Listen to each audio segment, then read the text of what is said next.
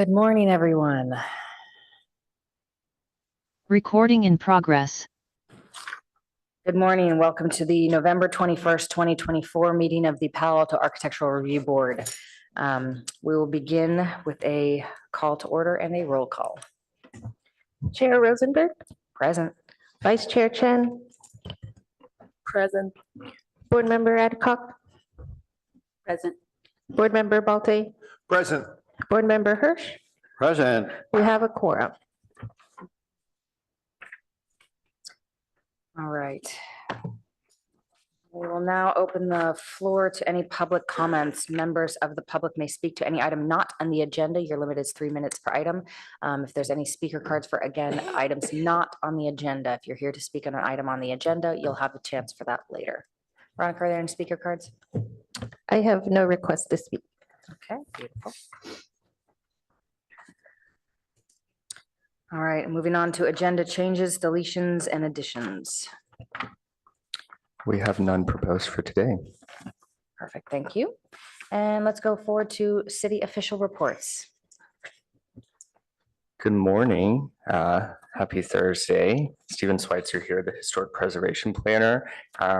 Let's see here. So for upcoming ARB agenda items, we have targeted 2 projects for the December 5th meeting, or should I say one project and a study session. So that will be the El Camino Real focus area study session for its expansion coming before the board, as well as 660 University, which will be the first architectural review hearing for that project. We also have had a new ARB project submitted that is located at 340 Portage Ave.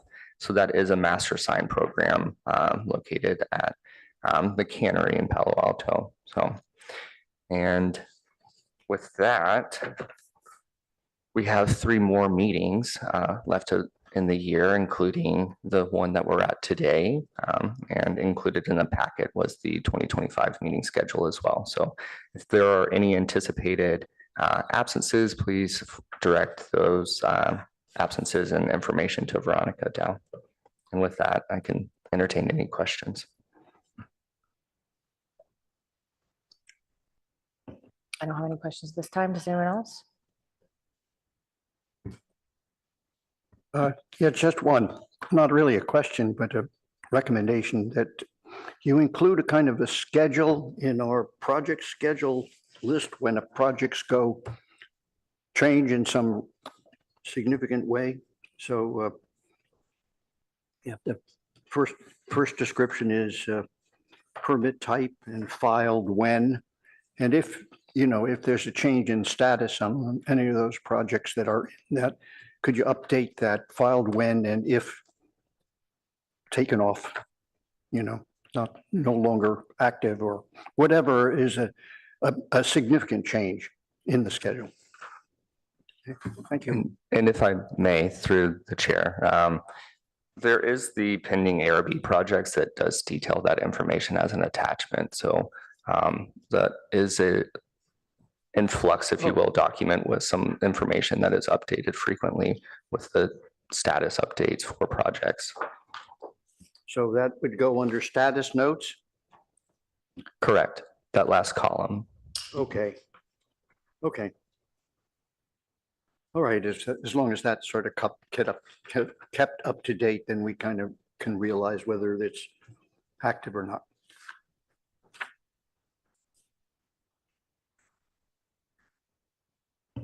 Anything else at this time? Okay, perfect. We will move on to an action item. Sorry, I'm going to take 10 seconds to write myself a note.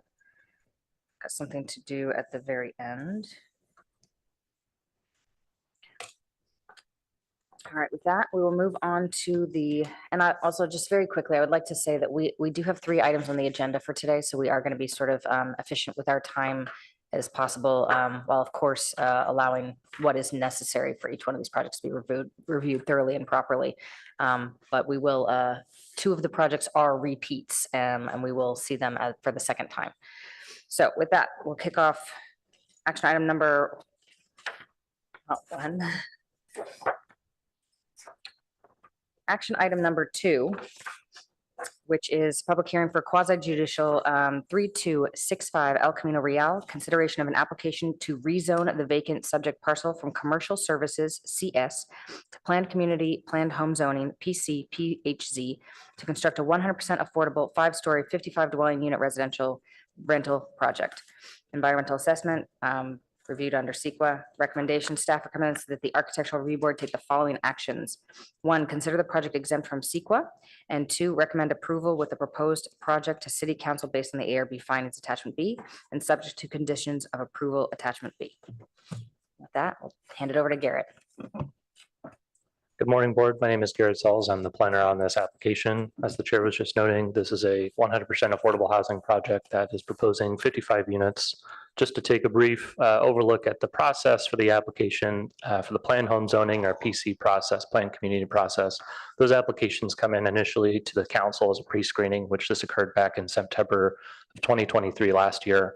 Subsequent to that, in January, the applicant submitted their formal application. And earlier this year, the applicant, we went to the Planning and Transportation Commission and the first PTC hearing and the first ARB hearing on April 10th and April 18th, respectively. And today is the second ARB hearing. We're ideally targeting the December 18th special session with the Planning and Transportation Commission, depending on the outcome of the hearing today, and ideally, hopefully getting a recommendation for that. And following that, we'd be looking to target a council decision for the application, or at least attend a council hearing in January, if not January, early February. Just to give a brief overview of the actual sort of technical information about the project, as noted before, it is a 6-story, 55-unit project, residential rental project that's being proposed on a currently vacant lot.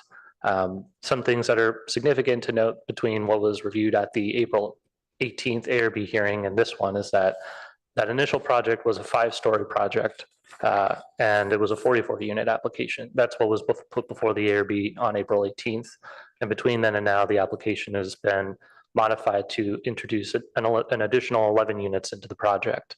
And a lot of that has been driven by PTC and council feedback that encouraged the project to try to target deeper levels of affordability.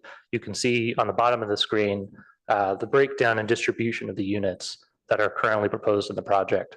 Between the previous design and this design, the previous application had about 20% of the units dedicated towards low income, where now it's proposed as 25. And previously it was then 80% dedicated to moderate income, where now it's 75. In addition to that previous design had low income ranges for the low income units had their ranges targeted between 50 and 80% AMI, and their moderate income targeting 80 to 110% AMI. With the increase of the additional units and the development capacity, the applicant has been able to actually reduce the cap associated with the low income units to target a deeper level of affordability. And so now the range that they're able to, that they've identified they'll be able to achieve is, instead of 50 to 80%, which is the typical state requirements to be able to demonstrate you're satisfying that low income requirement, they instead are targeting 50 to 70%. So it is a deeper level of affordability as a result of the increased in density that's proposed within the project. Similarly, between the previous design and this one, there are about 26 parking spaces. Now the proposal includes 32, and they've increased commensurately their bike locker, their long-term bike storage requirements, as well as incorporating, I think previously there was also 5 shared electric bikes. That's continuing to come forward with this application. Previously, we talked about some variation of where the project differentiates between what the zoning code currently provides for this zone district, which is a CS zone, where I bolded in what you can see on the screen, sort of the differences between what had happened, what had been shown in the previous hearing. The site coverage and the setback requirements stayed the same in terms of where they were requesting deviations from the code, but the floor area ratio increased, the height increased. Some other positives are that the minimum open space area per unit has increased, as well as the parking requirements. But one of the other things that came as a result of increasing the number of units in the project is that the code currently requires a short-term drop-off requirement, for vehicle parking when you have a project with 50 or more units, which the project currently doesn't incorporate. To give a little bit more context of where this property is in relationship to other projects that are occurring along El Camino between Page Mill and Matadero Road. You can see on the screen here, there's 3150 El Camino Real, which is a project we talked about 2 weeks ago, right along here. We have 3400 El Camino Real, which is down along this side. That's proposed basically as about a 230 unit project. We also have 3001 El Camino Real over here and 420 Acacia, where there's a number of projects that the ARB has already reviewed regarding housing and increasing development capability within this area. One important thing is that the El Camino Real focus area, which is a comparable standard in terms of density and in terms of height that's allowed within this area, only applies to the Page Mill side and Matadero side of the street. So on the west side facing side of this area that you see my cursor moving between here. The city is currently evaluating where to expand that El Camino Real focus area, which may include expanding it certainly across the street, but down upwards and down El Camino Real as well. The feedback that the ARB provided in the previous hearing were, as noted on the screen, to consider some modifications to the front and rear facades of the building, evaluate any privacy concerns at the windows at the adjacent Casa Hotel, to incorporate some privacy screening between the patios on the second floor level. And the 3 items here: studying recessing the garage door at the garage entrance on El Camino, consider incorporating a skylight over the bike area within this landscape planter that's on the second floor, and also to consider an interior door to the garage from the lobby at the ground floor. For the latter 3, as noted in the staff report, the applicant did have some concerns about recessing the garage door and what that might do in terms of inviting unwanted individuals into that space inadvertently, but they also believe that they may be able to satisfy potential queuing concerns for the project by utilizing a high-speed door to be able to open up and to allow for people to enter and exit the space more quickly. But that is something that the ARB will be able to talk about later today. They did study the skylight, or trying to incorporate the skylight into the planter at the back side of the second floor level of the building, but had noted that that is an area where they're trying to utilize to satisfy their C3 requirements. And so they did unfortunately consider that that might not necessarily, that's going to complicate some of their needs that they have for the project to be able to satisfy other requirements the city has. They also studied the interior door to the garage from the lobby and felt that there were still, unfortunately, significant safety concerns in terms of introducing additional pedestrian vehicle interactions along that area. Given the narrowness of the site, it didn't seem like it would unfortunately work very well. And to target the first 3 items that were noted on the previous slide, you can see here on the left-hand side the elevation that was of the previous design, again, that 5-story building now becoming the 6-story building. The ARB had talked about this stucco wall along this side of the building, and as you can see on the screen, the applicant has modified that to incorporate these vertical windows to try to break up that massing of the building there. They had also talked about, there were also comments about how the rear side of this building also needed a little bit more treatment, and you can see on this screen the difference between what sort of was incorporated as the previous design, now carrying forward that metal panel from the front to the back to try to, again, break up the material and introduce additional visual interest along the rear of the property.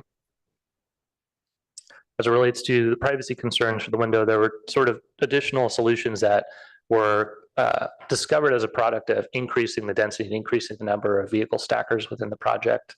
Where you can see on this left-hand side again was the previous design, where you'd have windows potentially in a more direct line of sight with adjacent windows over here.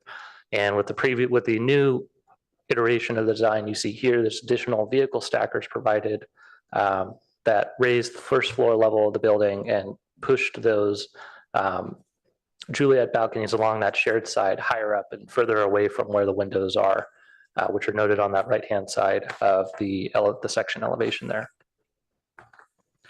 Some additional considerations for the project: it does satisfy option 2 of council's PHC requirements, where that minimum weighted value of below market rate units that council required was 20%. Calculating the factor out, this project provides 75%, so more than 3 times the amount of sort of minimum requirements the council asked for to be able to allow for projects to proceed underneath the planned home zoning process.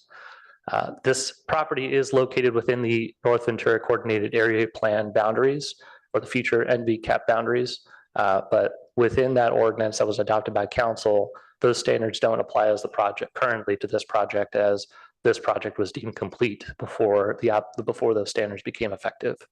Any future application would likely need to conform to those standards, or at least evaluate how any future project conforms to those standards. As noted before, this project does request a removal of the valley oak, but given the size and the drip line of the tree on the property, it does exceed that 25% threshold for the buildable area, which urban forestry allows for those types of trees to be removed. And similarly to the last design, the roof deck will provide a majority of the open space requirements for this site. It has been expanded previously. I apologize, my cursor's not showing moving on the screen here, but previously where you could sort of see the jog cut off with that first table and first, oh, there we go, now it's moving. Yep. This first seating area, that sort of cut off initially, and then you can see now on the right-hand side that there's this additional area that was included as a part of this redesign. So as noted, initially, the recommendation the staff has is to review and consider the CEQA document for this project, as well as to recommend this project for approval to the Planning and Transportation Commission. That concludes my presentation. Thank you, Garrett. Appreciate that. I'm going to backtrack just a little bit here. Assuming that all members of the board have previously visited the site, if anyone has visited again, please let us know, and please let us know if you have any additional disclosures since the last hearing. I have nothing to disclose. I'll disclose I visited the site yesterday.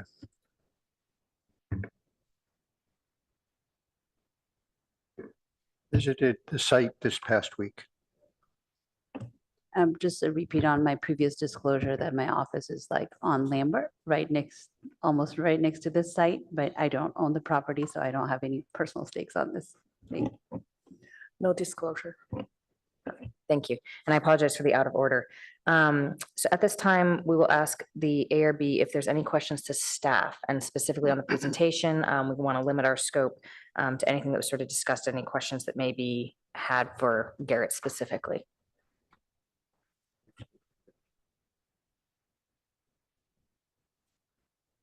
Looks like a very thorough presentation, Garrett. Thank you. So we'll move on to the applicant presentation. The applicant, you'll have 10 minutes to present the project, and we will have questions for you afterwards. And please state and spell your name for the record if you don't mind. Chair and board members, thanks for your time this morning. I'm going to kick off. I didn't get a chance to introduce myself last time. While Garrett is, while Isaiah is setting this up, I wanted to briefly introduce myself. So I am, my name is Jason Matloff. My wife and I have lived in Palo Alto for 30 years. We raised all three of our kids here. Our kids were born at Stanford Hospital. And importantly, all three of them went through 13 years of school in the Palo Alto Public Schools. Thus the interest in us trying to build this 100% affordable housing project, which will be prioritized for educator members of the two educator unions for the Palo Alto school districts. I want to also thank you for the feedback that you gave us in the first review, which was quite constructive and I think results in a better design in this revised application. Hopefully you'll be satisfied to see that almost all of the feedback was incorporated, as Garrett alluded to. Before I hand it off to Isaiah, I wanted to just make some brief comments about the most significant change in this revision. And that is, as Garrett alluded to, the increase to 5 residential floors instead of 4 residential floors previously. And that was really driven, as he said, by feedback from the PTC and council that was really more kind of policy and socioeconomic related, not necessarily relevant for this board, but I wanted you to have the context of it before you review it. As a brief reminder, this is a for-profit project where we're trying to achieve some community benefit using the planned housing zone process, which is I don't think Garrett referred to it, but the explicit intent is to try to the city provide upzoning in exchange as a quid pro quo in exchange for community benefits. So we've been working for almost 4 years. I was just reviewing the timeline last night with basically a gathering a partnership or a community support, starting with the teachers unions that we knew beforehand. So the Palo Alto Educators Association, as well as the California School Educators Associations, which represents 1,600 employees of the Palo Alto Unified School District, who are obviously big supporters. They're partners in this process. partners commercially. And we also have a number of other support that is worth mentioning. I think you have letters of support in your package. I'll briefly say the two most recent presidents of the school board, the League of Women Voters, the Palo Alto Ford, our local housing organization, advocacy organization, and others. But coming back to the point, are we up now? Yes. Thanks, I'll take it from here. Reviewing the reasoning for the change to 6 floors or 5 floors of residential. So it was really the confluence of two things, direct and indirect feedback. The direct feedback that we received from the city council in the PTC simultaneous to our last review was a desire to see a higher ratio of lower income units, obviously with the intention to try to get more and more of the younger educators into the building to be able to have more qualified for lower affordability, which made sense, but it was not viable economically for us in the prior package, the envelope of the number of units or scale that we had previously. But fortunately, during that same time, there was kind of this implied feedback that we considered that was happening simultaneous during late spring and early summer of this year. And that is the upzoning of all the area directly around us and including the parcel that we're on. So as you know, and I'll state the obvious, right across the street, El Camino Real focus area was upzoned to 85 feet. And our parcel itself during this process was upzoned to 65 feet. So we are in the high density zone of the NV cap, and the 65 feet that it was upzoned to refers to or relates to the prior version that was only 55 feet to the roof deck. So what we did is took the feedback and tried to be constructive and say, okay, well, we can take those two interests and combine them into what you see here is the revised proposal summary, which is the higher ratio of lower income units now at 25%, low income and 75% moderate income, as Garrett alluded to, a minor embellishment or understanding of what we did with the rents. We also have reduced the rents for each level of affordability. So the city's standard practice as implemented by Alta Housing is to calculate the rents based on the highest level of each economic band, each income band. So for example, low income is 51% to 80%. The standard city policy and practice is to calculate the rents based on 80%. What we're doing is reducing rents. And in addition to increasing the lower income rents, we're reducing the rents by reducing the level of income that is used to calculate the rents by 10%. So low income now will be calculated at 70% of AMI, and moderate income for this project will be calculated at 110% of AMI, which substantially decreases the rents even further. And the quid pro quo for doing that, the way we can make this work is to scale the project a little bit by adding an additional floor to 55 units and 70 feet 2 inches to the roof deck and increasing the number of parking stalls, both on an absolute basis and a relative or proportional basis. So the last slide here, and given that we have limited time, I'm not going to go into it. But there was a lot of confusion because we had not presented data specifically on how rents are calculated and what the rents will be.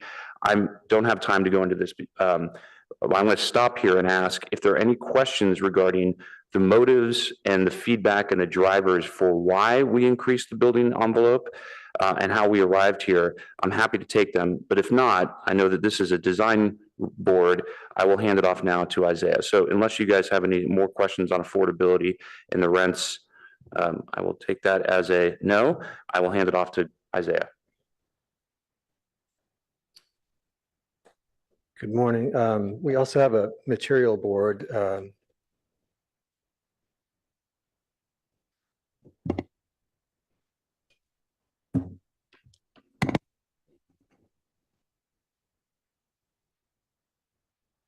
All right.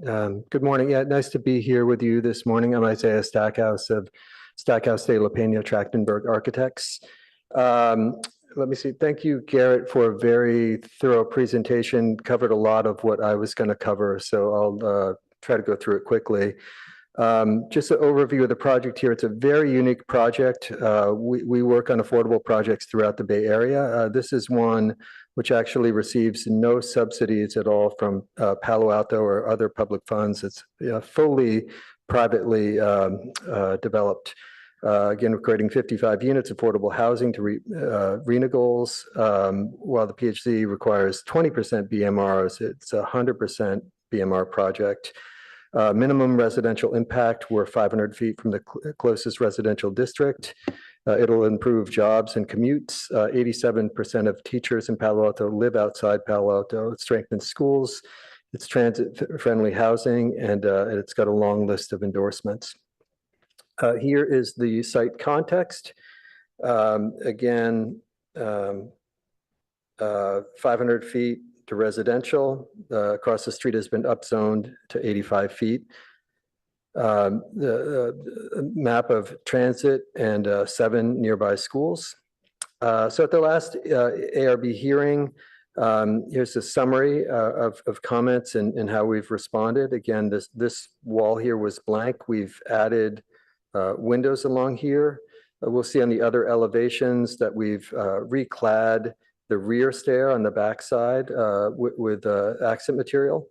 At the privacy concerns at the second floor terraces, we've added privacy walls here between the private patios. Looking at shading for the roof, we have added additional roof deck area and worked with our landscape architect to provide trees for shading. Privacy concerns with the next door hotel. One, we went out there, investigated, and all of their windows facing our property are fully frosted. But beyond that, in adding additional parking, we no longer have any windows that face their windows. Looking at the garage access, we are going to add in a high-speed garage door. And for the interior function, we had an expert consultant that we worked with who ran full turning template analysis to show that the garage functions well. Site plan here at El Camino and Lambert. Again, the project is seating 4 feet of the front yard here to create a nice wide, well-landscaped setback. The ground floor plan here, we've added a full tier level to the parking system here. So parking is increased from 24 up to 31 spaces. The bike room has been made larger. The bikes have been increased to 55 spaces. Typical residential floor plan. It's a mix of studios and 1-bedroom units. As shown in the plan here, these are all very furnishable units with great light and air, and all of them have either private patios or Juliet balconies.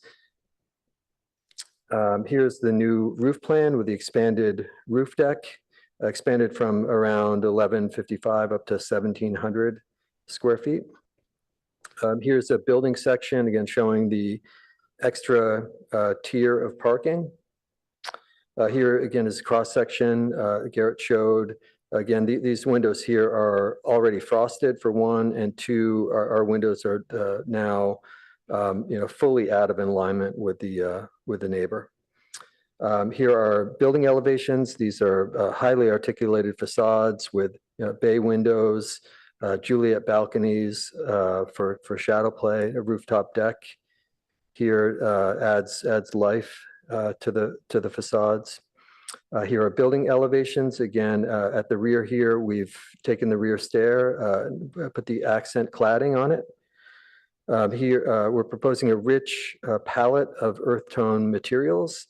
What we're trying to do here is really create a high quality building that's carefully crafted and designed to stand the test of time. I apologize, you are officially a minute over, so Okay. if you could please. We're almost at the final last thoughts. slide. Here is a view showing Juliet balconies, bay windows, a view from the north, and finally a close-up detail where you can see the highly articulated bay windows for shadow play, a rich streetscape.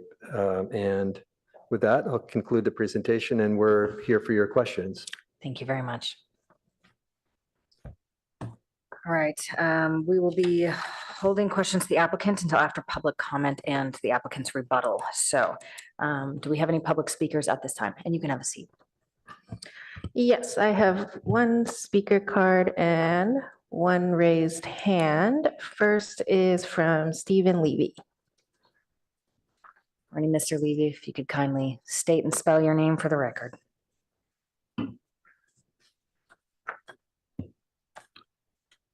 I'm Steve Levy. I speak not as an architect, but as a resident and economist who has followed this and other projects. 3, I hope quick points.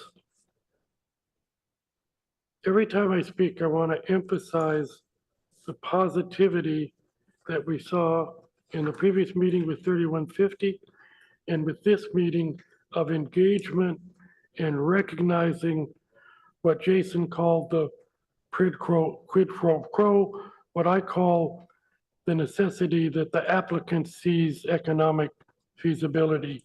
You've been very good with that. I just want to say that for the public record.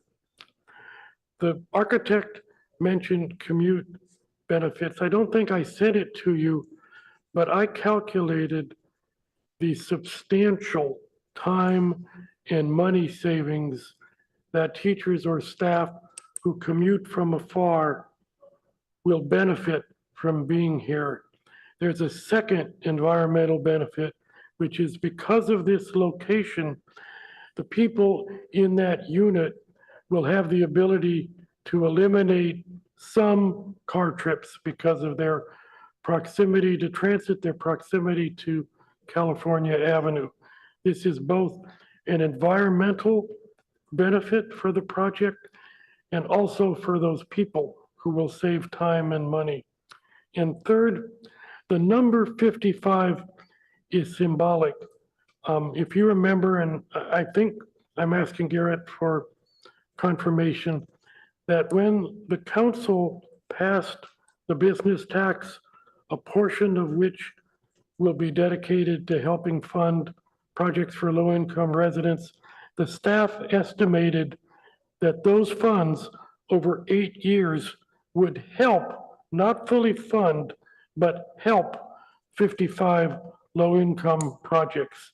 You have today before you one project with 55 units that can be approved by council in January or February that equals the entire benefit, if it happens, from the business tax, understanding that the costs have gone up, vacancies have gone up, so we don't even know whether the business tax will be able to support the 55 units, one project versus 8 years.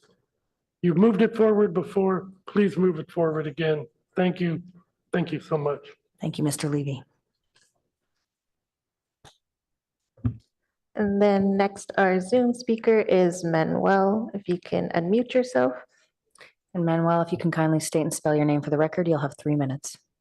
Yes, hello. Can everyone hear me okay? Yes. Wonderful. So my name is Manuel Salazar, Manuel, Salazar, Salazar, and I will be speaking on behalf of SV at Home. So I just wanted to say, I knew this project was really, really good, but listening in on the developers speak about it honestly just elevates even further just how wonderful this project is. The fact that they've been so receptive to the Architectural Review Board's comments and made all of these adjustments to better align with the community vision of what this project should be is honestly wonderful. The fact that they are lowering the unit and trying to match rents at the lower end of the AMI levels is wonderful. I will notably say that producing moderate income households is not easy, especially the fact that they're privately financing a lot of this. So the fact that they're able to make this even function is not only incredible, but it's just absolutely wonderful to see, and we'd love to see this in more places. In fact, they're going to be producing 100% affordable housing units. This target demographic is teachers, which we in the community know that is desperately needed. And overall, this is just, yeah, again, a wonderful project. So with that, I'd like to say thank you. I hope the Architecture Review Board, you'll approve and move this project forward with the request for rezoning to planned home zoning to allow the construction of this project. And yeah, with that, I really have a good time. Thank you. Thank you, Mr. Salazar. If the board has any members or any questions for the public speakers, now would be the time. I don't see any raised hands. So at this time, we will also allow for an applicant rebuttal. You will have 10 minutes if there's anything you'd like to rebut that was specifically said during public comment. The time is preferred not to be used as just an additional presentation, but really more to respond to comments. Okay, thank you so much. Okay, we will turn this over to questions for the applicants. So our staff, if we have any questions from the ARB, if there's any comments or questions, so if the applicant could kindly just stay near the front, that would be great. And David? I have a few questions. Perfect. Let's start with Musa. This is, I'll start with questions for planning staff. Because this project is basically going to the lot lines, right, on 3 sides. Just hypothetically, does that influence potential future projects at either Indo site or the Casa Mattel area? Like, can they build up to the lot lines if similar PHC application came through, which would influence, the balconies and such of this project? Sorry, kind of cut out a little bit at the end, but I think I still heard you. But potentially, yes, if they were applying for a planned home zoning application, the NV cap standards likely will provide for some capability for that, as well as within this area, especially on El Camino. This is going to be considered the high density area facing El Camino, which is consistent with our sort of longstanding comp plan policies and El Camino Real design guidelines that encourage creating this sort of boulevard along El Camino with taller buildings at that area. So. And then I have another question about the pickup drop-off deliveries. It was noted that it would be somewhere on Lambert. Would there be a dedicated spot for this site on Lambert, or wherever, UPS, mailman, whoever finds a spot? There would not be a dedicated spot on the public right-of-way. The challenge, obviously, in this instance is facing on El Camino with Caltrans coming through, putting in bike lanes. There may have been potential to try to sort of block a space off, but it's harder to do on that side street. To say this is only for that property that's sort of pushed further into that side. So there would not be a dedicated location for drop-off and loading, other than what might be available to an individual taking an Uber or an individual driving a delivery truck that might find that space. Okay. And the question for the applicant. Well, Sam, could I wanted to follow up on the question please do. you were pointing towards that I think is important. I want to understand, it's possible that somebody in the future could build a building on either side of this one to their property line with a solid wall going up that property line. Is that correct? That could be a potential, yes. Okay. And it could be even as tall as this building, right? Or 65 feet is the current zoning limitation. Assuming the El Camino Real focus area comes forward in the future as well, it's likely that a project could be potentially up to 85 feet at an adjacent location to this as well. Okay, thank you. Just a separate question regarding the garage entrance. I know we heard the response about not having the inset, but is it planned that during peak people coming in and out time, say like 7 to 10 or whatever the peak hours would be, would the gates be open, left open, so that movement in and out would be more efficient instead of each person opening the garage gate and closing with each entrance, and then same at like end of the day, like hours like 4 to 7 or whatever is ideal? Yeah, the intent is for the door to be able to close to make sure that there's security, but we're looking at high-speed doors here. They range from like 2 seconds to 7 seconds. So even just as someone's making the turn, they hit the button, it'll be open by the time they're there. And similarly, coming out, it's sort of in the 2 to 7 second range, most of the doors that we're looking at. Thank you. Sort of on the same topic, I recognize that the bike situation was not there at the beginning of this project. Yeah, that's correct. Yeah.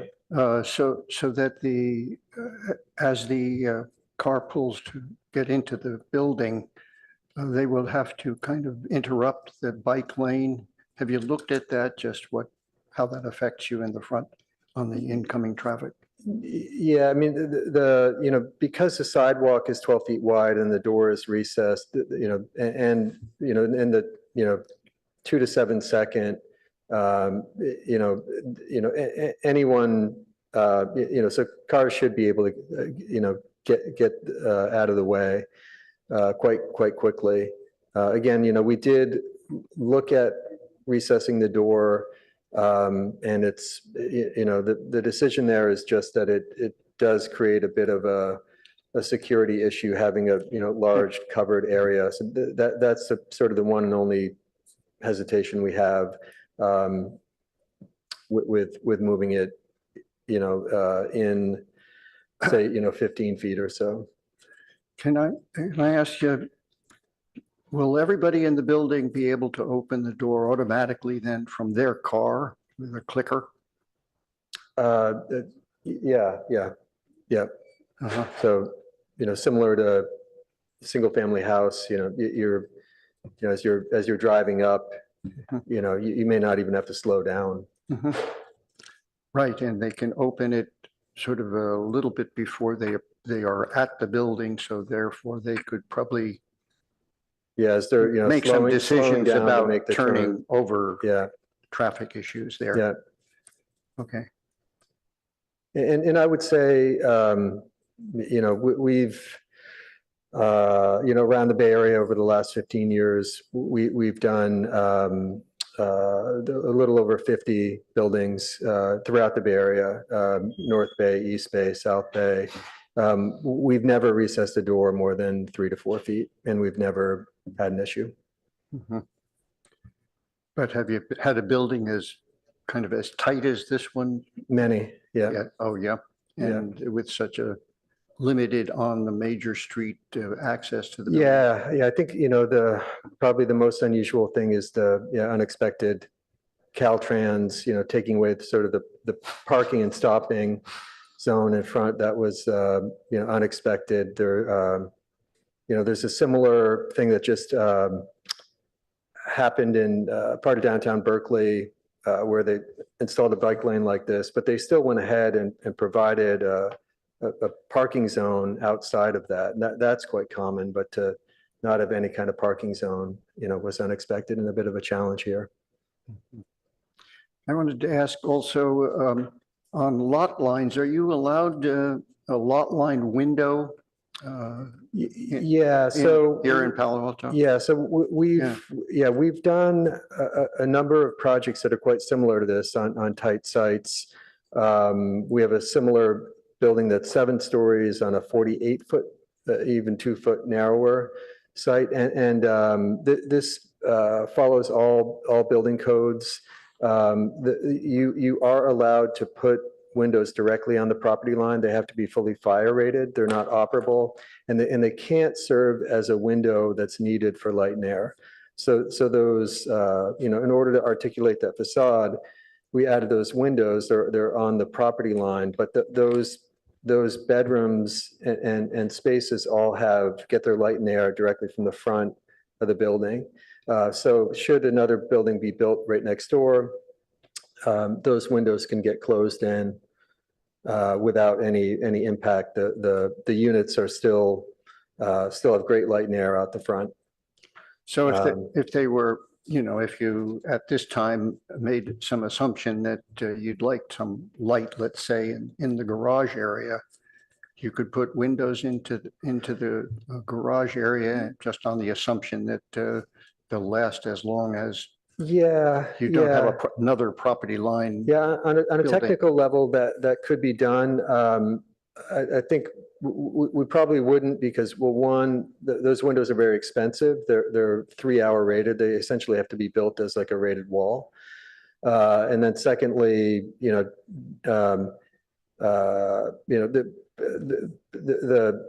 garage itself will get light, through the garage door as well. And also the doorway out into the side yard, that can be a frosted glass doorway or even a glass doorway to get some light in there. And then also at the ground level, those are right up against the property line. In a lot of cases, they're right up against the neighboring building at the ground level. Probably the easiest way to do it would be to, have windows out into our side yard where there aren't any fire ratings or privacy concerns. There you have the stacker. Up That's, against that yeah, wall. that's true. It wouldn't provide a pretty view, through the stacker, but But it could bring in some light to that. but it could bring in groundwork. a little bit of extra light. Mhm. But between the garage door and the and doors out into the side yard, should be decent light there. And again, Garrett mentioned it, but we did look at what we thought was a fantastic idea of putting a skylight at the rear area there. But our civil engineer, when they ran all the C3 calcs, we really can't put the stormwater treatment on the ground here because it's an egress pathway there. And so the C3 stormwater planners have to be up on that podium deck. That was a conflict that unfortunately won't allow us to put a skylight at the back there. Even in the extension in the bike room, I was the one. Yeah, who yeah, had that. that's a stormwater spot there. So we can continue to look at it in construction drawings, see if we can massage the calculations a little bit to try to fit one there. It's Well, certainly an idea we like. Well, I've got you here. I can ask an additional question about Yeah. that area. You could put it in the rear wall, right? Because at this point, that's a rear lot line for a rear lot area for the Yeah, adjacent potential future building. yeah. Yeah. And maybe, maybe we could look at a transom window up there that's higher High. that Mhm. it doesn't feel like a potential safety concern or privacy concern. We could look at that. Okay. Now, in terms of exiting the garage, since you're again standing there, going to talk about this issue. As a car pulls up to exit the garage, what kind of visibility is there of up the sidewalk and Yeah. bike area Yeah, so for oncoming traffic? Yep, that's a great question. It's designed and we've documented that it fully meets the standards of the city for view triangles. And it helps that we've set the sidewalk, we set the building back 4 4 feet feet. to create a wide 12-foot sidewalk, where right now there's a very narrow sidewalk. So that sidewalk getting much wider. And then also where we've put the planting keeps the path of travel out away from the building.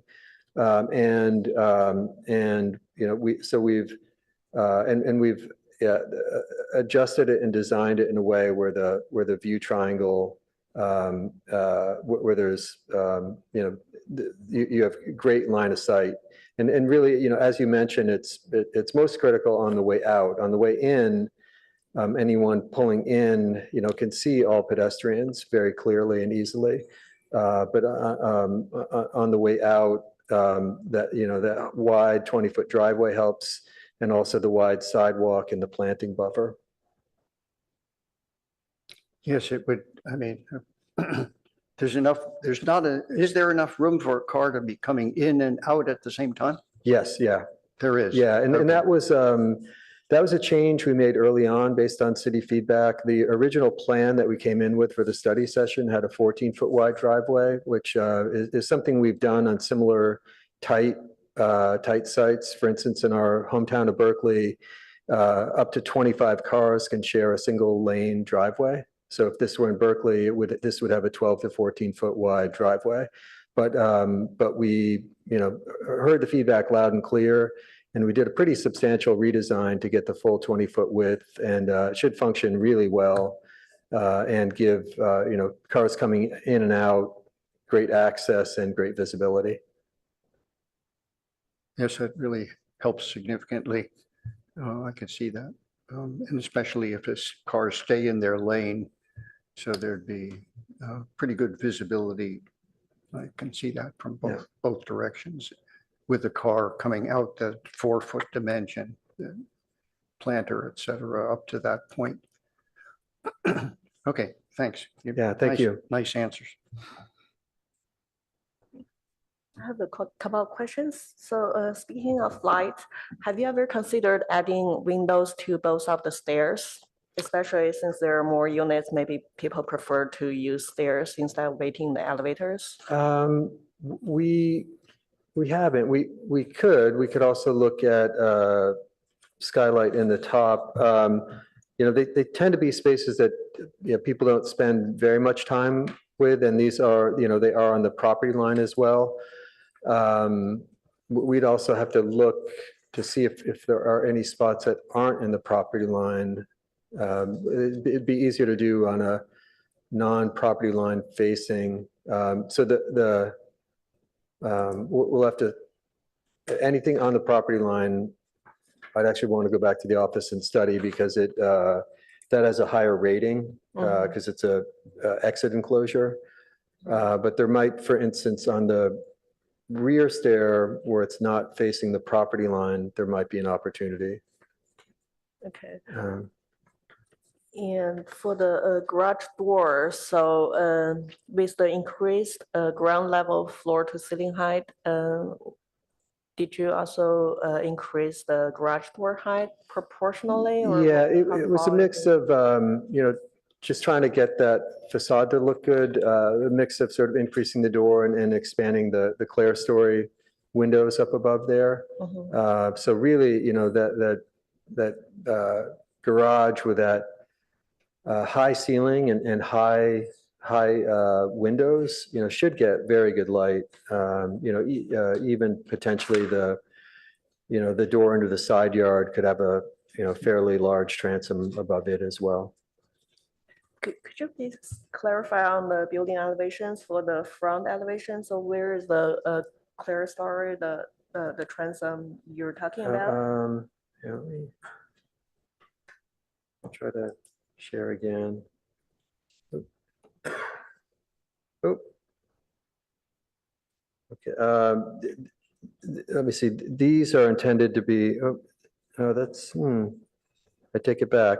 So we could look at adding clerestories up here. Right now, it does look like we're relying on the frosted glass door, which is, again, that is quite tall. I think that's a 12-foot door. But we could look at adjusting that to have clerestories above it as well. So for the two panels above, just above where you pointed at, those are. Yeah, this is intended here to be a grill line. We do this quite frequently with our buildings. You can see it in the lobby here as well. And what that allows us to do, we're not fans of having like a random exhaust in a random place. We'd rather kind of create a whole zone here where venting can happen, where drop ceilings can happen. There is a concrete podium, up above this here, and we'll have plumbing, coming from above, coming down from the ceiling. We don't want that exposed. So this gives us an opportunity, to drop a ceiling, to have air intake or outtake. So, this may end up being, grills that allow, air intake for the garage. That will get determined during the building permit process once we, have the MEP engineers on board. So that will be like metal panel, but with different tones compared to. Yeah, so this top, like roughly 18-inch zone, typically will be a grill that's that's painted out to match. Okay. And as far as the privacy screening between the units, what's the materials for that? Let me see. On the balconies. Yeah, so that's here. At this point, we're thinking that it's likely a wood. And color-wise, does it match? Yeah. Color-wise, it's of the same accent material here. Okay. And how tall it is? We're thinking just 6 feet, likely. Okay, thank you. Yeah. Can I ask a follow-up on what she was just asking? I'm looking at section on A 4.1. So I made a note of the same question of what's happening above the storefront windows and the garage door, because on the, do you have the other direction? Is it- Or just the, I guess, blow up of that area? Because in section which is a little bit more detailed on 4.1, you're showing just a wood ceiling framing and the storefront system goes within a couple of feet of level 2, but the exterior elevation has that metal grill panel you were just Yeah. explaining. So the rendered elevation is more matching your intent than the section, is that correct? Yeah, I mean, I think that's all stuff that we'll resolve in design development and construction drawings. But, you know, definitely there's an intent, like in the section on the screen here, the unit above will have plumbing that comes down through. So we'll have a drop ceiling in there. And then we can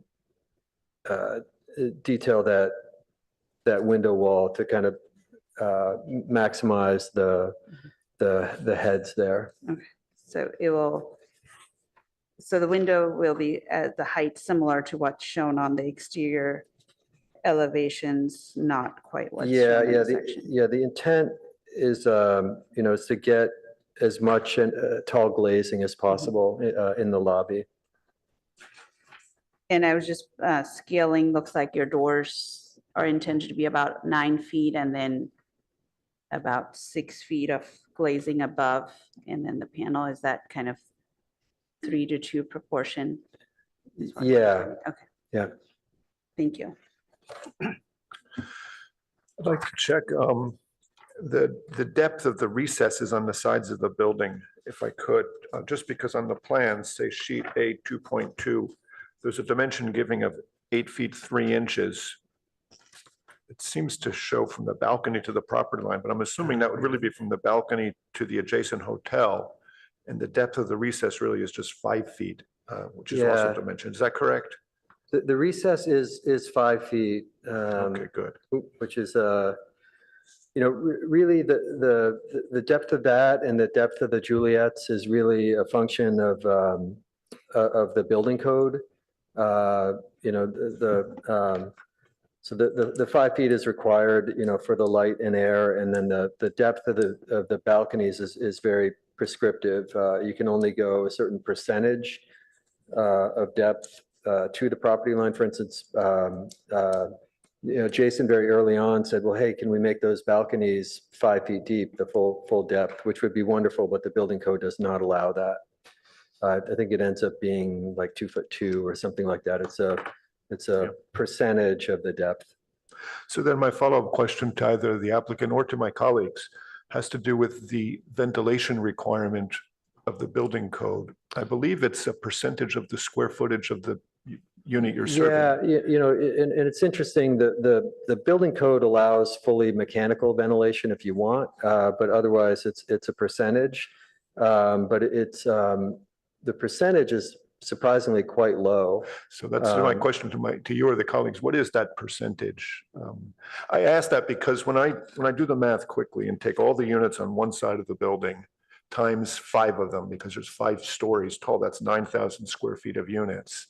And then if I hypothetically imagine a building next door closing off the property line, the entire ventilation really is that 5-foot width times the 100-foot length, which is about 500 square feet, which puts you at about a 5% natural ventilation for these units in the worst case scenario. I would say that, you know, again, we have worked on, I think this is our 4th building on a 50-foot wide lot. So it's a typology that we're very familiar with.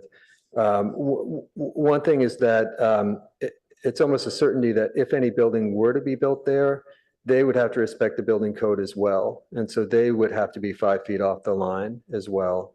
You know, so in all likelihood, you know, it would end up being a 10-foot. So my question was, what is the ventilation requirement percentage? Yeah, I could. To my colleagues, I think it was 5%, but I can't remember that detail in the code. Single family home residential is 1/12. That's But- much more. Yeah. There's a light and It's not- ventilation yeah. requirement. I think it's 10% for light and 5% for ventilation, but But like you were saying, it can be 100% mechanical. could be 100% but mechanical. So is that how it's Yeah. designed? So No, just no, to- we would never do that. I'm just saying, you don't actually have to provide light and air. You can provide electrical light and mechanical ventilation. Right. Our office would never do that. okay, so I'll come Um, back to this during comments, but But it seems it's, to me that the apartments have about a 5% of the floor area as natural ventilation Right. in a hypothetical case where the property line is closed off. Yeah, I had one other question for the applicant regarding the materials. On the sidewalls, you have what looks like a textured wood paneling. It says it's painted fiber cement. Does that have a texture or is the flat panel that's on our material board? yeah, no, so it's an assembly of panels. So it's sort of wood slats, it's kind of a more modernized kind of board and batten system. So that each individual piece of it is flat, but it's kind of like it's not a shiplap. Is it different depths? It's not even different depths. You actually, put one piece, it's like, it front of goes the up other. like a shingled thing and you're putting individual pieces and they overlap. So it has actually a change in depth to it. So what is the in and out change in depth? How much texture? It's got the depth of so I think it's like a 1/2 inch material. So I'm holding this up. This is a 1/4 inch material. That's a typical hardy board plywood sheet, I Yeah, call it. yeah, It's so- 4 foot by so 8 foot by a it, 1/4 inch thick. It's made for soffits. Yeah, so tiny drawing here, but it's, they're kind of stacked and staggered to create a So- pattern. so look. the in and out So I depth, guess how you're much- right, it is a 1/4 So inch. the but shadow it- depth is really limited to the thickness of the material. That's correct, yeah. Okay. And this is just painted fiber cement, so it's field applied paint? Yeah, field material? applied paint. Yeah, the fiber cement, we found that, and we've had multiple contractors tell us this, but they don't like the integral color stuff because once they nail it up, the nails show and they end up wanting to paint it anyways. So our first couple of projects with it, we spent hours, weeks trying to decide the color.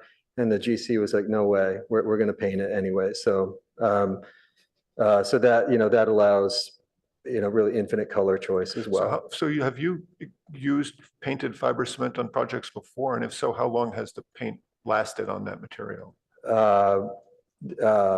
Yeah, I mean, it'll last as long as a typical painted. I'd say our first one was maybe 12 years ago. It hasn't been repainted yet. Okay. Okay, thank you.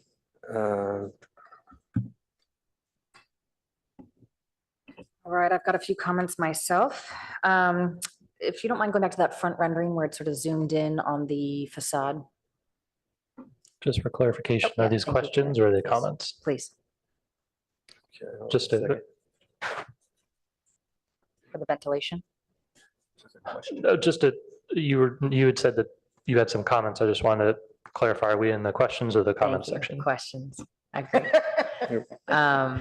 And then I noticed that you had pulled up the ventilation requirements. which I is the was first trying to one. look that up while we were talking. Oh, okay. Okay. I know we far exceed it, but it'd be nice to see. Okay. Can you pull up the rendering of the zoomed in one? Yeah, right there. So the questions I have, the garage door, is that all frosted glass? Yes, So there will be light into that garage space. yeah, there'll be light from there and then light from the doorway into the Perfect. And side that open yard. hallway. And then it looks like in this rendering, those lower windows are frosted. Is that accurate or no?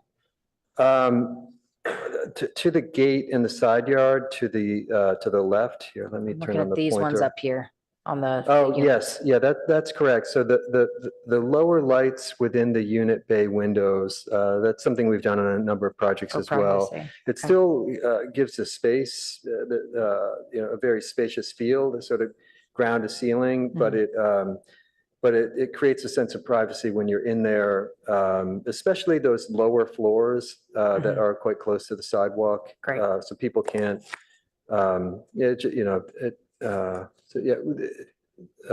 yeah.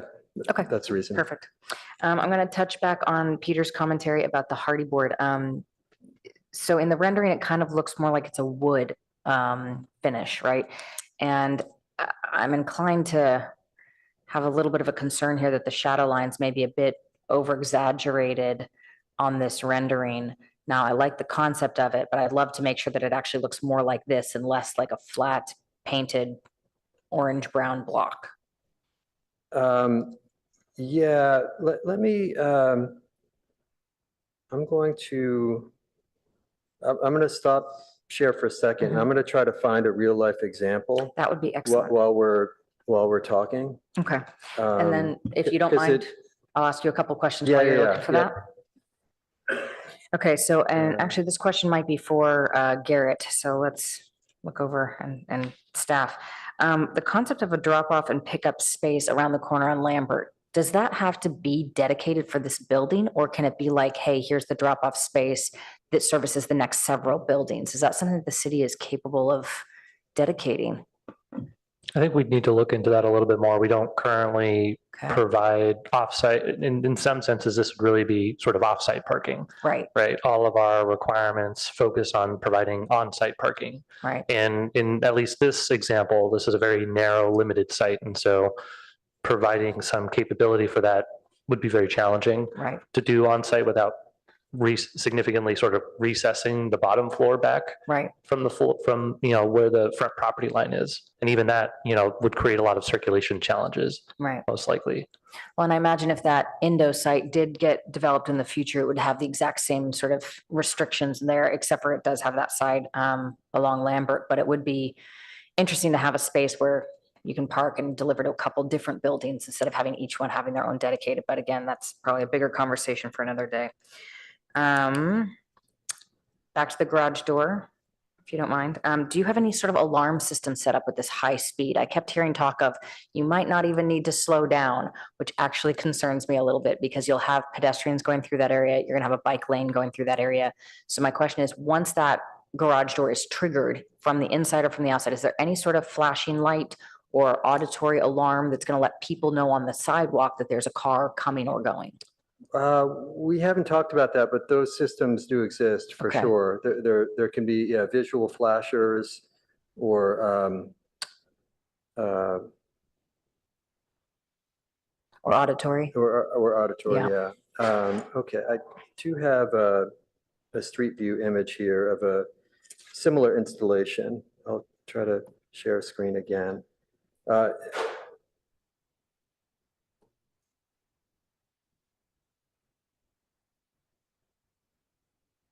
So this is a building in San Francisco that has that kind of staggered. Again, I'm not sure the exact product they're using, but that's the intention. It's a painted cementitious board. They've detailed it a little differently here, but that's the intent. Okay, perfect. When you added the small side windows to the south facade on the tall stack, how come you added only to the south side and not to the north side? Well, Seems to be a similar actually, that was in condition response to a comment. The comment that we got was that that the committee seemed to generally like this facade, Got and maybe part of it was the articulated tower here Yeah. and the accent material. And so we were pretty specifically told, no, it's more needed here because there's not that accent material. Fair enough. Okay, and then I have two more small questions and that should be it. Rooftop trees, is there anything in there about the maintenance of those rooftop trees? Yeah, I mean, the whole rooftop there is landscaped and will have a maintenance program as Okay. part of it. So everything will be irrigated and everything will have a maintenance program. And it's not just limited to the trees. There's a full planted build out planned up there. Okay, and then final question, the trash from the individual units, how does that get down to the basement? Yeah, so the tenants will carry their trash down to the trash area. Okay, so to do that, and- let's assume they take the elevator. They would Yeah. take the elevator down. Yeah, They would walk into the lobby with their trash, out to the side yard, all the way to the back. Or, I mean, because there's no actual travel through to those three areas right here. Sorry, I don't have my pen Yeah, on. so they, So, right, the path of travel is basically from that elevator, how do they get to here? yeah, so they do have to go into the side yard and then back through there's a garage door further towards the front there. Okay, yep, I here, see do I have that. a? So you're sort of going this way. Yeah, exactly. Okay. And, I would say probably somewhere between a third and half of the buildings we do have trash chutes. Mhm, A lot of developers just do not like them. A lot of towns do not like them mhm. because they're maintenance issue, fire departments don't like them. And they're also extremely hard to plan into buildings, especially on a small footprint building like this. Essentially a trash chute would have to be, located somewhere along the corridor. It needs a dedicated room with ADA access and the chute access. It would, take up a big portion of one of these units, and then it would also, very difficult to plan with where it would land down here too, and trying to fit a compactor. We just determined it wasn't feasible to get chutes and again, I mean, we'll say it again because it's a issue. I mean, we would absolutely love to find a way to get a door from the lobby into the garage, and we've just not found a way that that we could get a building permit for that wouldn't create a safety issue.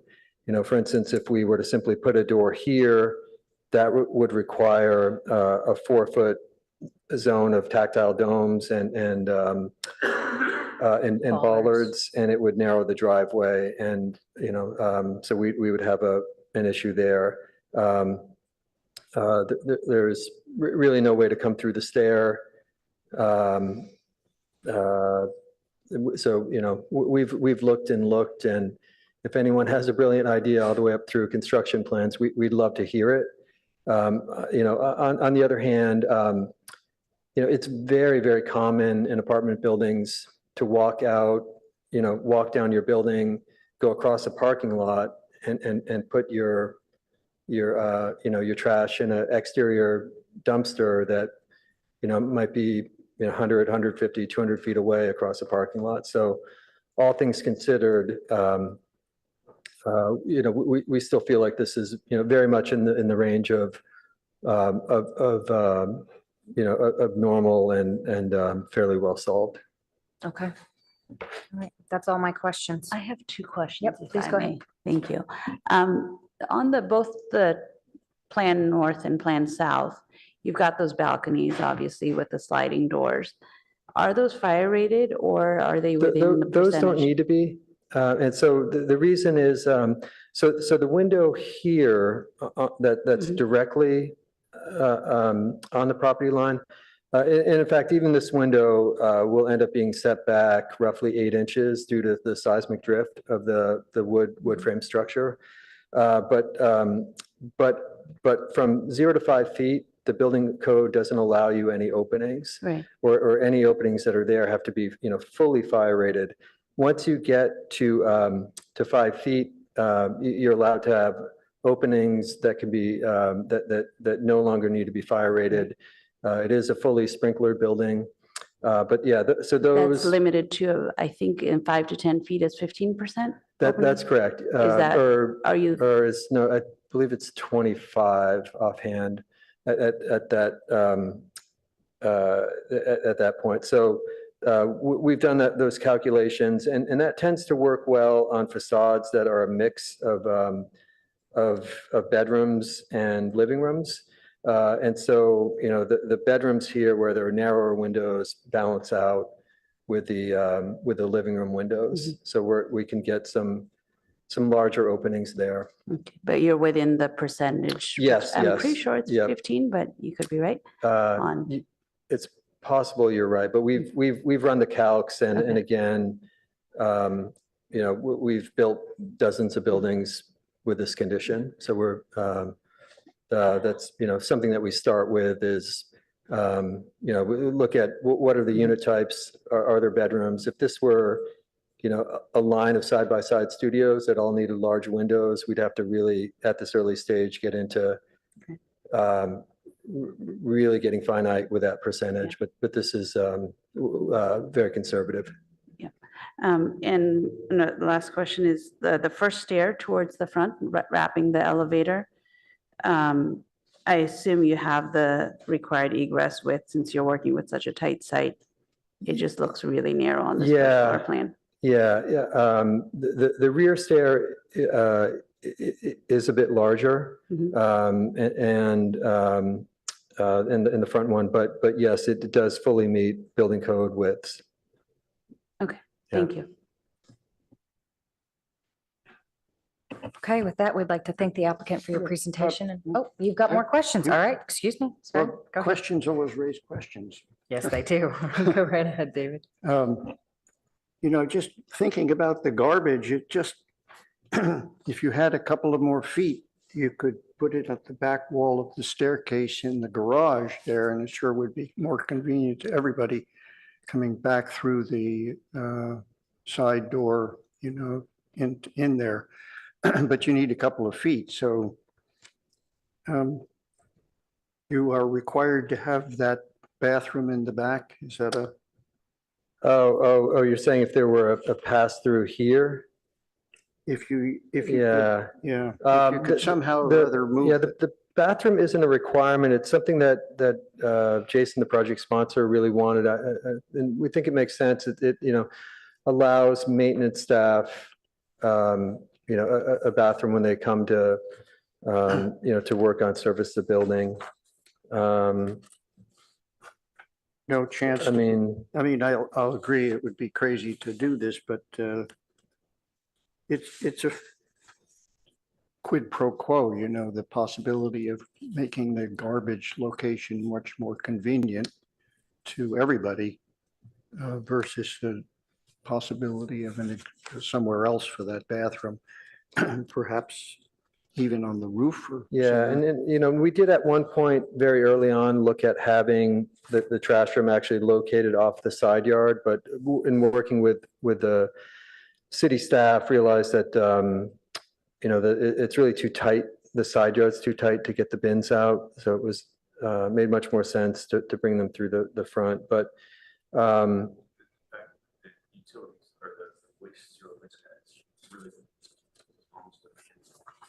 the zero waste, did really, pretty much insist, but I think their comment makes absolute sense. It's just too tight to come through here. But in terms of, path to travel, I'm not sure that it makes a big difference whether you come in that way or come in this way. The bins also are, they fit here, they've been vetted, but there's not a lot of extra space. Obviously there are a lot of things, competing for space here. We've got, the 55 bikes, these are on like Darrow double stack racks that have very precise clearances that we have to meet. Obviously no one wants to give up a parking stall, which would be, 4 parking spots. So, the amount of space here has been, even the inches between the bins, Garrett can attest to, have been counted and accounted for with the zero waste folks. So I think even if we were to relocate or eliminate the bath, I don't think we could necessarily even get access through here because there's a bin in the way unless we were to lose a spot. Our preference, is just to simply, come this way. What about your areas under the staircase there? Yeah, there's not enough head height until you're sort of over in this zone to get through. Right? So, you're coming up, so there's not enough head height, and then there's a car parked, here, so there's not really space to get through that way. I mean, if this were in downtown San Francisco and had no parking, it'd be really easy to solve because we'd have, tons of space. But here, we've heard at every level that every parking spot is very important here. And that's a van parking spot? Yeah, so this is a van ADA spot. So it's a 9-foot spot and an 8-foot loading zone. And this as well has been heavily vetted. I think we've had 3 or 4 meetings with the building department about layout of the garage and ADA spaces and van space requirements. Mhm. I don't know. Fellow board members have raised this concern. Just agree that it seems like for people who are going to get in their car and go somewhere, that's a convenient spot. We're in the back of the garage. But for people who are on their way to work, going to go by whatever bike or whatever, it becomes less convenient. The other issue is the light in the stairwell.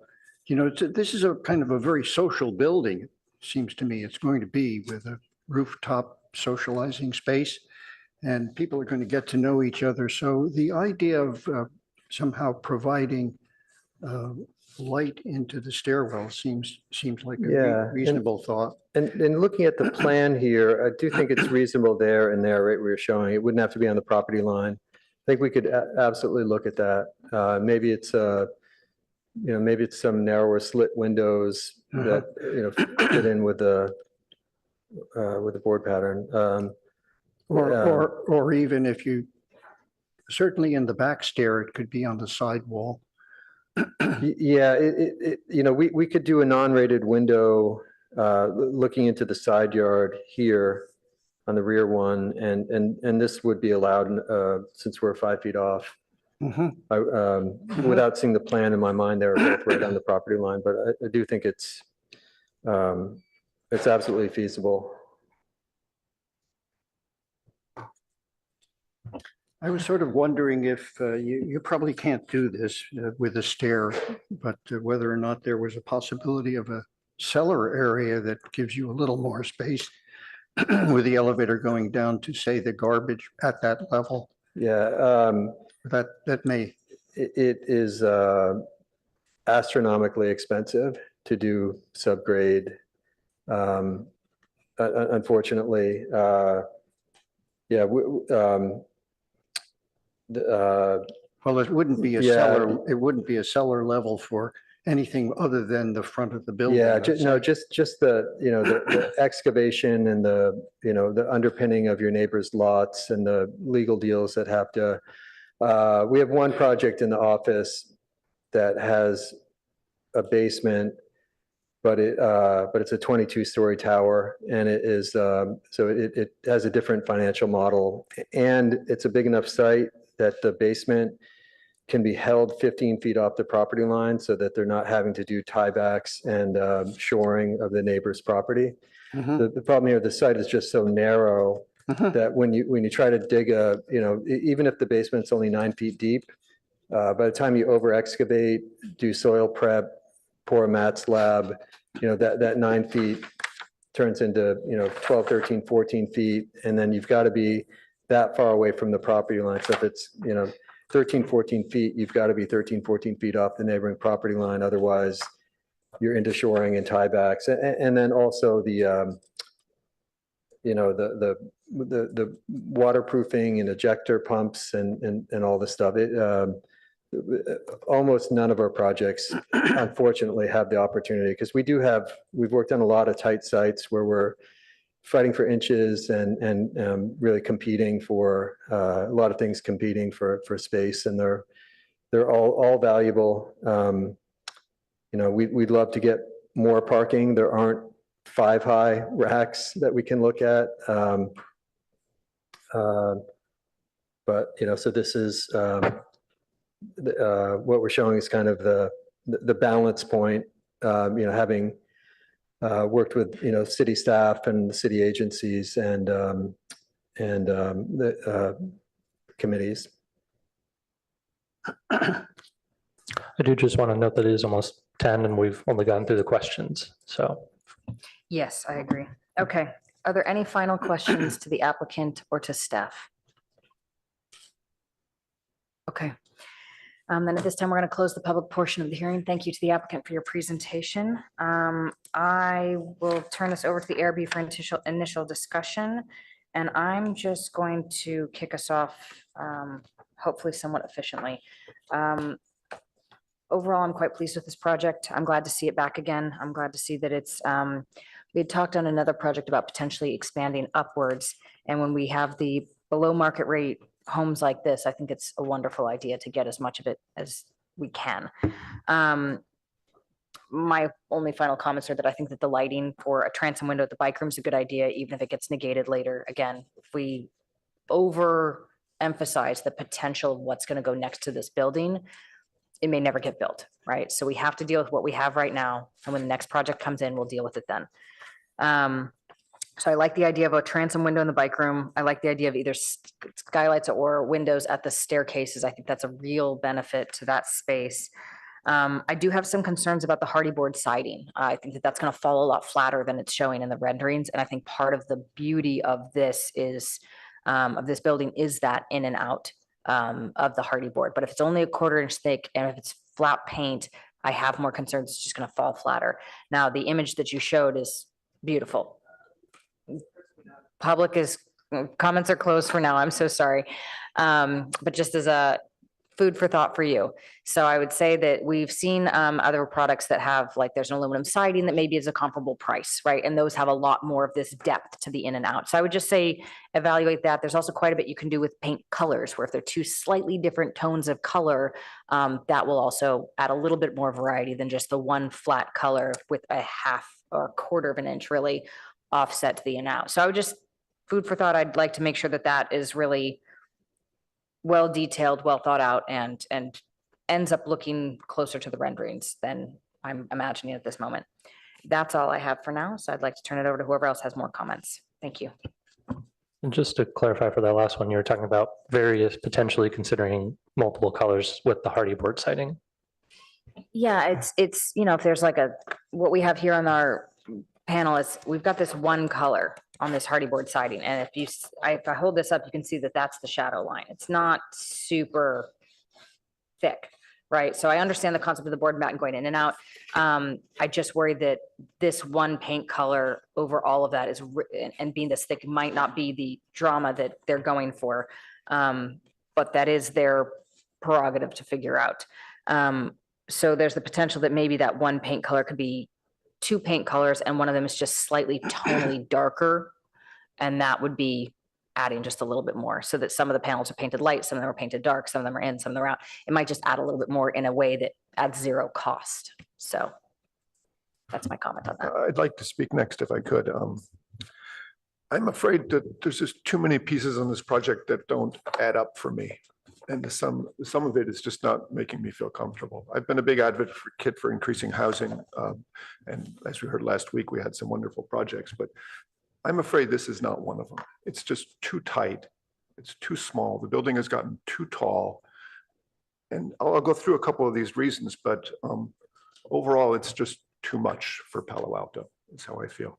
So the site planning, I think that the garage entrance is a problem. It's too close to the street with bicycles and cars. It's a busy street. It's not going to work very well. I think no garage door opens in 2 seconds. This is a huge garage door.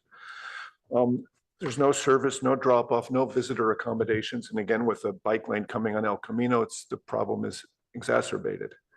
The bicycle parking is at the very back. It's difficult to get to. It's out of sight, out of mind. It's not friendly for a place that's going to be full of people using their bicycles all the time. It should be close to the main entrance. The parking is just not realistic. A 20-foot wide space to navigate your car into this very tight lift with only a 3-foot backup at the back. The reality is that it's going to be very difficult to use. You'll have to have very small cars. It's all really tight. On most projects, we wouldn't consider approving this. This is low income, so we're all getting to that. But I think you need a better connection from the lobby to the garage. The way it works now is just not, it's not very user friendly, going down the elevator, outside, back inside, through a garage to put your trash all the way at the back. I grant you some apartment buildings have a dumpster far into the parking lot, but we're trying to design high quality stuff that flows and works well, and this just doesn't. The second floor balconies have a real problem. There's just no privacy outside. You have everybody above you looking down at you. And then the Juliet balconies all look at each other. It's all a sort of an attempt to get some kind of outdoor balcony space, but you just bluntly don't have the space for it. It's not lack of architectural effort. It's not enough room for it.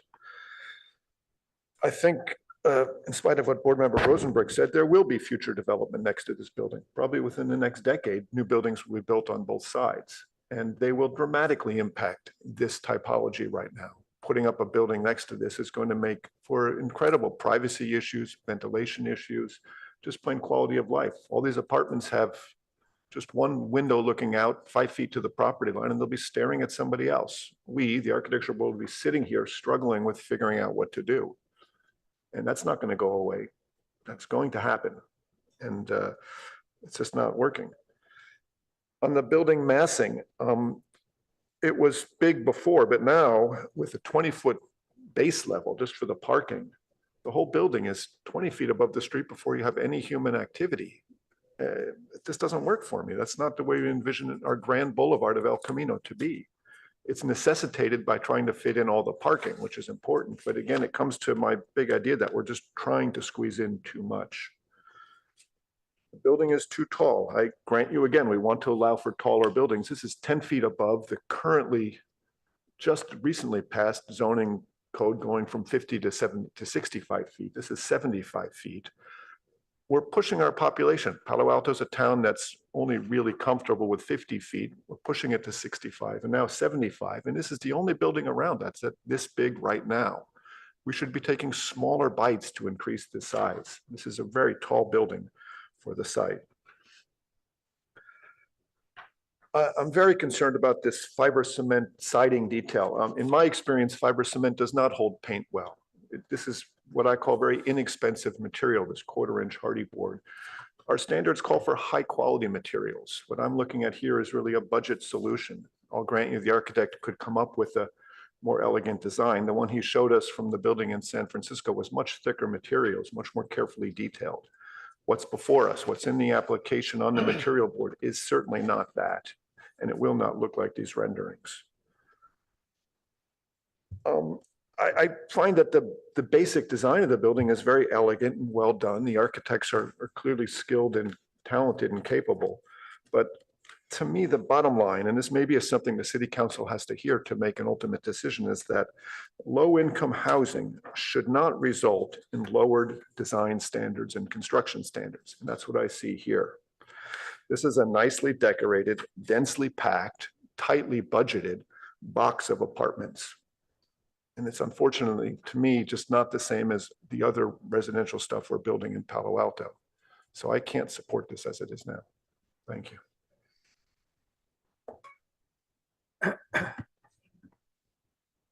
Well, I guess I'll jump in since there seems to be some reservation at the other end of the table here. That's a real tough decision to make here. Because Commissioner Bolte's comments are not unreasonable in their thought. Of course, what we are asked to approve here is a somewhat of a supportive housing kind of building in which the rents, the cost, the price of the land, the price of construction is all being considered pretty carefully, I imagine, by an architectural firm that is pretty obviously well-versed in all of these aspects of construction. And having had those kind of limitations as well, I can appreciate the effort that's been put in here to find solutions to just about everything.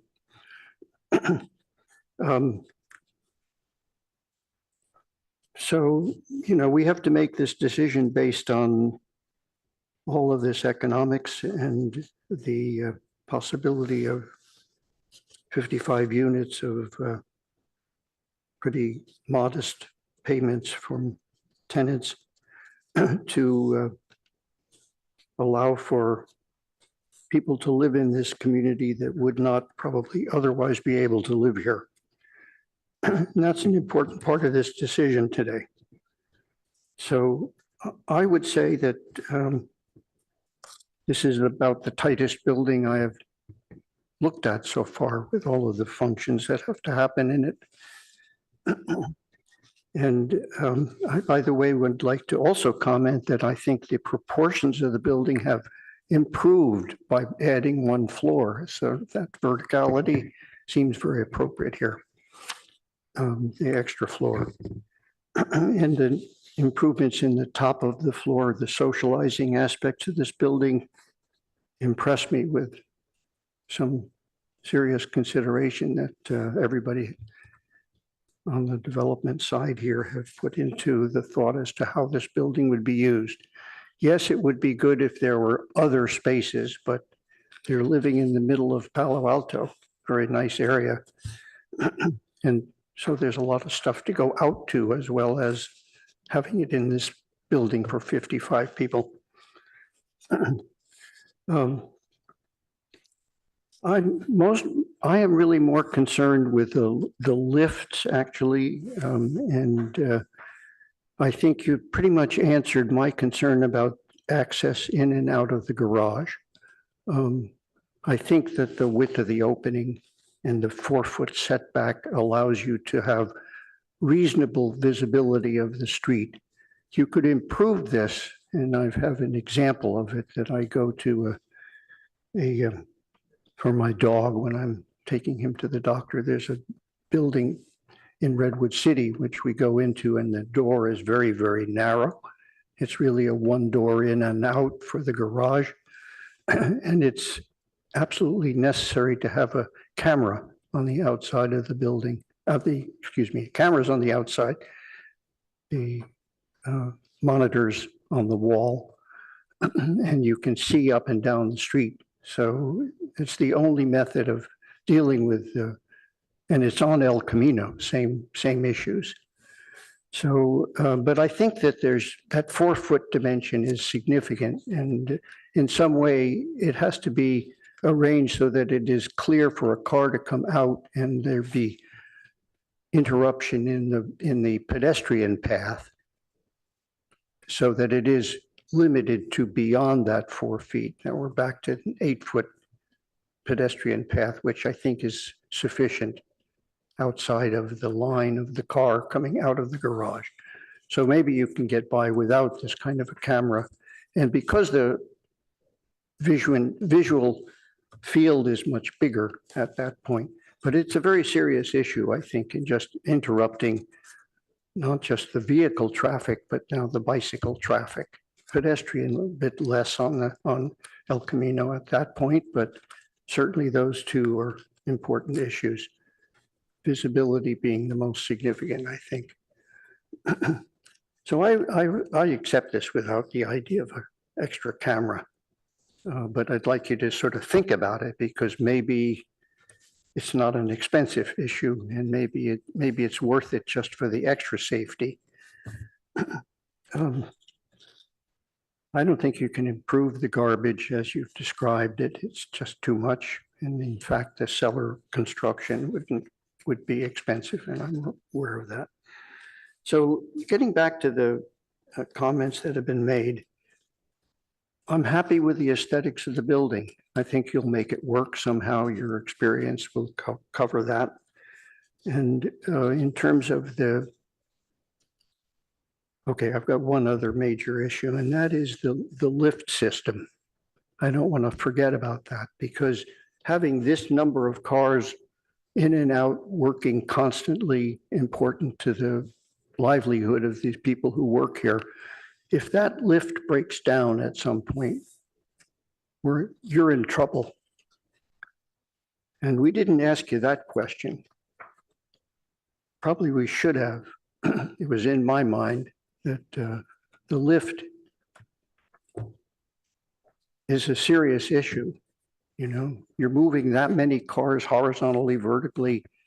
What is the reputation of a mechanical system like this to get your car in and out of this building every day if you want to get to work and the kids are going to be there in a half an hour, you know, you want to get there before and you have to travel and, you know, I think that on that one, I'd like the assurance that you have found a way to make that lift work and you found you know, you have to prove that out to the city as a whole. Because David, otherwise. Sorry, do you mind if I jump in here just for a quick Yeah. second for, Yeah. in talking Go about the ahead. car lifts, it's one of the things that actually I brought up at our pre-hearing meeting. And it is one of those items that again is of concern. But the city staff has reviewed several projects that include these. And while we have concerns, it's one of those things that's a little bit, it's like trying to tell them which product to use. And I understand the ARB's purview is to make sure that the traffic is flowing and things like that, and that we're not getting stuck. But when we discussed it at the pre-hearing, there was definitely conversations that the applicant is required to maintain them, right? So that's at least a concern we can sort of take off our plate, is that they will be required to maintain them. That's part of the building maintenance. And then as far as how they work, they are being implemented all over the city. So it is one of those, I just want to have that in your brain space while we're talking about it. Okay, So well, that's it's it. good to know Thank that you. there has been a lot of discussion about it. In my mind, I visited another project and for some reason, I never found out why they weren't even using the lift in the garage. So the maintenance of that should be a budget issue, you know, and it has to be taken extremely seriously for this number of cars and this number of people. I just want to let, you know, it's a functionality issue, not an aesthetic one. And we are mostly supposed to be talking aesthetics, but we also have to be considering functionality here. And that's a very, very serious one for me. I think that there's just enough space and you've studied enough situations like this for backup and being careful, et cetera. Maybe you need some protections on the wall or something on the opposite side for somebody who comes out and doesn't meet, you know, isn't as safety concerned as others or in a rush, you know, and find it difficult to make the movements. And sometimes we have seen some very careful drawings of turning radiuses, et cetera. And, you know, it helps to have that in the package. I'll say that when it comes to issues as tight as this one. So I want to say, I think the project should go forward. You know, I'm not, although he raised very significant issues here. I think the standard will change on El Camino. You've described how the height factors are now approving this height. And I think that's a wonderful aid to this project going forward. Without it, it probably wouldn't have, with the demands of other agencies concerned with the costs and of the rentals. But I think you've answered the issue and I'm happy with the exterior issues. And I think our board has also asked significant questions here today. So I want to approve the project. I will agree to approve the project. And I think that, you know, as the neighborhood develops and looking at one of the neighbors on the property line side,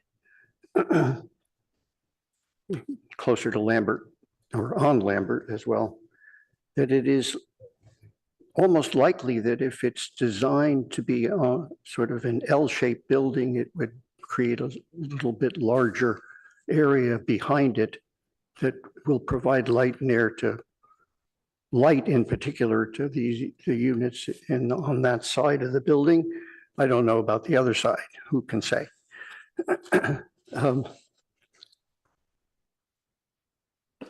David, if you don't mind wrapping up your Yeah. final thoughts, that would be great. Well, I Thank just you. want to make sure I I get it all. appreciate it. I do. It's a tough building to think about.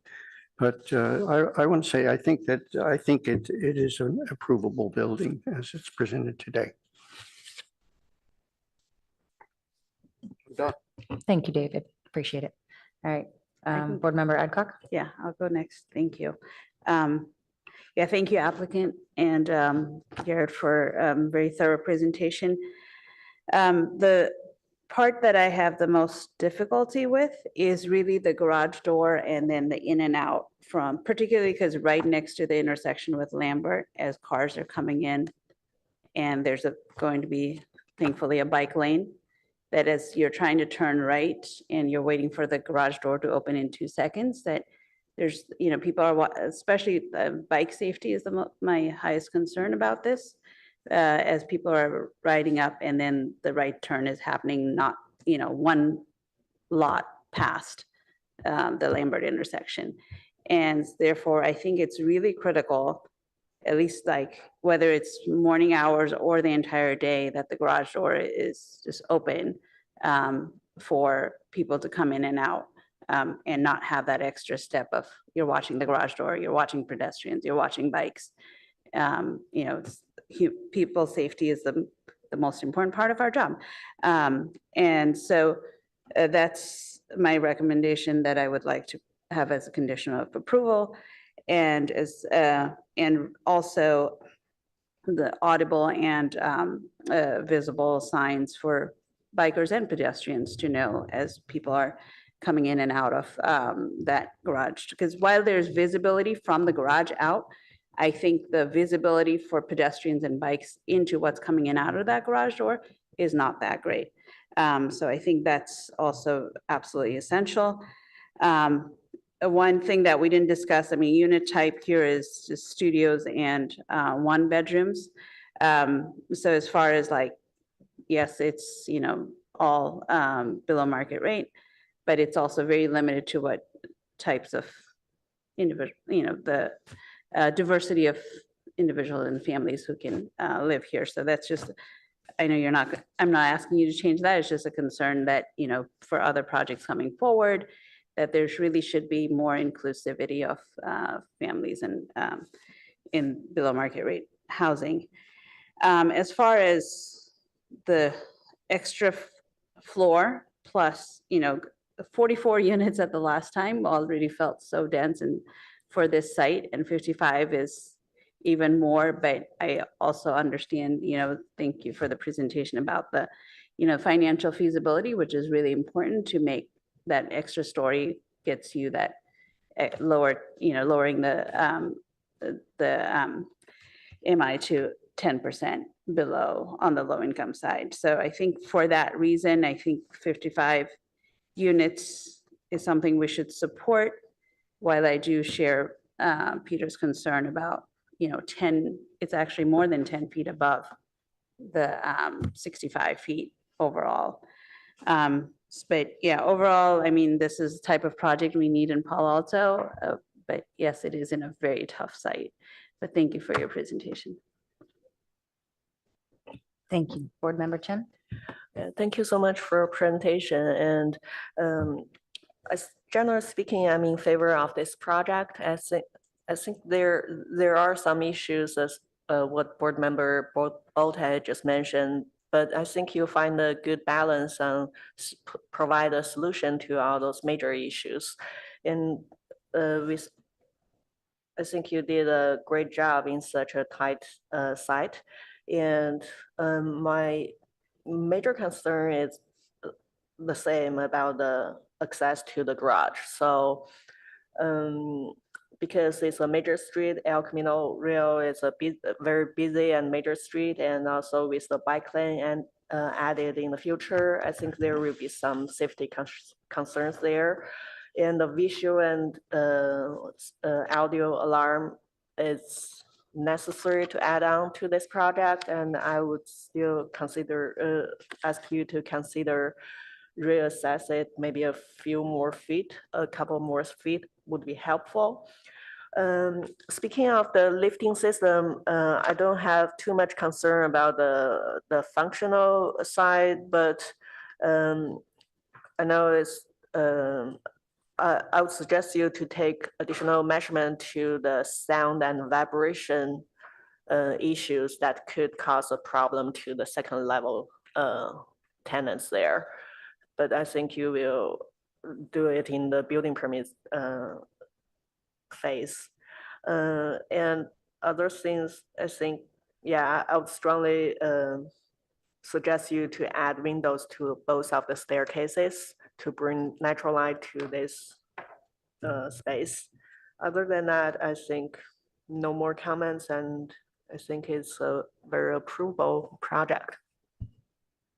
Oh, and massing wise, I support the proposed height. I think it's appropriate because if we look down the El Camino way, there are taller buildings on the other side of the building, on the other side of the street. And for this one, the 39 feet tall, I think it's appropriate in this location.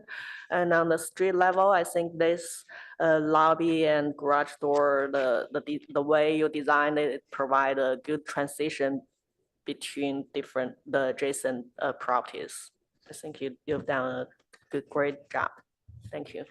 Thank you, Board Member Chen. And Board Member Balte, would you like to make any final comments as well? Sure. Colleagues, we haven't talked at all about the open space requirements. Our code requires open space, both common and private.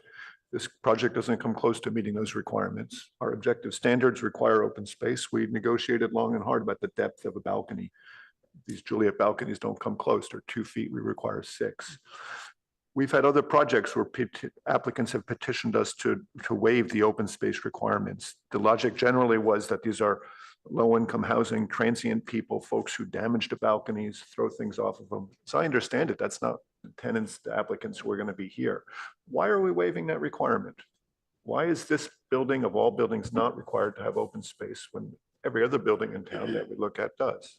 And so I'd like to speak to that, if that's all right. I think that part of what's happening with this building is that we're really trying to find a good balance, right? Is that setting this back 5 feet for light and air, and with the potential that there's going to be a building built next to it.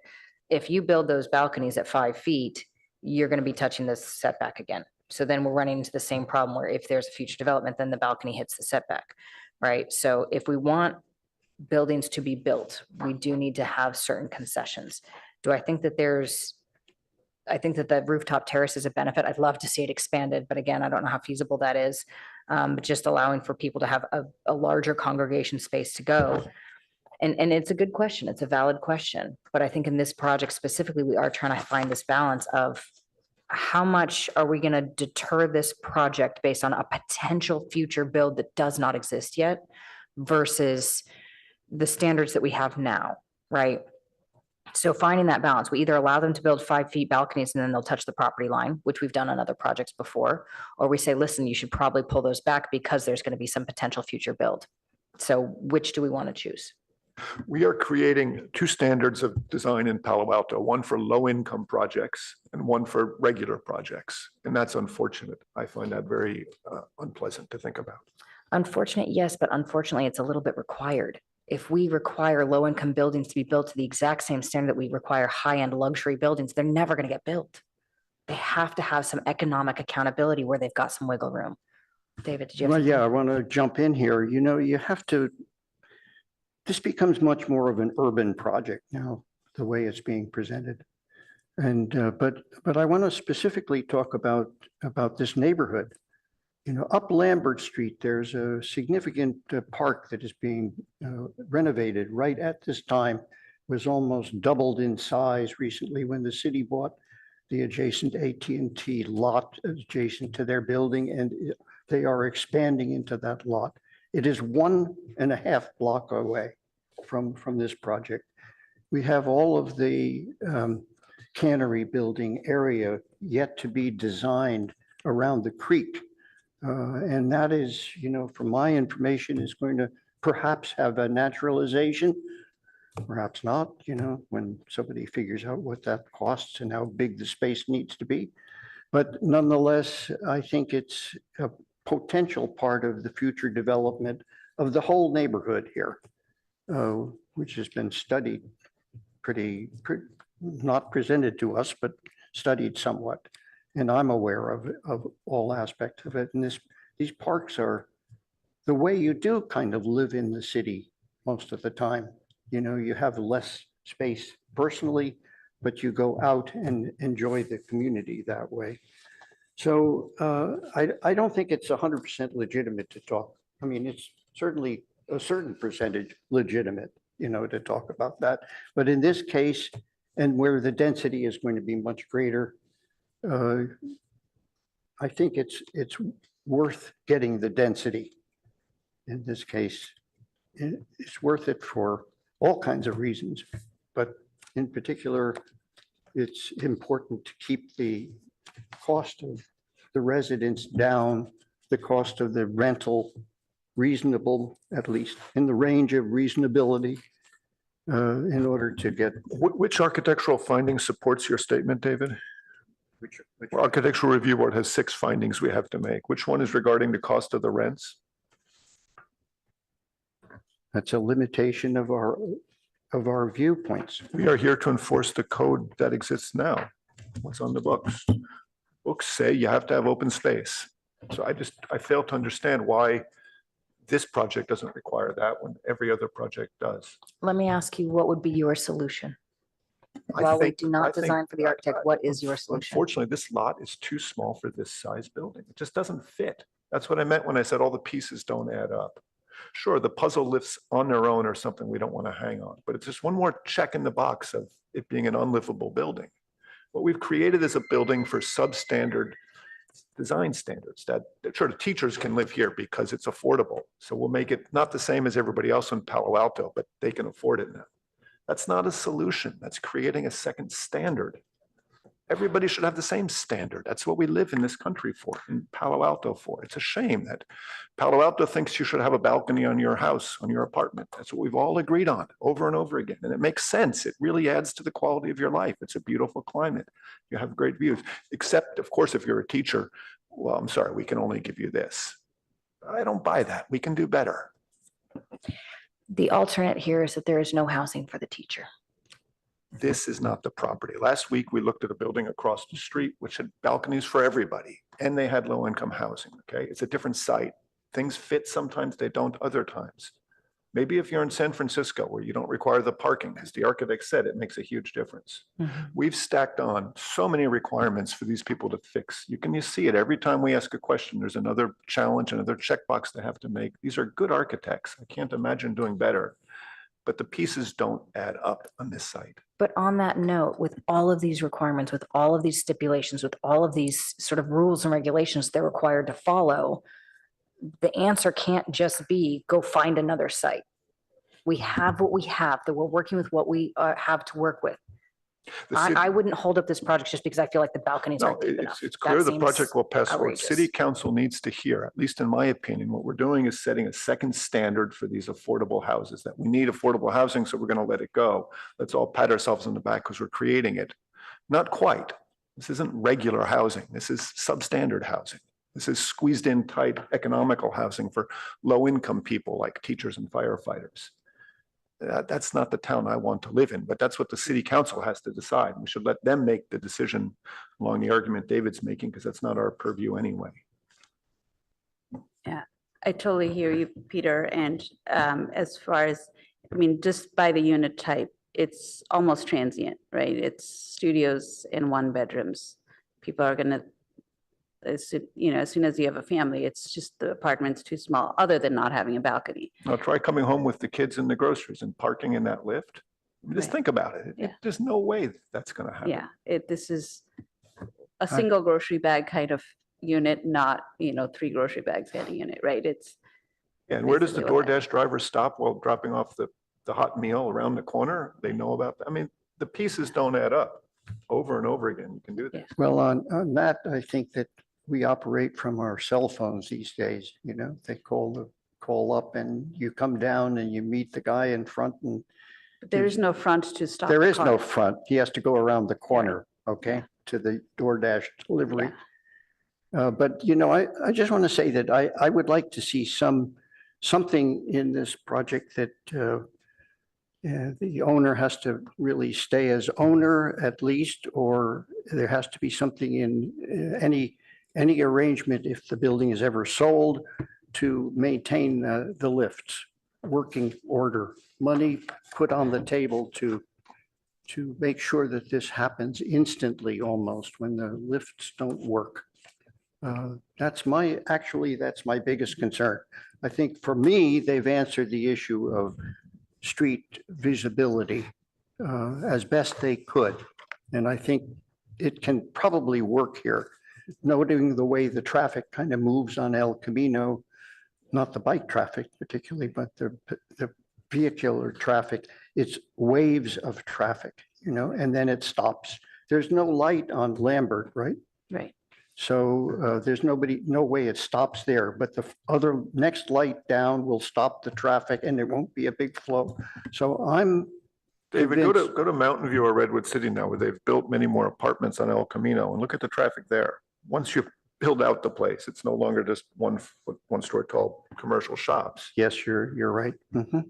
I think that we've had, obviously, we do hear the concerns that the board has provided so far. We do have provisions within our conditions of approval to, ensure that maintenance, long-term for any sort of future tenants is, that future tenant's responsibility as well, right, to that degree.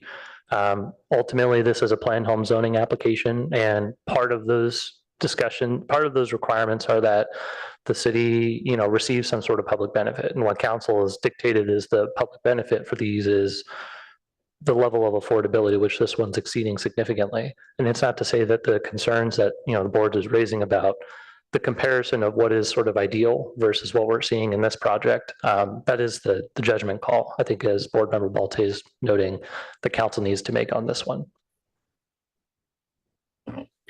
Okay, I think we've heard everything from the board. At this time, I would like to, I would also reiterate to some of the concerns, I think that board members Adcock and Chen had noted, we do also have a condition of approval, our transportation department included a condition of approval number 28 related to recessing that garage door at the front. So if there's a concern or if there's an interest that, that sort of plays to, there is language to look at within the packet. It's on packet page 34 to provide some guidance on that. I think go ahead. Commissioner Chen had comment, perhaps a couple of feet would help to move the door back. I'd like to hear what other, I'm actually more concerned about recessing because the garage door being open and closed needs to be visible to the driver coming in. So if it's recessed and you can't tell whether it's coming open or closed, and then you kind of make the turn, like you have to get close, the further it is recessed, the closer you have to be to that recess to see it. yes, Right? So if correct. you're you see that it's closed, then you hit the button, then you're potentially blocking the bike lane as you're waiting for that garage door. So I'd rather, Yeah. as you're driving up, you see that it's open or closed before you make the right turn and block the bike lane. That was exactly going to be my comment, that I think it's almost better to wait in the lane of traffic and allow other cars to go around you than to be halfway into the turn, blocking the bike lane and then be like, oh, shoot, it's not fully open. So I actually am an advocate for keeping that to the foreground. I What think if it that were it's- recessed the full depth of a vehicle, 20, 25 feet? Oh. Looks like it's got space for But it here. then the facade of the building would be very dark and cavernous. Mhm. And I'd have a lot of concern about that. Mhm. And it would invite sort of unnecessary hangout, I guess, would be the best way to say that. But I would. So be I would kind of look right opposed to now that. at condition of approval 28. Again, it's on packet page 34. Yeah. So if the board needs to take a second to look at that and read those first couple sentences, I think that might be helpful in terms of understanding what currently the transportation department has identified as their expectation for recessing the garage door. Hearing certainly at the same time, some of the concerns about recessing it too far. Currently, what they're providing within that is to recess it enough for one vehicle stall or one vehicle to be able to queue within that space, presumably two, one coming in, one going out. Yeah, I'm But actually, it would be it would be fully outside of where the sidewalk is, for example, as well as where the bike lane and any sort of that space would be. so that would require that garage door is basically recessed 18 feet to 20 feet deep from the edge of the sidewalk, which to me would feel cavernous and dark and imposing, and I would not be in favor of Yeah, that. me But neither. that's how many buildings we review are done. And there's The many, gate is usually put further back. Usually the building is larger and you have more space to fit it together. No, you- Another one of the pieces I'm talking about. You- understood, but I drive down this street every single day. Usually it's a ramp in Right. and down, and Right. that's a completely different There, kind of there are parking all relationship. kinds of, yeah, spaces where, especially along that route, I'm thinking of the Starbucks, for example, that has the drive-through. That queue goes out and down El Camino for 3, 4, 5 cars at a time. And you just know that the Starbucks is there and you switch lanes and you drive around them and you keep going. And that's kind of the end of that. It's not interfering with bikes. It's not causing chaos for the pedestrians. It's a little bit of a headache, I'll admit, if I'm not in the line. But it's part of how we maneuver around the space that we're in. Also, I mean, in private homes, you have the clicker and Right. you open the garage door a bit away. I'm not sure what the distance is that the clickers work like that, but they do have automation.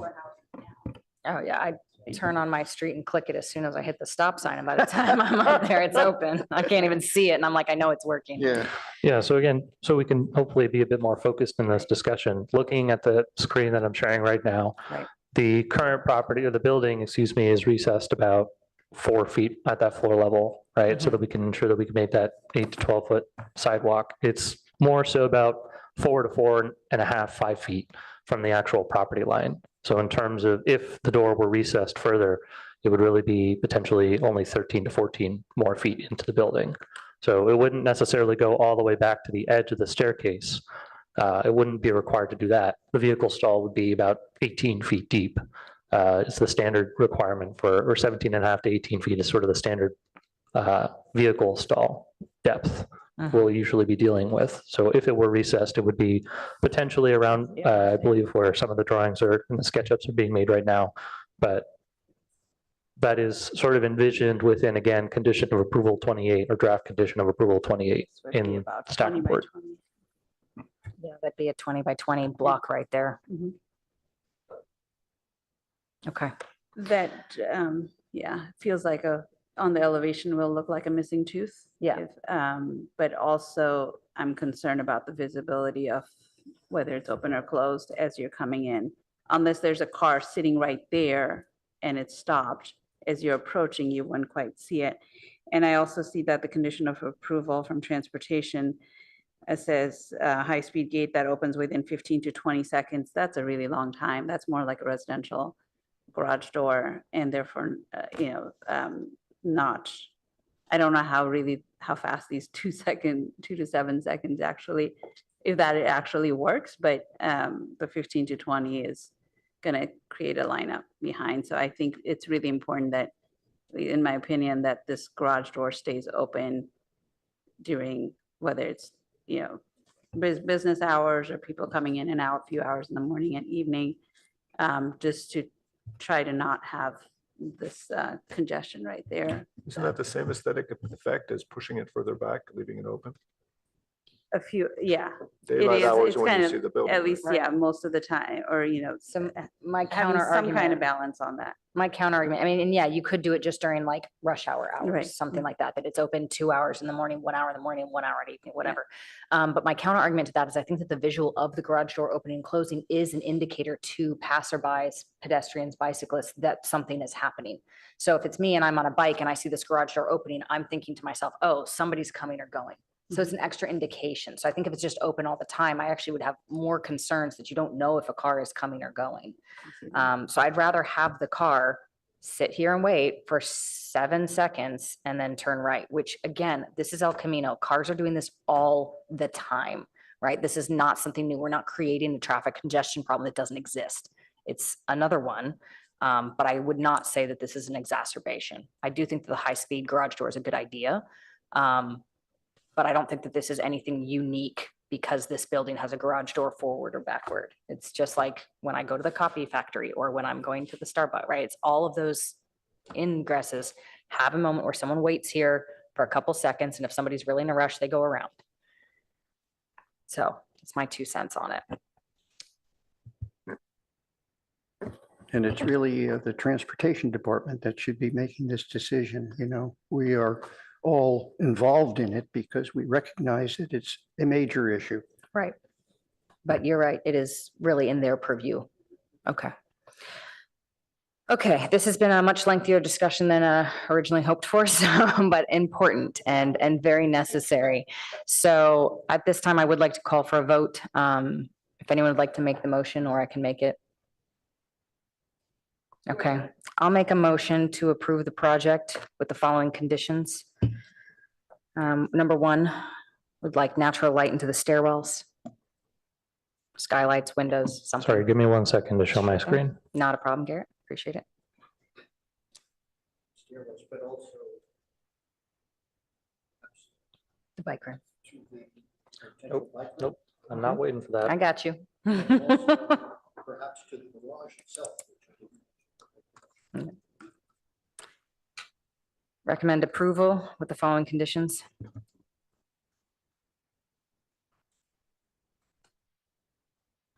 Natural light into the stairwells. Number two. I guess B, natural light into the bike storage.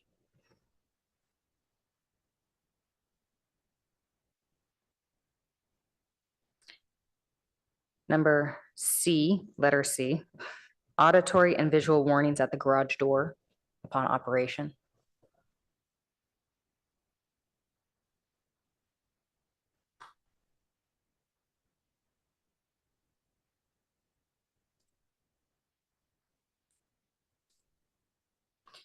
D, I'm going to phrase this one carefully. Consider a potential schedule for maintaining an open garage door at certain times of day.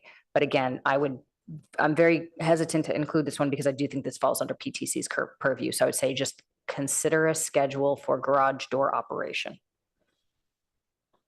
And David, to your point about light into the garage, I think that the garage door being glazed is a benefit there. I'm not sure what else we could get into there. Well, we So have the side door as well.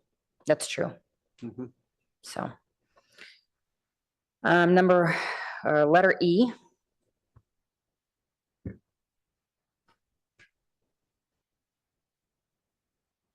Thank you, Garrett.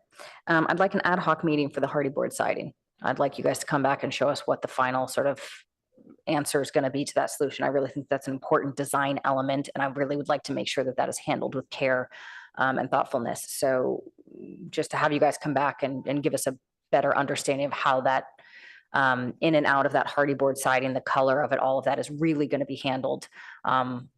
Or if an alternate material is considered to really get the final look that you're going for. So that would just be an ad hoc meeting. You come back later, with the two of us, and we would make sure that that's just meeting the standards. And then F, which again, I'm not sure if this is going to be a necessary item. So Garrett, I'm going to look at you while I'm asking for this, that the lifts must be maintained and operational, a certain amount of time, or if they are in disrepair, that they get followed.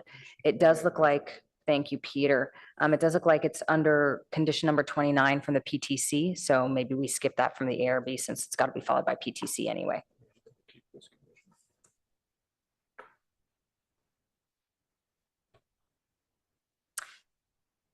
Yeah, I would also, okay, let's do this. Let me see, we have G, let's go to G.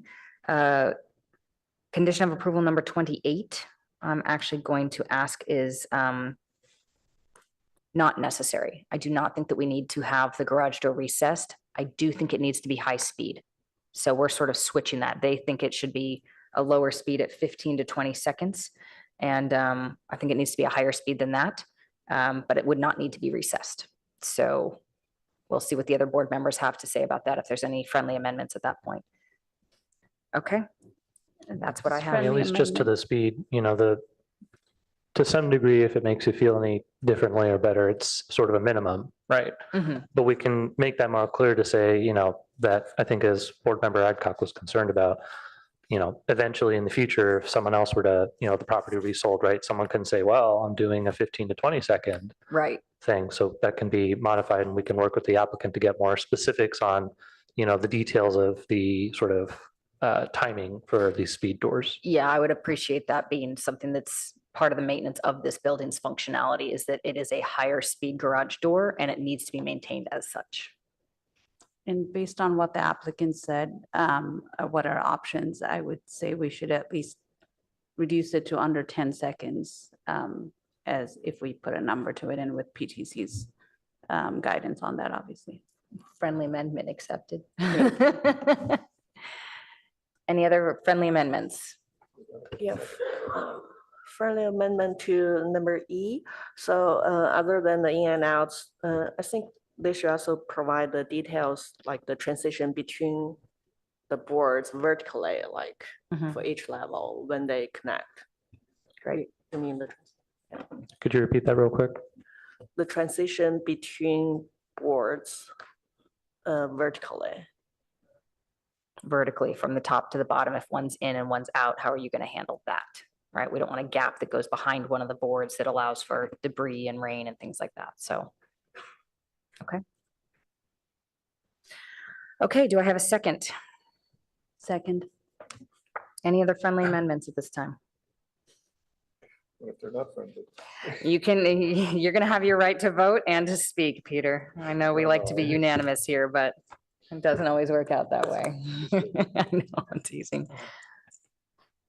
Any friendly amendments, David?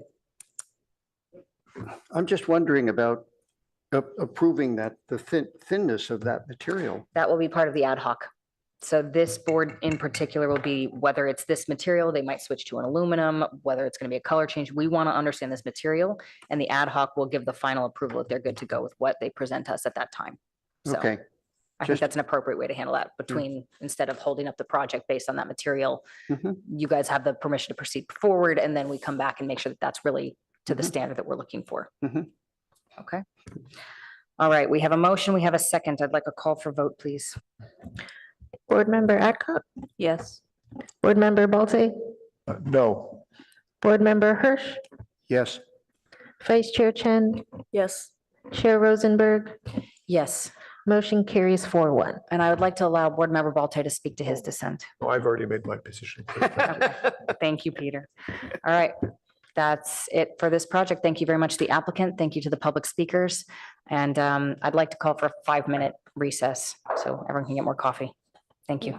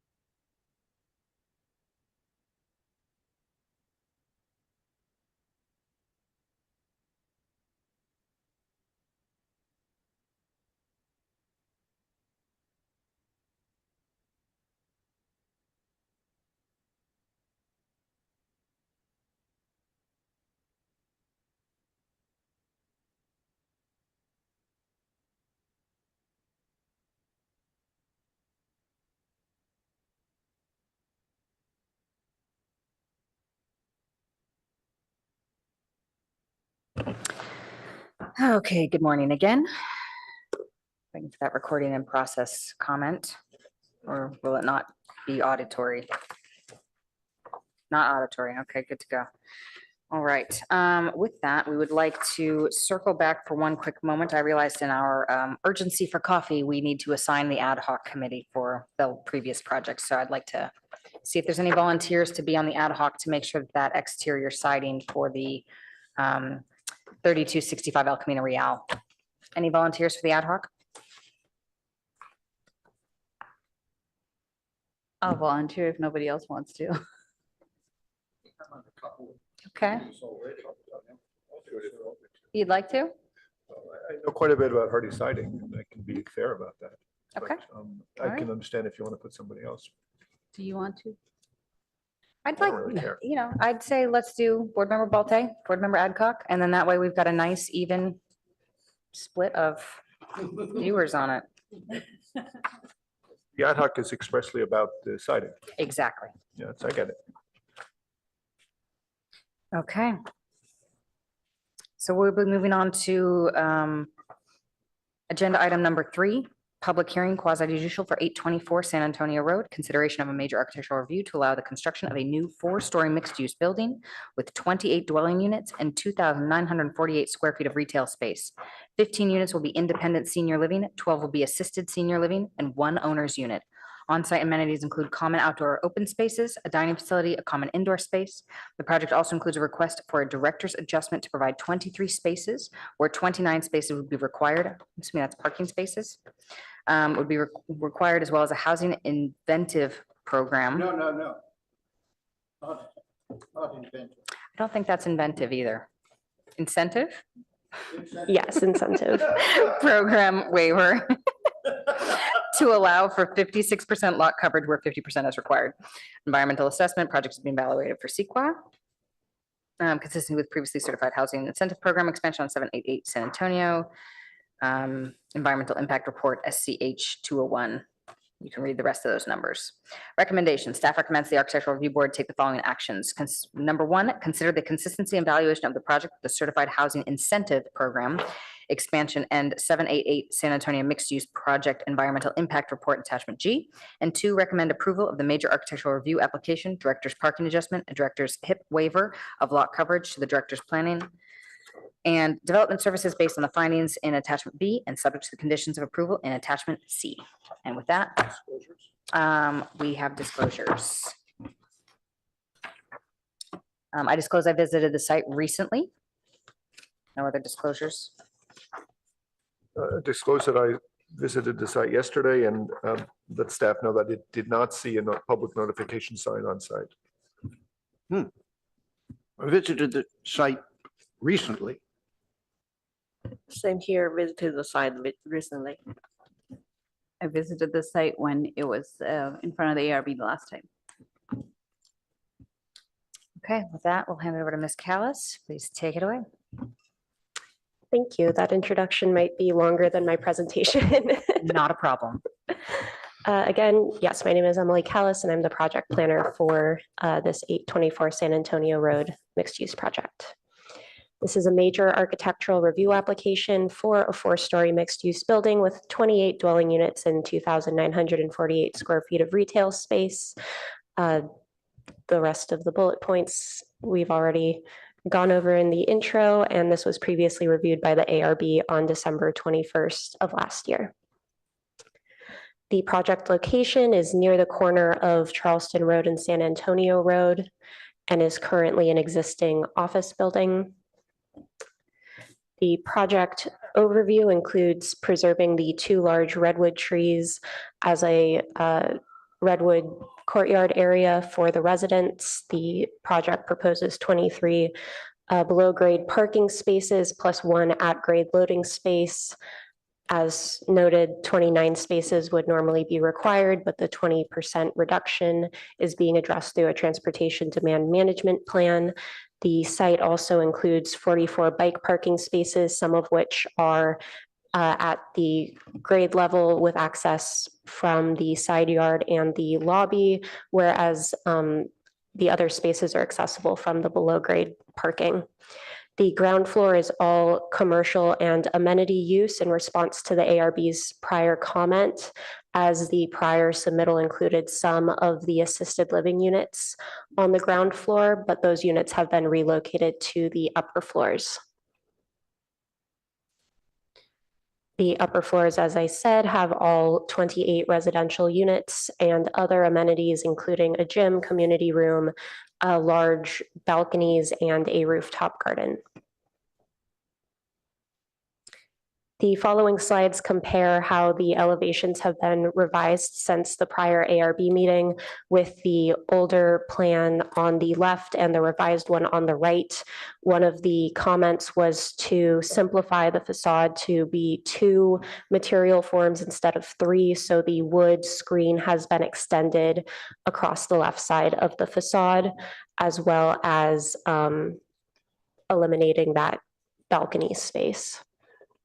The appearance of the height looks like it changed. However, the rooftop garden stair access was a part of the prior plans. It just wasn't shown on the front facade elevation, and now it is. Minimal changes were made to the side elevations, but additional clarity is here with how the architectural fin looks from the side. Other side. And then on the rear, the ARB recommended that the wood screen was removed from the rear facade. And so that comment was incorporated, as well as changes to the first floor windows now that the ground floor is the dining room space as opposed to units. This shows the materials. The ARB had previously commented that the white color was too bright, and it has been replaced with the natural color that you see in the second column of materials. The material board is also up with the board at the dais. This project is consistent with the comprehensive plan, zoning code, and architectural review findings as detailed in attachment B. And this project was determined to be consistent with the previously certified EIR for the HIP area. And all mitigation measures from that EIR will apply to this project. And staff recommends that the project is approved based on the findings and subject to conditions of approval. This concludes my presentation. Kate Conley and Athena Carter from Architects Fora will be presenting on Zoom and in person. Thank you. Great. Thank you, Ms. Callis. ARB, if you have any questions to staff at this time. Nothing right now? Oh, no, I would have one. Okay, go ahead. Wonder why is it necessary for all projects in this area that are approved under the regulations here, that they have so much commercial space on the ground floor? The housing incentive program was designed to allow housing in certain areas that are zoned commercial service along El Camino and along San Antonio Road. But the intent was not to replace the commercial area with housing, but rather to allow housing in tandem with commercial uses. And so the way that the floor area requirements are phrased, up to 4%, or sorry, up to 0.4 FAR is allowed for commercial, and then up to 2.0 FAR for the total uses is allowed. So to get a waiver of something, we've talked about projects under other regulations that allow for waivers that are recently, the state authorizations are that way to allow waivers. Isn't there any local possibility? Because if you look at this project, it has to bend over backwards to find where the commercial space is on the ground floor. I mean, to say the commissioner, the chair, your director has allowed for other waivers. Couldn't this be waived? This is not a state density bonus law project, and it is not a streamlined housing project. So it is not subject to any waivers beyond the incentives provided by the housing inventory, housing incentive program. It is, yeah. And so that would just be a different project process than the one that's in front of you today. So the director doesn't really have the right to do something like that, huh? When it seems that it's excessive. I'll jump in on that. Similar to the previous project that we just discussed, if an applicant wishes to request an exception through one of the processes, then they can. In this case, they are working to comply with all of the regulations. So sort of that seems like the easier path. Is that what you're sort of saying here? I'm pointing out that if they wished to request an exception through one of our processes, that they could. In this case, that's not part of the request before you. Okay.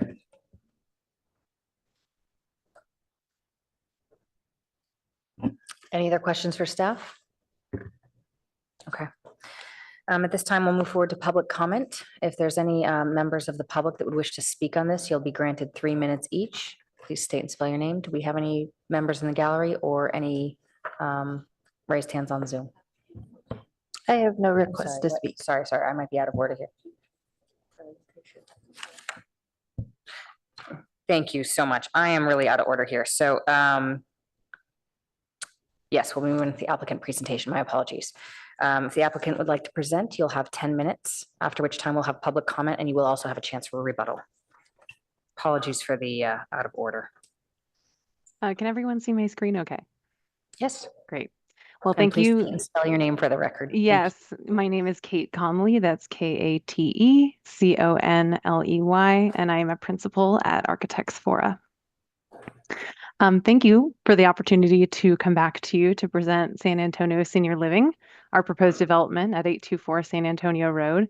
We shared this project at an ARB hearing last year, and we're pleased to present how our design has been developed based on your commentary. Again, I'm Kate Conley with Architects Fora, and I'm joined by Athena Carter, our project lead, as well as our client, who's the property owner. Our client's vision for her property is to build a senior living facility that would be enjoyable and include amenities that meet her own dreams of retirement. So this really is a very personal project for her. As Emily mentioned, the project comprises 27 units for seniors and 1 unit for the owner herself to occupy.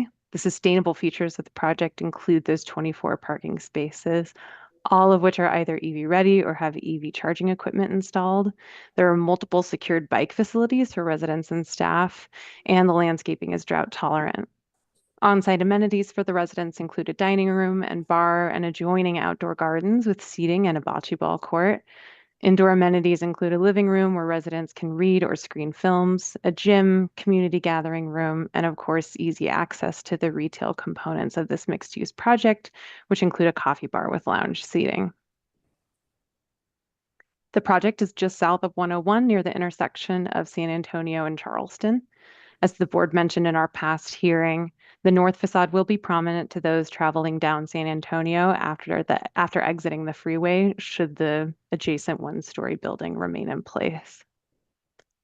The current structure on the property is a retail office structure and currently has 1 tenant, which is a boxing and fitness gym. Adjacent neighbors include a gas station, 2 fast food restaurants, and a rental car facility.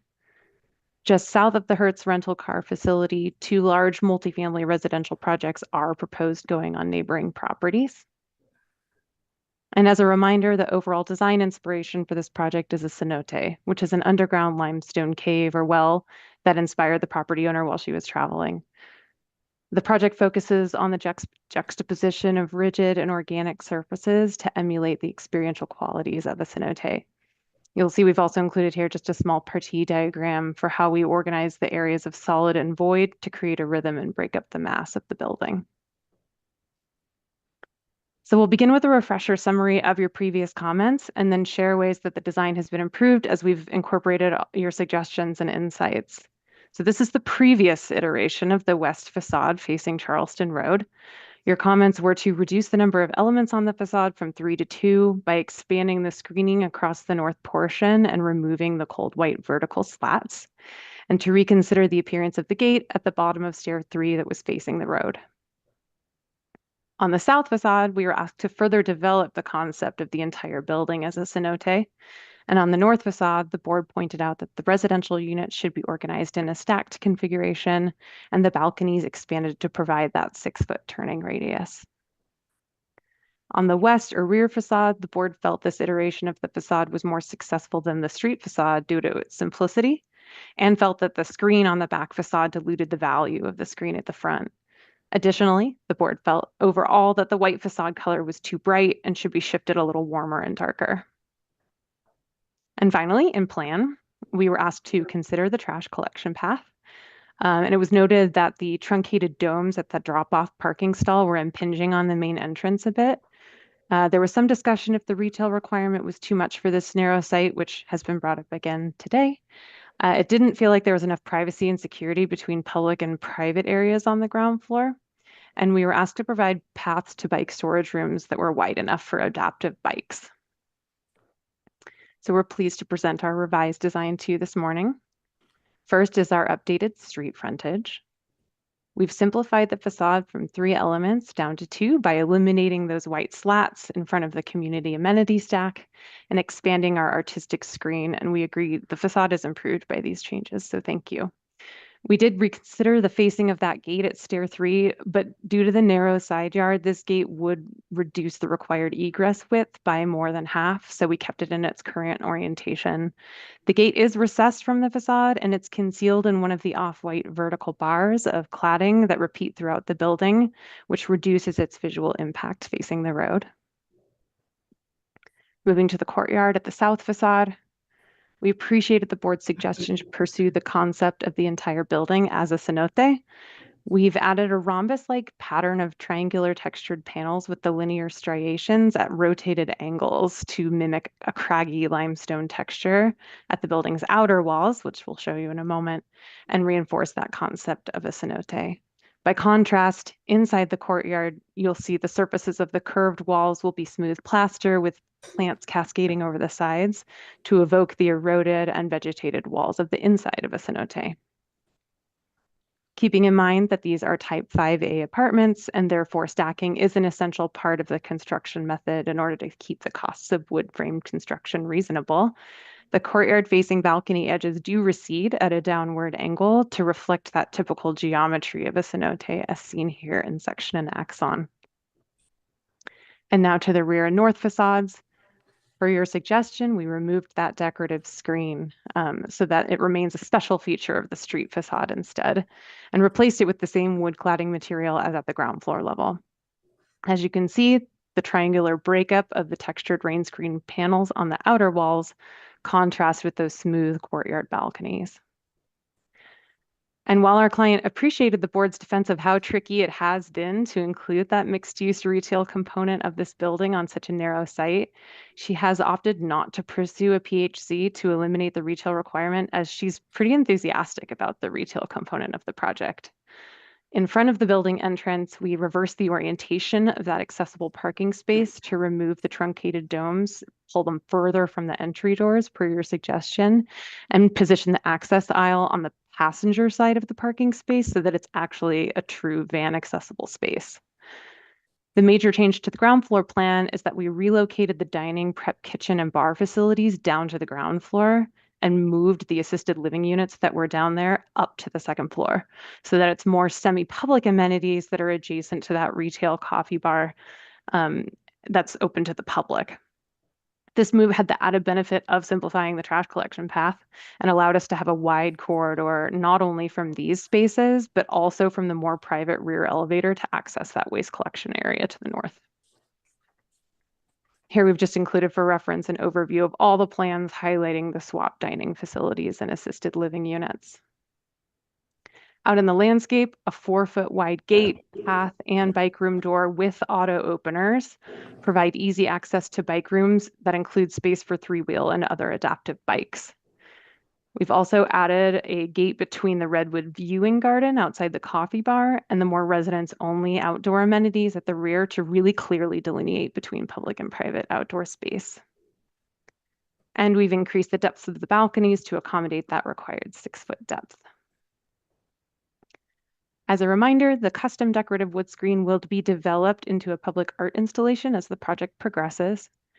And in our material swatches, you'll see the facade color has been darkened to Sherwin-Williams Naturel, which has an LRV of 54, whereas the previous Zurich White had an LRV of 76.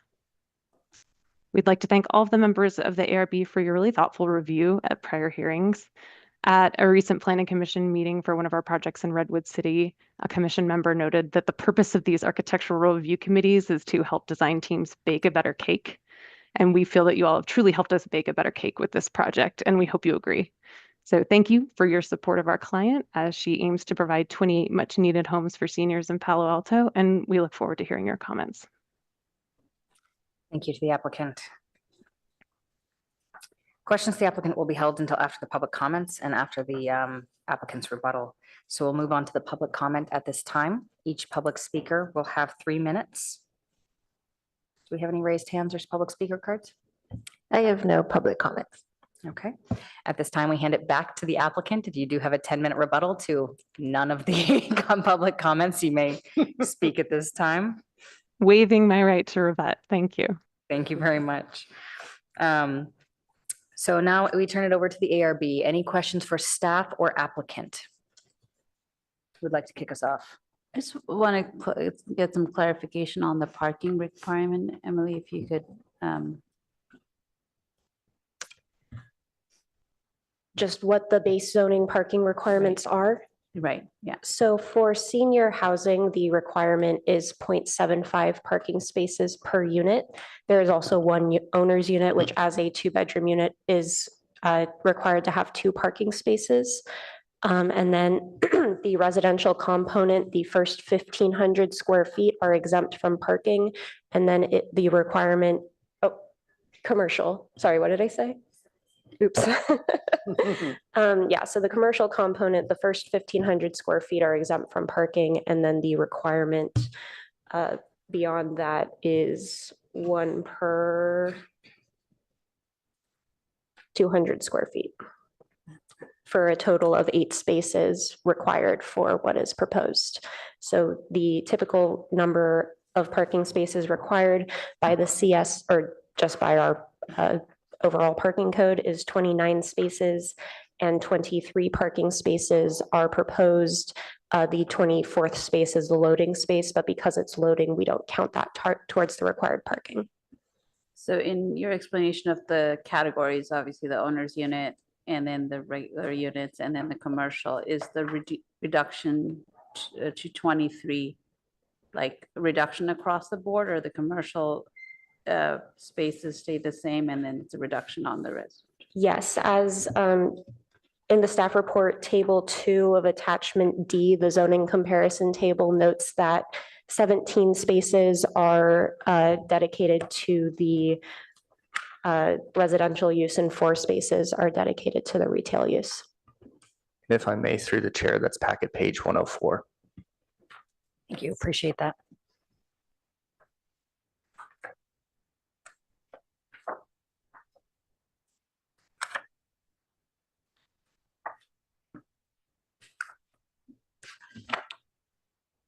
I had a question about the material for the soffits on the projecting roofs over the balconies. As I understand it, it's this aluminum extrusion with a synthetic wood finish. Am I getting that right? That's correct. Okay, and where else is that material used?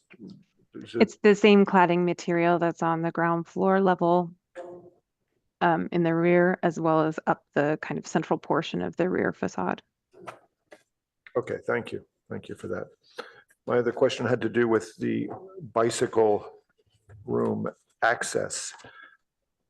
I recall us asking either to relocate the bike room, which you say is not possible, or to change the way you get into it. So it's not coming from the central C-note area, but rather from the side yard.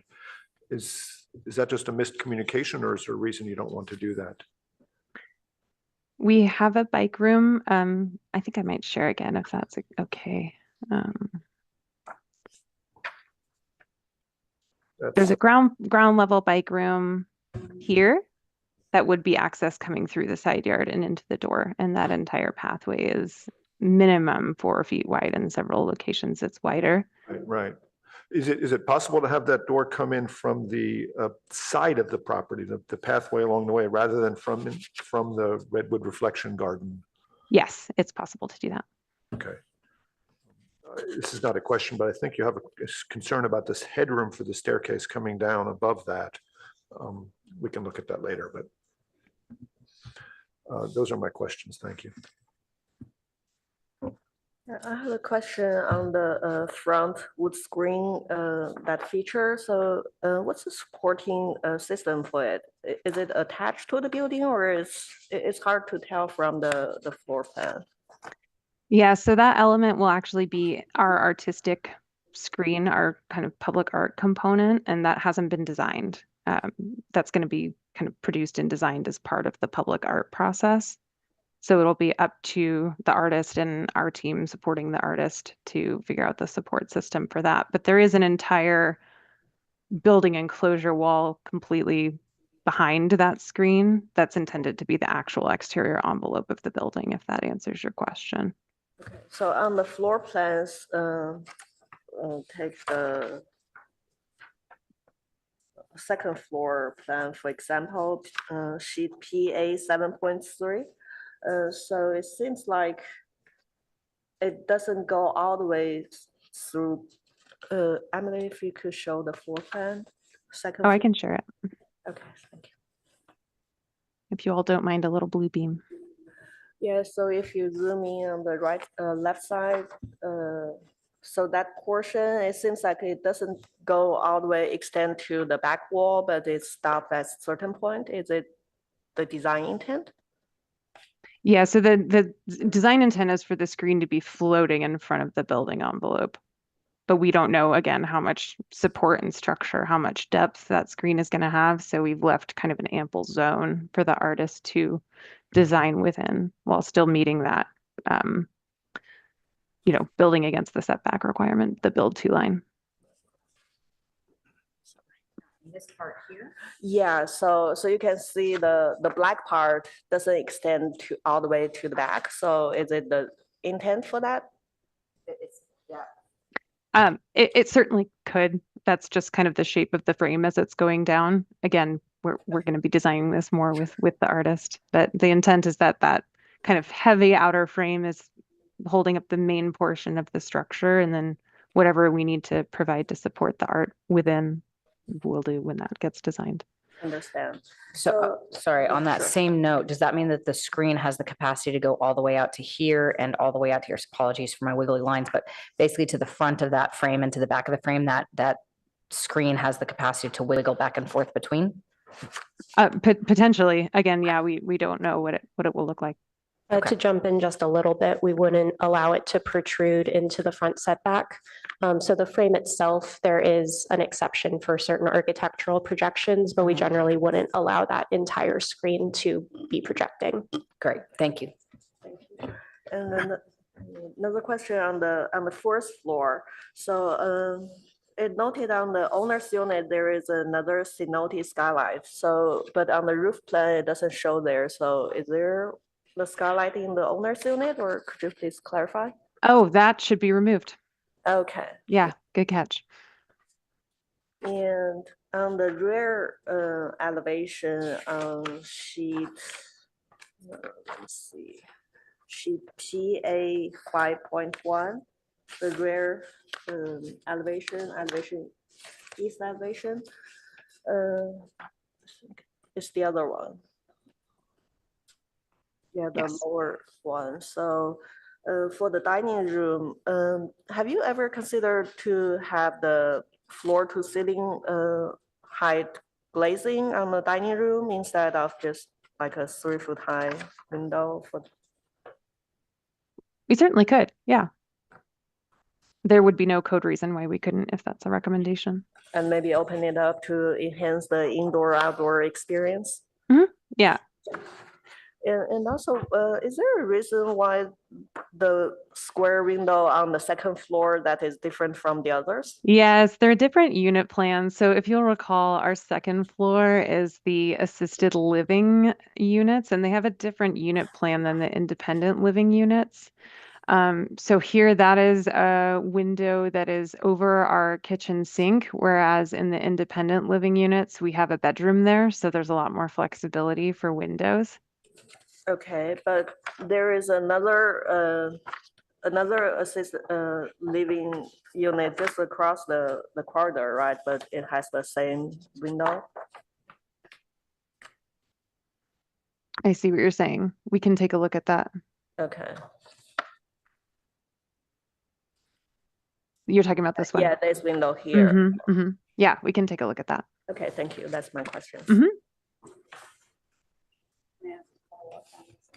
I was noticing that same pattern where above and to the left and above, the windows line up vertically, but on that first level, if I can find my pointer, this is offset. Is Yeah. that intentional or just trying to match up with the floor plan?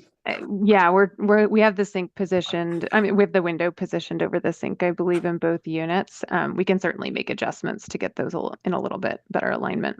Yeah, this one for sure is whether it vertically aligns or not is less critical than this really odd shaped window, not really working with anything else. We're still in questions, so. Who's questioning?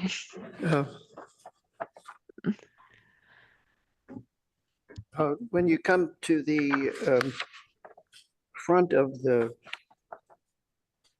corridor on every typical floor, you're facing what at that end, front end of the building?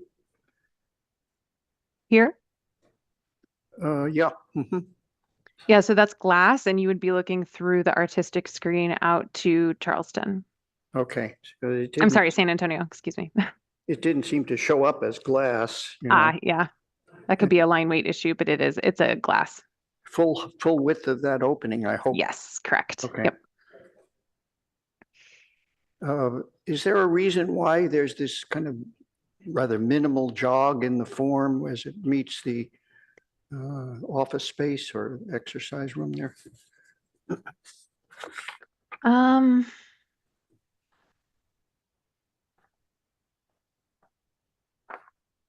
Not that I can see. It just is a requirement for the size of the room inside, or there could be adjustments made there, and then that would. We could certainly make adjustments to flatten it out. This area used to be the area that had the white fins wrapping around, so it's possible that it had relief in that iteration of the project and just wasn't flattened out in the new iteration, but it certainly could be. We would need to probably decrease because we are right at our FAR, so it would make the gym and the community room slightly smaller. I don't think we could pull the corridor and stairwell out, but it's something we could explore, certainly. Yeah. Can you explain what your actual window is? You seem to have a black frame around some of it, and then the more or less typical window on the front of the building and on the sides, I guess all over. Yeah, so it's a single hung with a fixed side light. It's a fixed side light, and how is that window operating? It's single hung, so the bottom slides up and provides the emergency escape and rescue opening on the bottom portion. Have you used that window in other buildings? Yes. Could you show us a picture of what it looks like when it's? I can dig around for one, yes. Are you referring to the proportion of the window or the operation style of the window? Because we don't have this window at this proportion in another building. You don't have the proportion like this one? Not the proportion, no, but the operation, yes. With a side light in a similar manner? I can check through our portfolio, but I don't believe we have one exactly like this. I think he's referring to the side light because the single hung window has no support laterally at that center of that frame. It's a tall sash. And it may be really challenging, actually. Yep. We'll certainly explore that with the window manufacturer. Yeah. Not that I'm suggesting you make the whole thing into a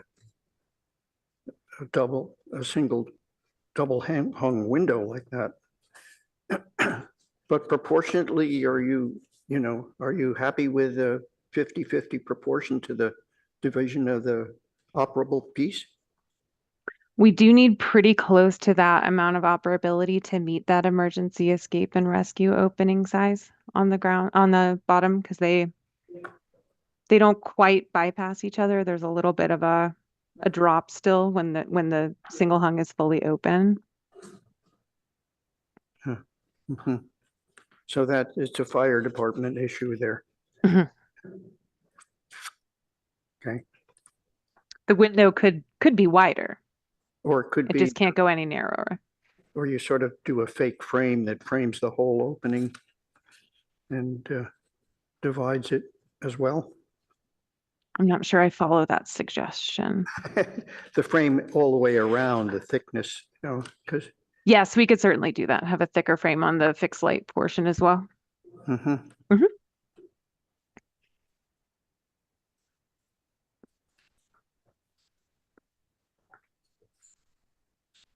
Is there a reason you could state that why you have changed from a metal railings on the south side and, no, not true, metal railings on the north side, glass railings more or less on the south side?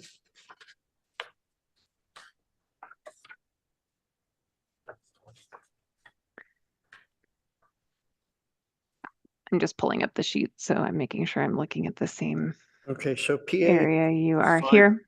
5.1 is right, is up. Well, yeah, there's. Here and here. Well, yes, you see the difference right there. Yeah. Yeah, we felt that the south facade would be a lot more kind of prominent. And so we have the glass railings there and the metal railings on the north side just as a cost control measure. But if there's preference for one or the other, or for it to be unified across the building, that's certainly something we could take a look at. Okay.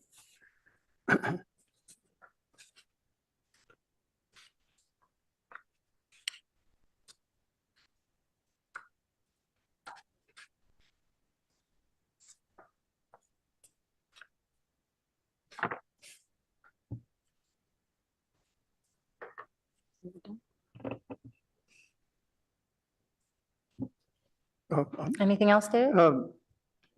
How have you have sort of two commercial spaces. How have you figured out how that usage is going to work? There's an interior commercial space, which is pretty much accessible only from the inside there.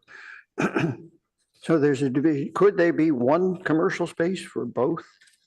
Is there a reason for dividing them like that?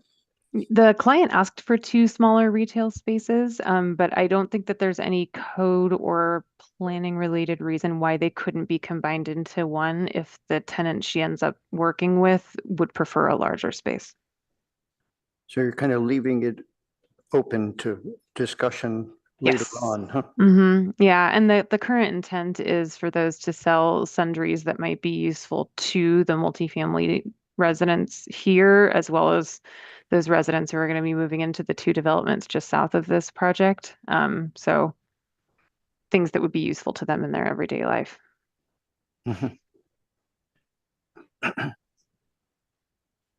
Could you explain how the kitchen is, the common kitchen for the residents is serviced? The prep kitchen here? Yeah. Yeah, so that would just be a warming kitchen for meals that are prepared offsite and brought to the dining room. So how are they brought there? They'd be brought through the building. We have this corridor here. There's also, if they park down in the garage level, we have the elevator here and the corridor here as well. To your point, though, which I think might be where you're driving, there would be a potential for a door to be added here Good. on the side yard as well. Yeah, I just thought that seemed like a Mhm. reasonable way. Absolutely. Yeah. Okay.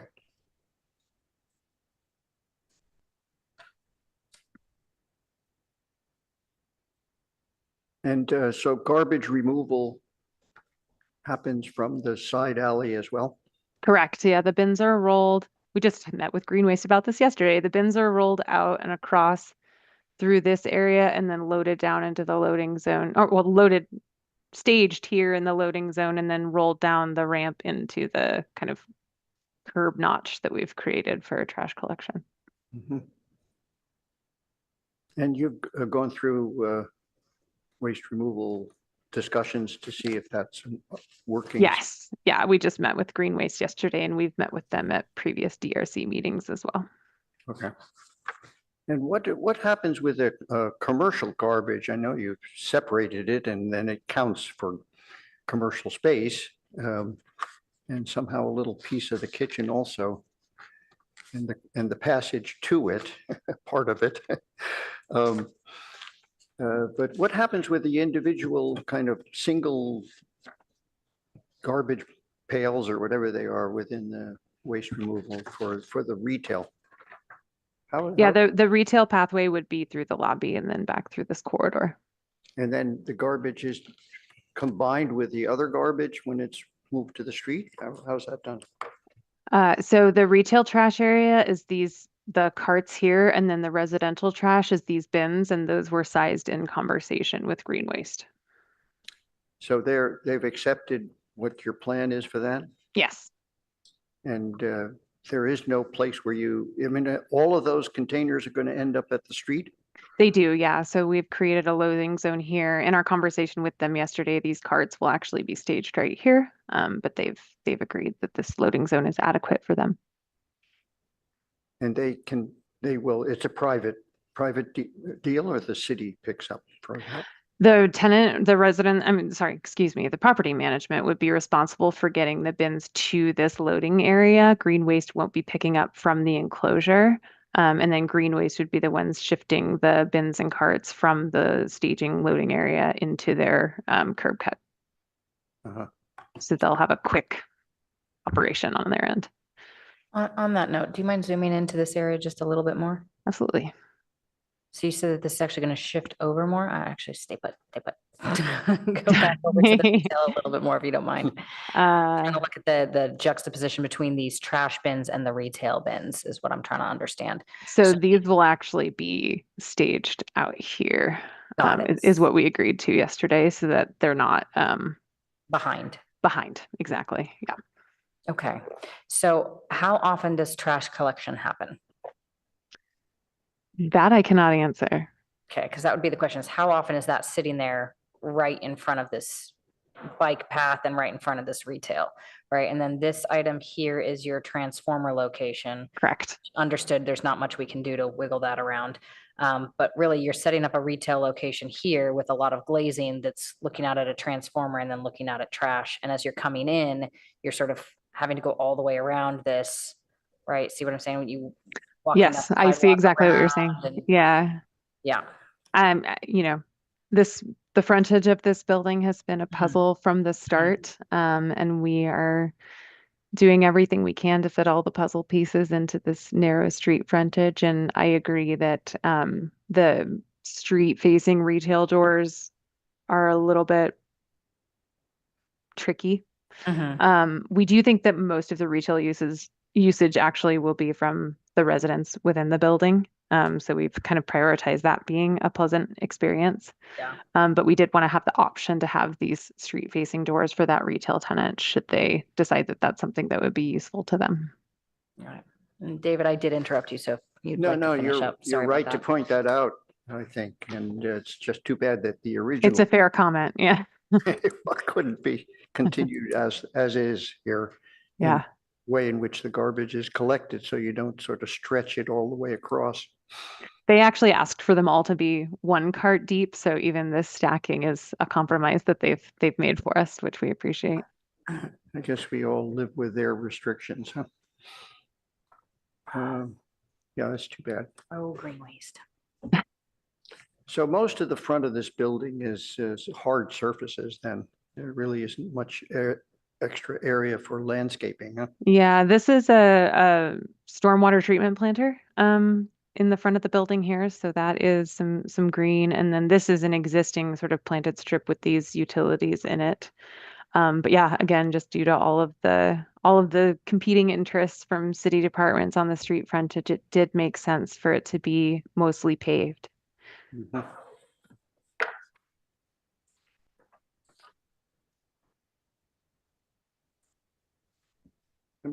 Good. A quick question about the exterior elevations, if you don't mind jumping over to those. Of course, happy to. Looks like you now have diagonal lines across the facade. Could you please speak to that? Yeah, so we broke we were thinking about this concept of the entire building as a cenote, and we thought really having almost like a geode-like breakup of the panels. I'm sorry, I'm not good at navigating Bloopy and talking at the same time. So let me do one of those at a time. Here we go. We thought about breaking the panels up into these kind of triangular rhombus-like shapes so that we can orient the striations of the rain screen at different orientations on the panels and give it almost that kind of craggy geode-like feel rather than just a straight rectilinear breakup of the rain screen panels. I understand we're in question section, so I'm going to phrase this as a question. Do you have any concerns about the fact that this is a senior housing facility and you're putting angled lines and that some of the members living at this unit may have vertigo issues or balance issues and that this could exacerbate that problem? We had not considered that, but that's a good comment. Question. Question, thank you. Just food for thought. Yeah, I don't really have any other questions, so I'm gonna close Can I my jump in? questions. Please go ahead. Kind of following on Board Member Chen's line of questioning earlier about this vertical art piece up front. Mhm. I understand you have a long ways to go till you figure out what that is, but it is 60% of the building elevation. So it is going to be significant, whatever that is. So it seems like having at least some parameters of what you're intending that would give us assurance of, what it's going to look like. Is it all vertical elements like 50% open, what have you? I would like to get some clarity on what your intent is.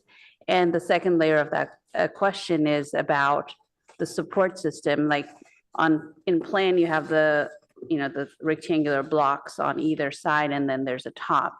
But none of the floor plates, which we see here in dark lines, they sit pretty far back, right? They're at the edge of the building.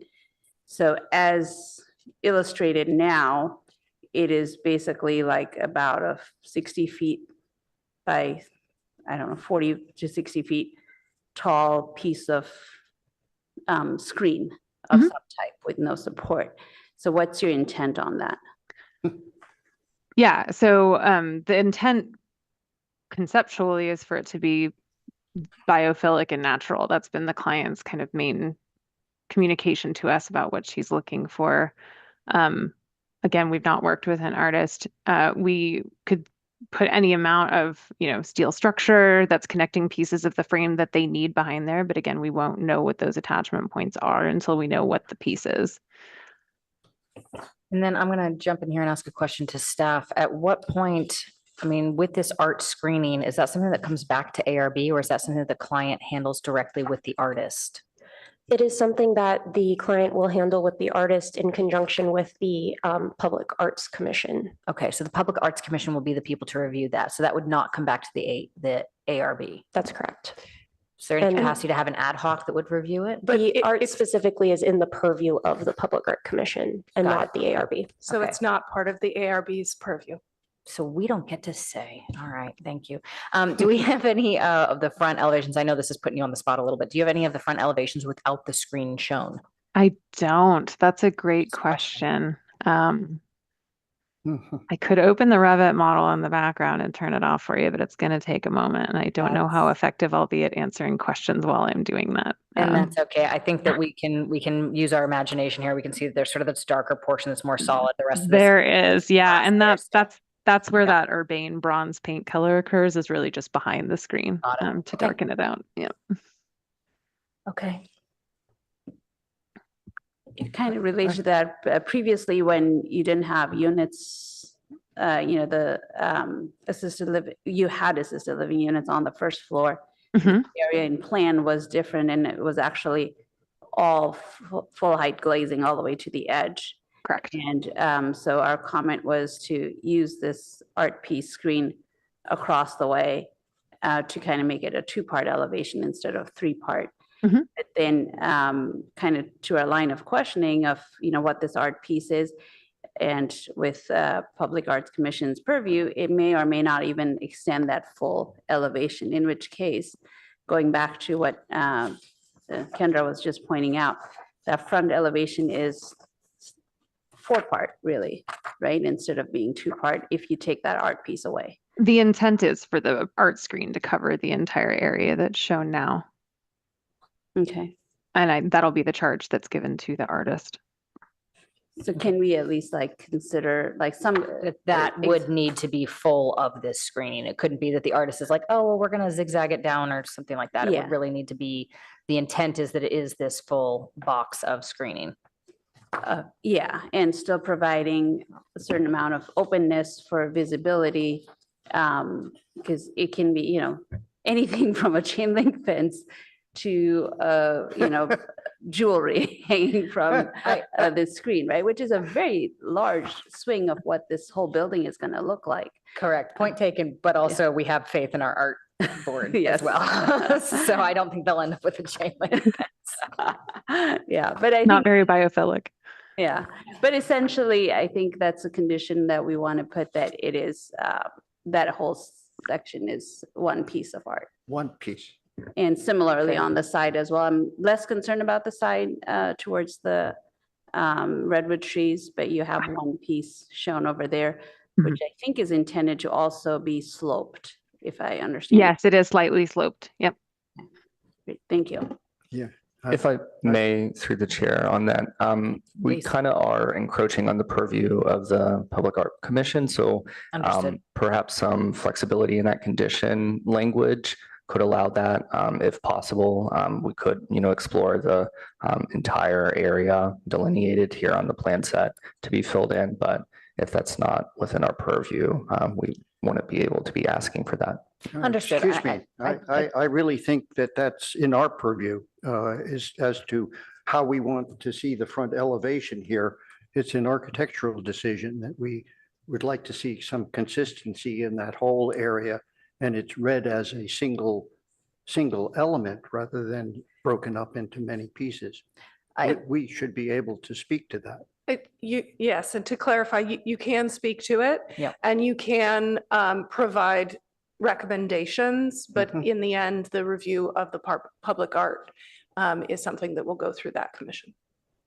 Understood. I think it's just making sure that we're all on the same page of where we expect it to be seen. And, like Board Member Adcock said, we don't expect to see a chain link fence here. So if it's, biophilic, if it's more or less in this space, there's still a lot of freedom there. So we just want to make sure that it's not going to suddenly be half of what we expect or only going one story and leaving the other 3 stories exposed. So as long as we're sort of on the same page with the Art Commission on that, I think everyone's going to be happy. Okay. Are we transitioning out of questions? Because Yeah, well, that was a question for staff, I believe. So I think we should. I We've been do at think this a it's while. time. Are So there any other questions?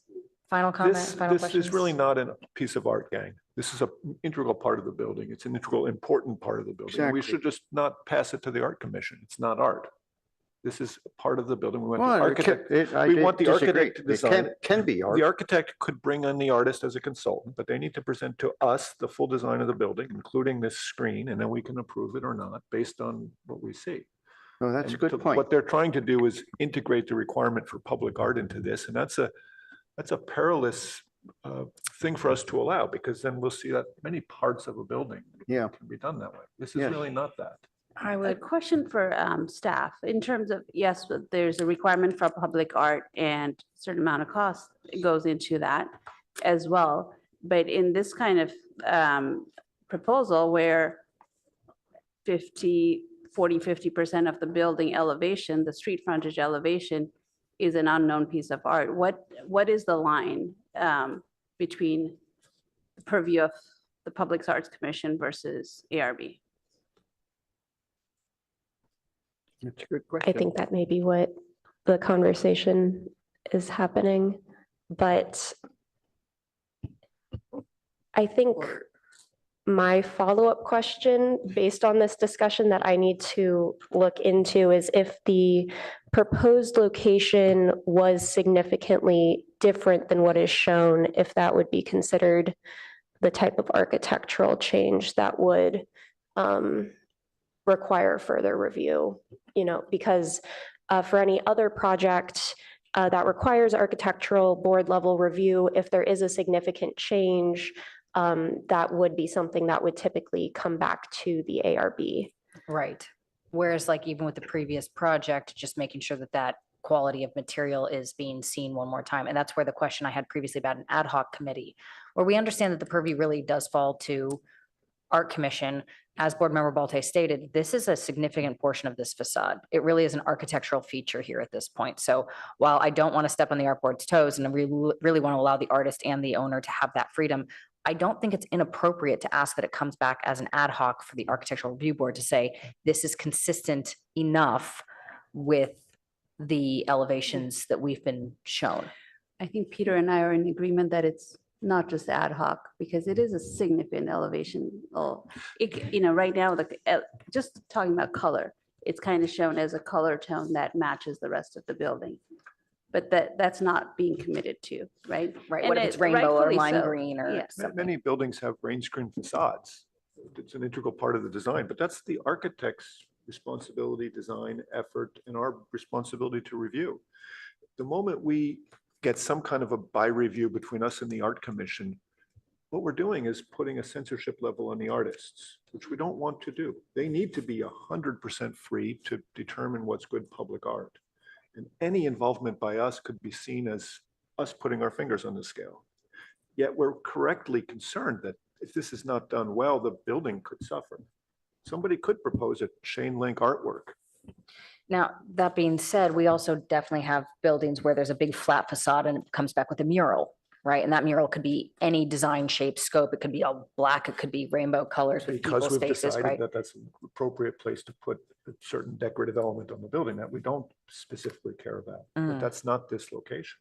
So I think we should just tell the applicant that they have to find some other way to do their public art. We want to see the design for this. It can be an ad hoc design review perhaps, but we need to see it. Or it can be public art, but it should come back to us with the complete elevation design, including the public art. If we're reviewing the work of the Public Art Commission, I can't support that. Right. It's just crossing a path that I don't think is really wise for That's the true. city. It's a very fuzzy line. Yeah. That's a in very this clear case, line. Yeah, The artists need to be free. right. Well, That's a similar analogy would be if we had to review the content of a sign. We review a sign for architectural merit, but not the content. Right. Well, let's think of it this way as well, as when we're talking about a mural on a building, right? You have one big swath. We expect it to be filled more or less corner to corner, up and down, left and right with a painting, right? If someone wants to change the color or the texture, that seems appropriate. So I don't really find it beyond that scope to say, okay, this will be a screen installation of artwork, right? To have that parameter being like, well, it's not a painting, right? Because when you have a mural, it's a painting. They're not going to be changing a painting to a screen. In this aspect, we'd say it's an art element that is a screened portion fitting this border. Go. I don't think that's Bring inappropriate. the artist on as a member of the design team, present it to us as a design effort. We'll review it as an architectural element. Right. Whether or not the city counts that as your public art is not our business. Right. But we need to insist on full review approval of this kind of element. It's absolutely the most important element on this facade. it is. For us just to say, well, get the Art Commission to review it is it's really falling short on our responsibility. And the other thing is, like, as shown, this is a beautiful elevation, whether it just needs to be worked out how it actually gets executed. Architect, if that- yeah, I think the architect is being just too much of a team player here and a little more ego here. What's sketched, your design intent seems pretty good. Yeah. Love to see you execute that. Yeah. Maybe some pattern on the shifting pieces of wood, something like that, Right. but go for it. Don't just sub it out. I could be wrong, so planning staff, please correct me. I don't believe that the artist is allowed to be a member of the design team. I believe they have to be an independent entity, and I'm also not allowed to act as the artist, as the architect. I think there are rules around that. That's only if you're trying to include their work as part of your public art requirement. Correct, and that Maybe my client is, yeah, which I Separate believe is that out. Put a which I- sculpture in the front or something instead. On top of the Well, transformer. no, but again, there's so many paint the pieces to these transformer. buildings. There you and go. when you keep layering on. Through the chair, one suggestion that might be considered is having a member of the ARB be invited to participate or at least attend the Public Art Commission meeting on this item, so that there is that connection and attention to the impact on the facade, providing that perspective as they do review the proposed art as another way to keep a connection. Can I get a little bit of clarity on what is the requirement for this public art? Is this something that the applicant is just seeking to do? Is it a requirement? How big is this requirement? Like, can you explain a little bit about what is the minimum requirement for art, public art on this project? The public art requirement is located in a part of the code. I think it's in chapter 16 something, so I'm going to find that now, but it is the same requirement that applies to every project. Typically, on projects that the board has reviewed in recent years, the applicant has chosen to pay the in lieu fee instead. The in lieu fee is equivalent to 1% of the construction valuation of the project, which is part of why the public art component is typically addressed at the time of building permit as opposed to the time of planning entitlement. In this case, the Public Art Commission would still ensure that a work of art that is at least 1% of the cost of the total building construction is provided. This is in chapter 2.26 of the city code. And we're going to skim to see if I didn't if I missed anything important in that quick summary. And to the applicant really quickly, the only area you're proposing for that public art is this screen in the front. Is this screen on the side above the cenote part of the public art project, or is that just going to be designed as it is designed? That's a great question. So the material that's shown right now is an actual Architectura facade screen product. So it's a little bit budgetary. So if there is enough room in the budget for both of these screens to be done by the artist, that's the primary preference. However, the only component that we would be including as part of our public art requirement would be this street facing component that is shown on the west facade facing San Antonio. Okay. Just to add to my prior comments, one of the standards that the Public Arts Commission will be considering is appropriateness of the materials, textures, color, and design to the expression of the design concept. That is fairly broad, but I would assume takes into account the building it is being placed on.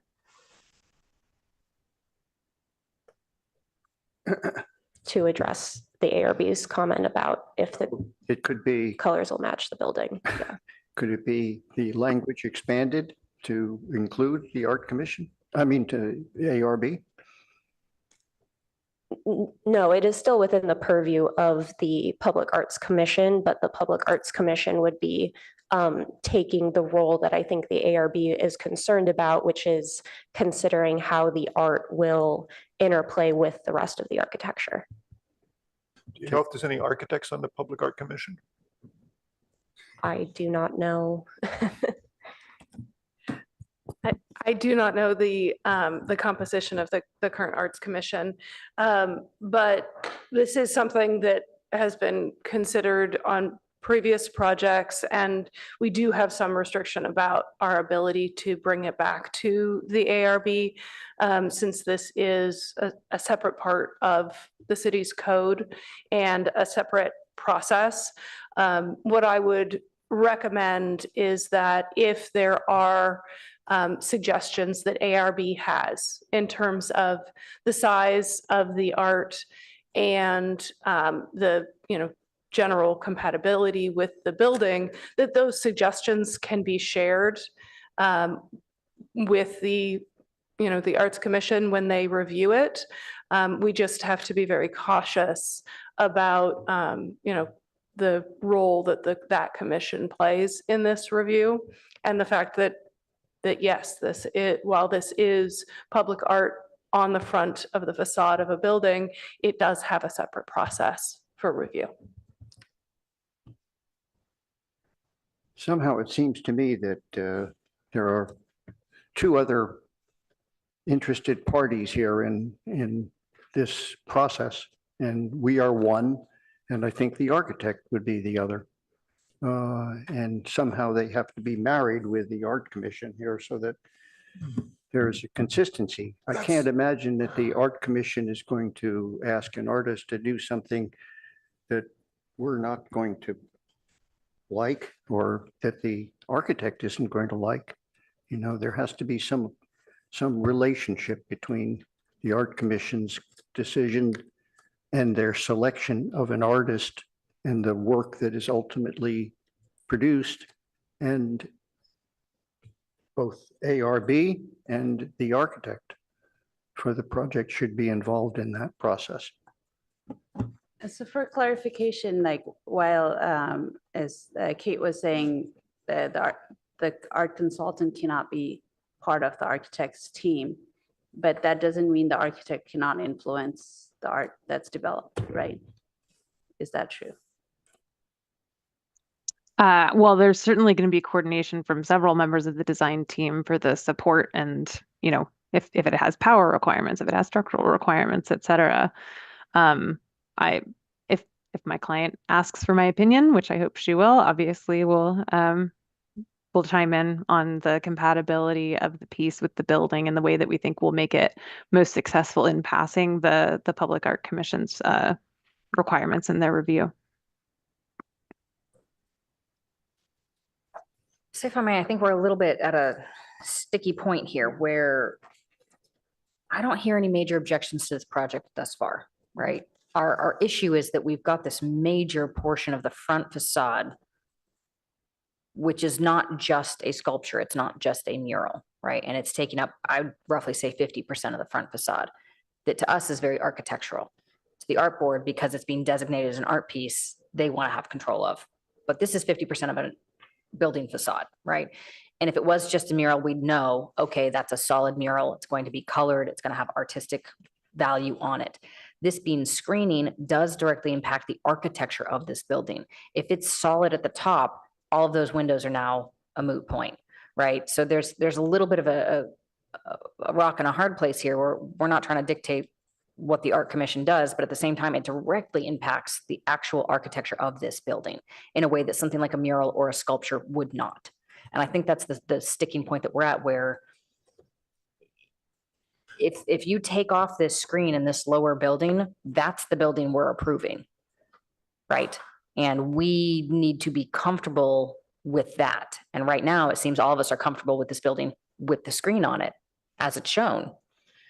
So how do we move forward with this? We say that this is not public art. This is part of the building. We want to see this back to either the full committee or a subcommittee to complete the design. And it's up to the applicant and staff how to meet the public art requirement. That's not our concern. But this is part of the building we want to review and approve. It's that simple. We don't have to say it's public art. True, but if the public artist came back with something well within the parameters saying there's a frame and we've got a different unique type of screening inside, that would qualify as public art, and that's the hard part. Now, we are not being shown that, right? We're not being presented with, here's our public art piece, and understandably, right? It's understandable that this public art piece is not developed yet, it hasn't been designed yet. But if they came back and said, we've got this really cool screen that we designed out of this texture and it's got these shapes to it and this geometry and it moves in this way, whatever that is for an art element, if we could see that, we could say, we're good to go. But we are being shown the screen as it is. And so it's a little tough, right? That if the art piece was in certain parameters, we'd probably feel comfortable moving forward, knowing that it was a 50% open screen, that it was built of some sort of durable material. But if it's also neon LED lights, that's not gonna work for us, right? So if it's a series of huge tube lights or some weird installation like that, not weird is bad, just weird is unique, it could be problematic, and that'd be lighting into the facility, right? You can see how art has such a broad parameter and the screening does not. So how do we make this work? And I think Peter's point is actually very well taken, that at this point, the screen is part of the architecture and not the art. And if you want art, it might be useful to find another place to put it. Unless it's developed as part of this and it's both, it's a third party doing the design for the art piece and it's integrated to the architecture for review. Yeah, we're really hitting a philosophical question here as to when it stops being art and starts being architecture and vice versa.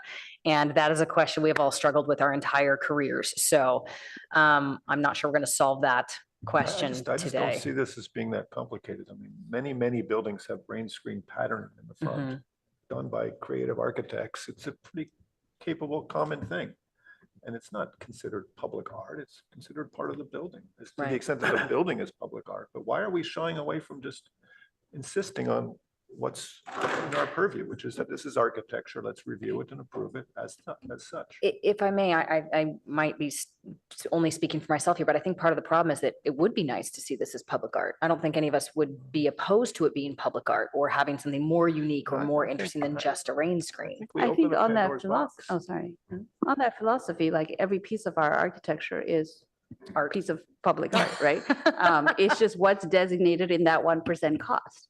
That's our, we're splitting hairs on that. Yeah. But like if in this, I want to ask the applicant, because I think what she was alluding to is her client is asking for this to be done separately as part of the public art. So if we condition the approval to say this is part of the architecture, does that put her in a difficult place? Right.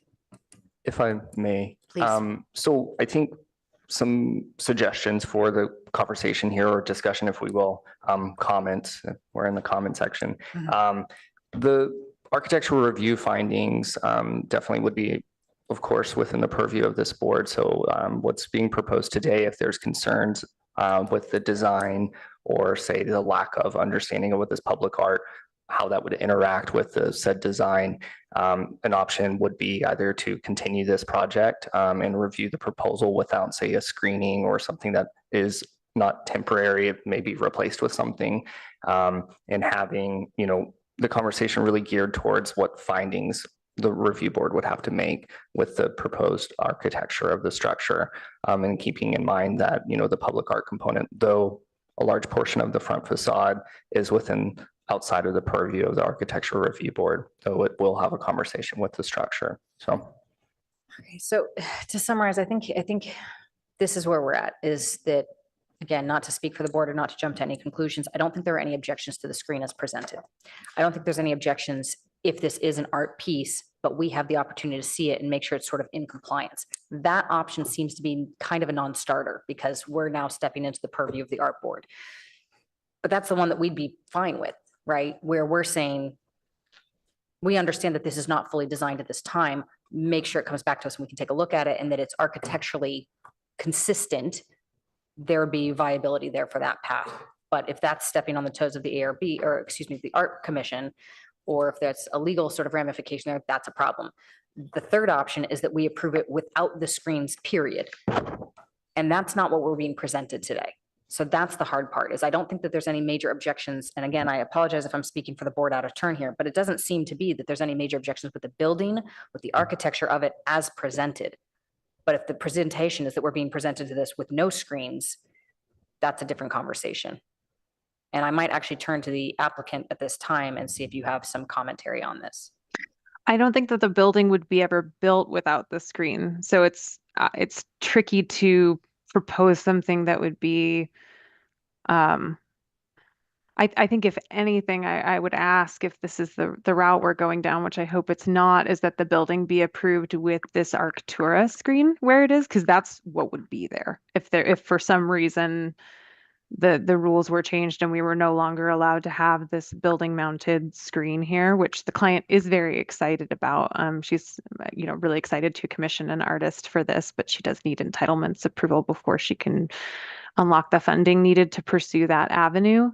Can I ask a question? Go ahead. Sorry to interrupt. Let me ask a question of staff. Is there a way that we can condition this approval to say we approve it with the screen as designed, but we allow for the possibility that it comes back to us with an ad hoc, or that it comes back somehow with an art piece, right? Like, we want to set this as a minimum standard, right? If this screen is here as a minimum standard, but we'd allow for some possibility of flexibility in the future, is there a way we can get there?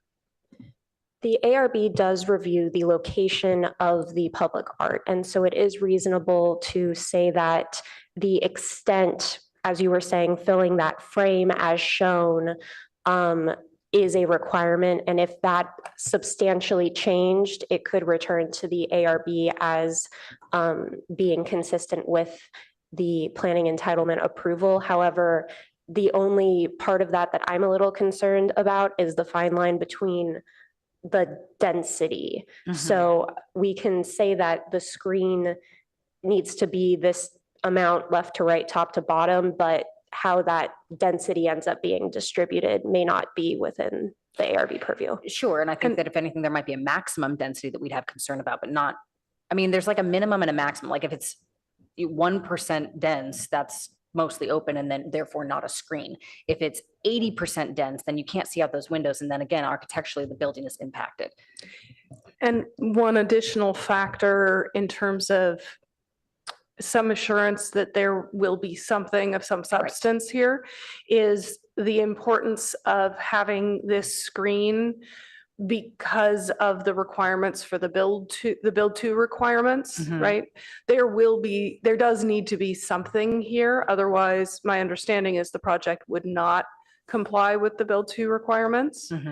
And so I think that's the main concern with the possibility of coming back to review the building without anything here, is that then that's a problem with that requirement. So there, as proposed, there will be something here. What exactly it looks like is hard to determine since it needs to be designed separately from the architect. And so it's a difficult balance between what we can look at and what we can't as part of this review. One more question to the staff. So actually, this element is projected in the front setback, right? So it's only when it defined as artwork. No, to be clear, it allows, or the frame includes an overhang of the roof, which projects into the front setback. However, the screen itself is proposed at that front setback line. It would not be projecting. Okay. So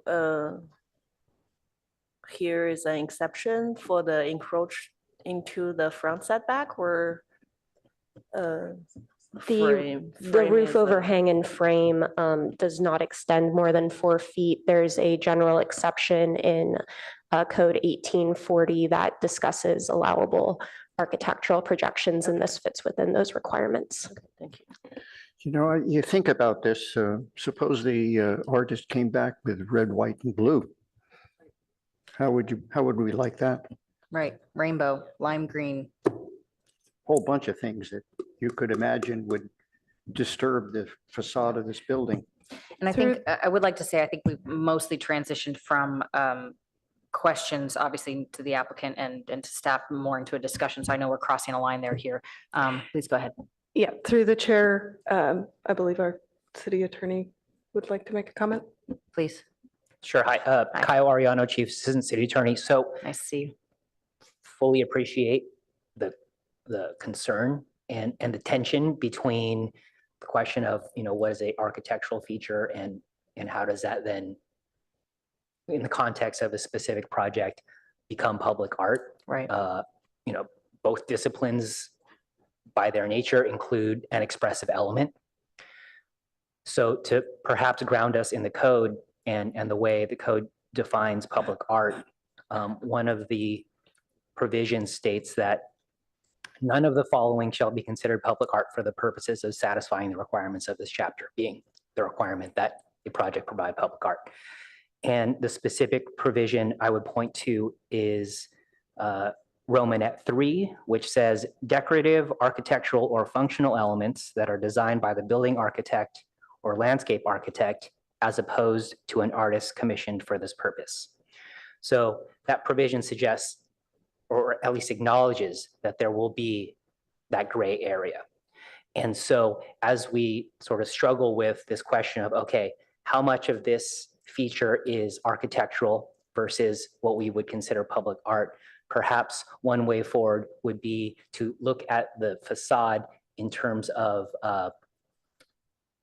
performance standards, right? Or material standards that you could then relay or include in your recommendation that gets forward along to the artist commissioned to design the facade around transparency or illumination or materials choices, something along those lines. I think what we are somewhat resistant to do is to have whatever the product of that commissioned artist, have that come back to the ARB for some additional feedback. So if there is something along the lines of performance standards that you all could coalesce around, include that in your recommendation, I would offer that perhaps as a way forward. Okay, so basically the intent would be to set parameters for the artist's creativity, which again, I think all of us are a little bit resistant to do because nobody wants to stifle an artist, but at the same time, this is a gray zone. This is architecture as much as it is art. So parameters, yes. Artist creativity, is where I would start to be a little bit more sensitive. Exactly. But a number of your comments do, I think, fall within this, what my phrase, I don't know it's yours, but we could call it performance criteria around materials choices or impacts on ambient lighting within the building, or how it would affect whatever aspect of livability within the building. Okay. Those are areas that I would suggest you all concentrate on if you can. And if I could, adding in the word functionality, right? Thinking about how this is going to function with the building design, right? How much light is being allowed through or visibility out, for example, and functionally, how much of the facade is being covered, that those kinds of criteria or direction could potentially be included in the conditions of approval. So to my fellow board members, I'd love to hear your thoughts on this. Peter, you got your No, finger. I think it's just so simple. This is not public art. It's part of the building. Let's just call it that. Call a day, it's spade a spade. I don't want to keep going around in circles. I'm befuddled why we don't just say this is part of the building. We want to see it as an ad hoc committee, basically to verify the design, what the architect showed us. And we do not think this is public art. I mean, the staff seems to be resisting that fundamental notion, but to me, that's just the simplest way out of this. We have many buildings, gang, that have this kind of thing on it. If we start allowing every one of these to be public art, all the owners are doing is looking for a 1% discount on their cost. They want to integrate that. It's a significant thing. Every one of them would love to take 1% less and factor it somehow into the facade of the building. Or making stained glass windows, making some special pole decorative at the bottom. The code he just cited said when it's a decorative or functional part of the building, and it has to be the criteria there is whether it's designed by the architect or the artist. Well, the artist cannot design this screening facade. There's too many technical important elements of the architecture that have to be met. What level of transparency is it? You heard the architect say she wants to consult on that. Of course she does, because it affects the quality of the design. The moment she consults, that line has been crossed. It's now can't be considered public art because the architect is part of the design team by the statute you cited. So to me, it's just, why waste time on it? Let's just say this has to come back to an ad hoc committee to meet the intent of what she's showing us. It's that simple. I totally agree, because I do not want to put parameters on the artist, right? Because calling it art is we're putting parameters on the artist, which we don't want to do. That's not a precedent we want to set for any project. However, this is a pretty large panel, which is going to need structural supports, which is going to need architectural, design support to make that happen. And therefore it becomes part of the architecture of the building, and therefore it becomes part of our purview. So it's such a gray zone. And Kate, I feel for you because your client wants this to be public art and therefore your hands are tied. But it is like, we can either approve this with this screen design intent, which means like whatever the artist actually comes up with is no longer what's approved, right? And that's not a place anybody wants to be. So this is a really tough place. Yes, and I want to sort of just put my same appreciation of what Peter's been stating here about this. I think it's a correct description of what this item is, and to take it and make it into a separate art piece is inappropriate here. The architect has put a lot of time into this building, and I'd like to see them part of the responsibility as well, and making the decisions that affect this. I think if we as a board make that kind of a statement here, that the owner might appreciate it, because certainly they've gone quite far in all kinds of sensitivities in this building, other than this one piece we're talking about. I would say to the architect, it's a little unfortunate. It's almost like you've done such a good job that nobody wants to see this change. So there's a little bit of that going on here too, where you put a placeholder in as something to allow for an artist to breathe, and yet we all look at your design and we think it's very well done. So however you want to phrase that, victim of your own success here a little bit is I think what's going on. So any final comments or questions from the board, or do we have a way to motion this forward? I do want to get some clarification on these Please. diagonal lines that. Yeah, I'm planning on friendly amendment to whatever's happening, that those diagonal lines be removed. I think that's going to be a problem.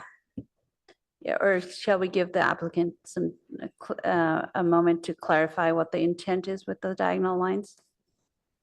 I think she made a statement about that. Yeah, I have. Not quite get it. I have a project precedent that I can share, if you'll allow me a moment to pull it up. I know it's not time for my commentary anymore, but I do believe there are provisions in the public art code that the design team may support for structural and electrification purposes. I just heard a note about once we're involved, it's not public art anymore, but I believe there are provisions in the public art ordinance that do allow us to participate where necessary.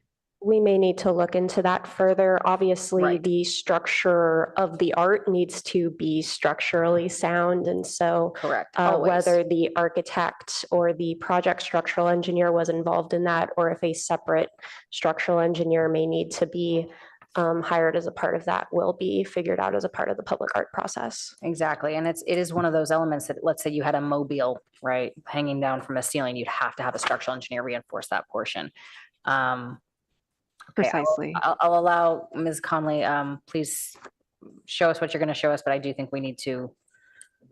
have a Certainly, discussion. yeah. So the image shown here on the Equitone project precedent is what we're thinking of in terms of the rotation of those panels to provide that kind of more geological feel on the exterior of the building. You'll see on the materials board that the striations on our selected material are a lot less severe. So we believe it'll be a more nuanced version of this effect, but this is essentially the intent, is to kind of have that variation in the orientation of those striations rather than just kind of the same monolithic rectilinear facade. However, I do fully appreciate the comment about vertigo, and I now want to go back and do my homework and research that. So please you know, I'm not Yeah. going to tell you what to do, but feel free to include that comment. We'll definitely be looking into it anyway. Perfect. I would also, part of this is a little bit from Washington DC. They have their underground metro stations. They used to have the concrete channels in the method they were constructed, and they found that people kept falling down the escalators because they would tilt to match their bodies to the lines. There's also the Strata building at MIT has a room that's got dots all over the place, and you just sit there, and after about 10 minutes, you feel like you're falling over. So with the elderly population, I'd be very strongly opposed to having diagonal lines on the facade where you can see them. So my 2 cents on the project, but I do believe that we are at the point where we really should be making a motion on this project. So Peter. Yes, I will make a motion. Before I do that, though, I do commend the applicant and thank them for shifting the public uses to the ground floor of the building. It's a huge change and it made a big difference. With that, I can support the building and recommend I move that we recommend approval of this project as presented with the following additions. One, condition of approval number 20, required public art. Add at the end of that a sentence saying that the front transparency screening on the front facade is not considered public art. 2, that the design for the transparency screening on the front of the building come back to an ad hoc committee for approval. If it varies from. Well, no, I think we expect this to design intent, but we want to see how it's executed. Sure. And 3, that the panels you were just talking about, what are they, the white fiber cement panels with the diagonal lines, come back to the same ad hoc committee for review and approval. I'll second the motion. Friendly amendment regarding the window pattern on the backside. Should we? Window pattern on the backside. David, let her finish. The window pattern on the backside. Sure, but what is it? To not have the small square window. Is that something we should write in or? I'm happy to send that to the ad hoc committee. Okay. I didn't pick. So next, we would want to add the fenestration patterning On the south side. for greater consistency. Can I get two cents in here? Okay, so I accept that amendment. We're jumping to a conclusion here. Have we looked at all the facades? Have we decided that every facade is acceptable? For example, I'm looking at the front facade and I see this same window patterning, a kind of a boring right-hand side to the front of the building with the same window instead of something that represents a living room within the space of this apartment. Have we really explored every face of this building and said, yes, we accept this? Do we accept the window patterning and what was described? I would say that because it hadn't been brought up previously in commentary, that there weren't objections to it. But if you have an objection, we'd love to hear it. Yeah, I think I'm sort of more or less thinking that almost this is what Venturi would call a dumb, simple elevation here with the same window kind of just placed into an apartment.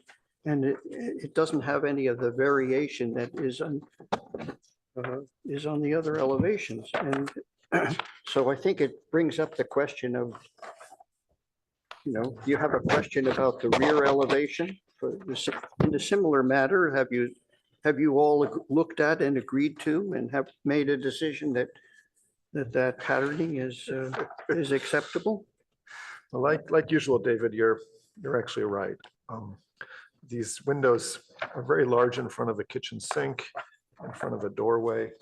There's some work that still needs to be done to get this all figured out. If you look at the floor plans and then compare that to the elevations. Or you look at any of the other elevations, it just simply as an elevation, and there's a little more variation in the windows on the left and the windows on the right. If we add as a condition of approval for the ad hoc committee to review the configuration and placement of all the windows, is that adequate to send it to an ad hoc committee though? That's okay. Because we want to get I'm these comfortable folks. with that. Yeah, I think that these window adjustments, it's a valid point, David. I appreciate you bringing it up.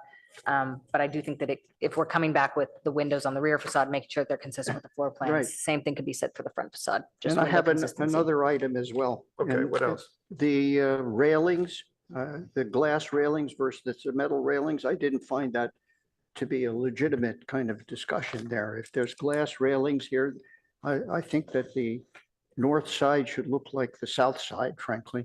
And Interesting. I had no objections to them making that north side metal because they are all indented the way that the floor plan lays out and you won't see them from around the corner. I did not, other than that one back view where you've got the two corner units, I did not have an objection to that personally. And I think that's their prerogative to try and do Well, some cost savings. It doesn't bother I'm me. bringing it up but, because, yep. you know, it is an issue where they make a change, and I think it's less reasonable to have that change on this building. They can afford to have the glass railings on the north side of the building as well. So are you suggesting we condition the railings all to be made out of glass, or to have it come back to the subcommittee, to the ad hoc committee? It can come back to a subcommittee, but I think I want to raise the issue. What is the criteria that we're looking for? Consistency of the railings? Yes. Or Consistency of the railings. So they could all be metal then? They could all be metal, That's basically what we're saying. If we or ask they for- could all be glass. Yeah, so we're asking for consistency. Do we all, Personally, I don't think it's necessary, but I'll defer to the other board members if I'm outnumbered. Yeah, I was gonna add that as an amendment, just for it to be consistent as well, so same. I'd be hesitant to see all of these in metal though. So then you're just tying their I mean, hands my into making it preference all is that, glass. my preference is they be all glass, but however, I would accept all metal. Yeah, but I think in terms of maintenance and all, keeping glass clean Right. is much harder. Yes. And therefore, this being senior living units, the staff have plenty to do other than clean railing a glass.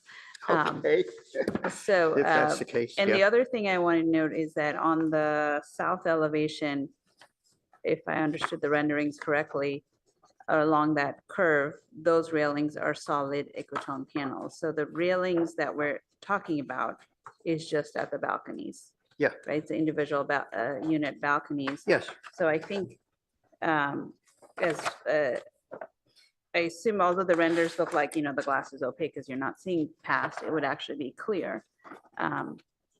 Or unless the intent is something else.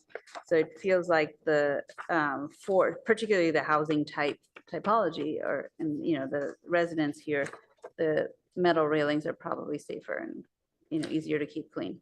Yeah, and I take it back. I would not be opposed to them being all metal, looking at it now. And you're right about the cenote being the solid panels. I think that's quite lovely. So I withdraw my objection to all metal. so Railings. why don't we add the condition of approval that all balcony railings be of a consistent material? And that's back for verification by the ad hoc committee. yep. Can we see your Is that okay with you, Ken? notes that you're writing? You're seconding this.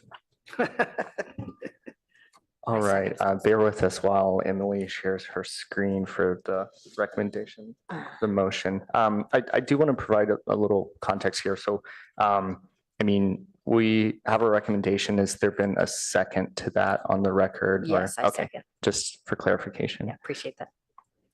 And added comment for context, this has been in review for quite a long time. And the motion, as we're about to see, has some list of perhaps extensive changes to the structure. So just trying to be cognizant of the review process and what that might look like for the applicant.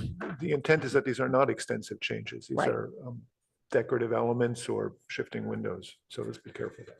Yes, agreed. And just because I'm bringing up topics this way, we have not discussed the landscaping at all. Emily, could you remove this thing where it says transparency needs ARB approval? I'd like the modification just to say that the screen is not considered public, it's not public art. My second still stands. Yeah. Mhm. Panels, window locations on rear. and front. Oh, it was not only the location, but the size and configuration. Use instead of location, say size and configuration. And it's the balcony railings off the residential units, not all the railings in the building. Beautiful. Okay, and David, what were you going to say? Well, I'm quite happy with the landscaping, as a matter of fact, but I'm bringing it up because if we're approving, we should be make sure that we're approving everything that we're looking at here. Yeah, I believe no last objections time to we didn't landscaping. have much in the way of comments on landscaping, No. so I don't believe much revisions was made. So number 2, the ad hoc for Equitone panels, Peter, if I may, this is your motion, so I don't want to overstep here. For the Equitone panels, do we want to clarify removal of diagonals? How do we want to phrase that? Well, I think I'd like to let the architect consider our words and come back to our ad hoc committee.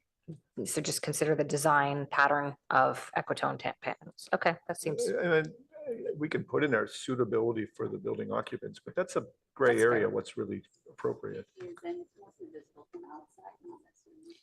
So I have confidence that our ad hoc committee will okay. be focused on this. And you can appoint yourself to the committee, so they're there. Self-appointed. And David, I'm comfortable with the landscaping as presented. Do you see Yeah, other same. changes? you'd No, like to no, make? I don't. So then So we can move move on. one and- more friendly amendment is to have the dining room on the ground floor facing the rear yard to be fully height. Full height glazing. Full light glazing. To enhance indoor, outdoor Well, isn't that picked up by, rear facade windows. let's just say review windows and exterior door sizes. And truth be told, I'm not sure I would be necessarily pushing for that because it might also, again, provide an opportunity for someone to not realize that it's not a door and then walk into the glazing in a way that maybe it wouldn't be if it was a different set of occupants. So I'm not opposed to these being very visibly windows at the rear facade, that the door looks like a door and the window looks like a window. So for me, I don't have an issue with that because of who the residents are at a building like this. Yeah, or it actually, when you look at the floor plan, actually, they could possibly open all those windows along the rear yard to be just the door open to the rear yard and enhance the indoor outdoor experience. Are you suggesting they're fully operable or just glazing? Well, Let me put it this way. I support a door being a door and looking like a door and a window being a window and looking like a window. Because I think once we have the crossover again with elderly patients, anytime you're adding confusion like that, I don't think it's a good idea. I'll support most anything you want, Board Member Chen, but I think this is very squarely within the realm of the functionality of the architect designing a dining room for these type of tenants. And it's on the back of the building, right, facing the backyard. So it's hard to see an architectural review board finding high quality design either way, in my opinion. But if we put that under the comment number 3, window and exterior door size and configuration, then we might get them to consider it, although we're still not saying what they have to do. Right. How strongly do you feel about that? well, yeah, but just since they have removed all the ground floor unit to the upper levels and the dining room is a common space, and then it's the outdoor space at the rear is a better use for all the tenants there, for all the residents there. So the way to connect the indoor outdoor experience, I think is an improvement to this design. So right now, there's one double door from the dining room to the outdoor space.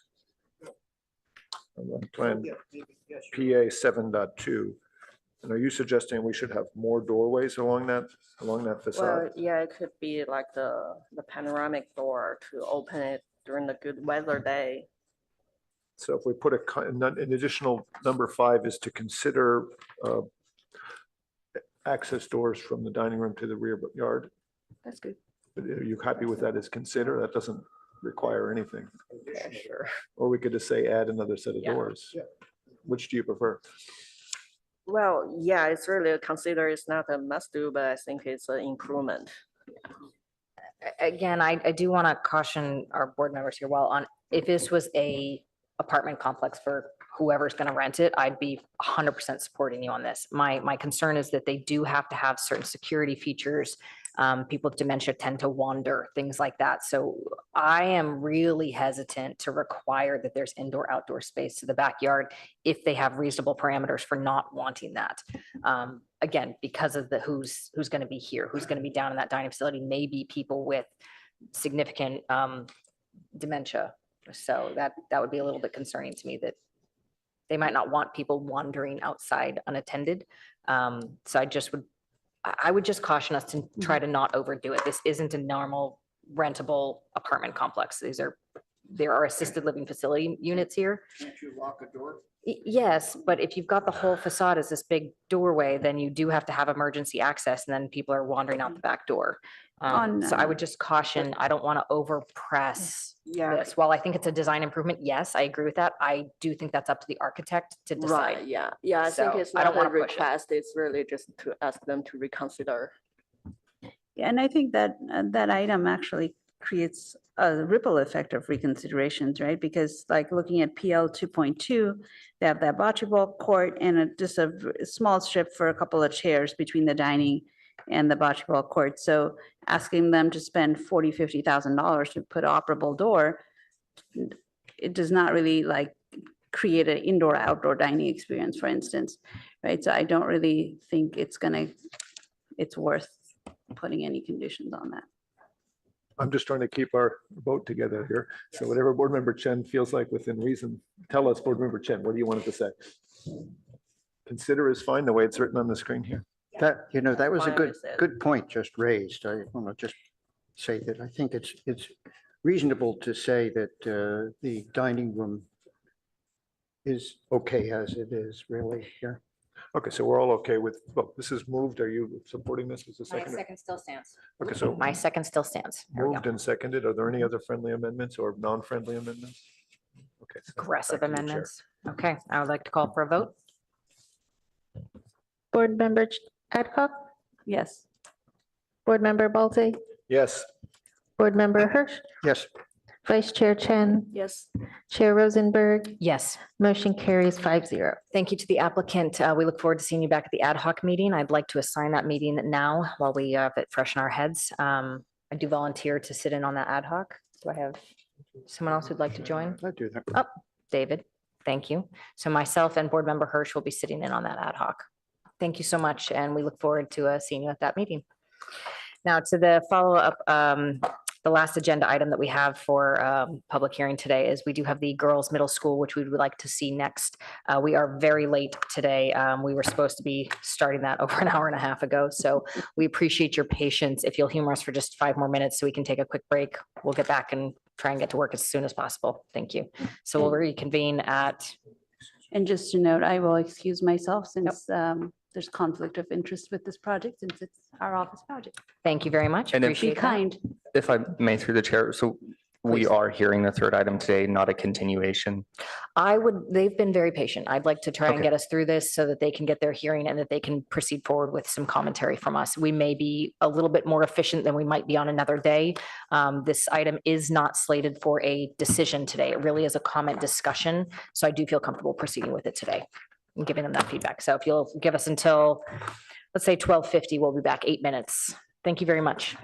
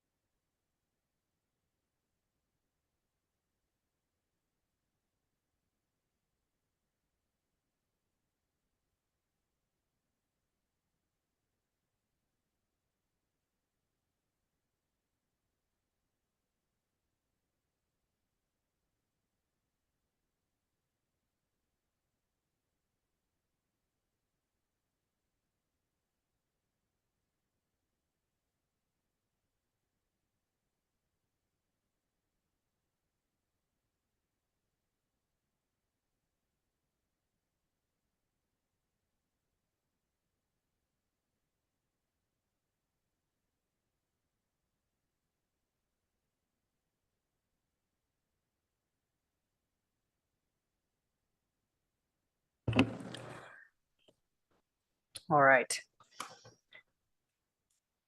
We are running a bit behind our intended schedule, but that's how it goes sometimes. These projects need care and thought, and that includes time. To my children, thank you for the starburst you hid in my purse. That was appreciated. Moving on to action item number 4. We have, sorry, let me flip to the sheet.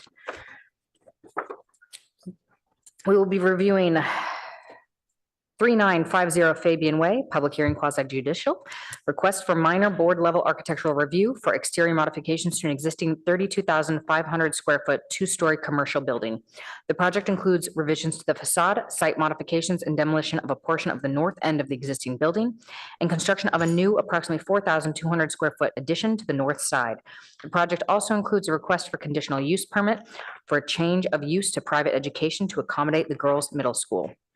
The recommendation at this time is staff recommends that the Architectural Review Board review and provide initial comments. There will be no design decision today, no voting and no project approval today. So this will just be for comments, and Board Member Adcock has recused herself from this one as there is a conflict of interest. So with that, do we need to do disclosures? Okay, I'll ask for, if you have visited the site, please say aye.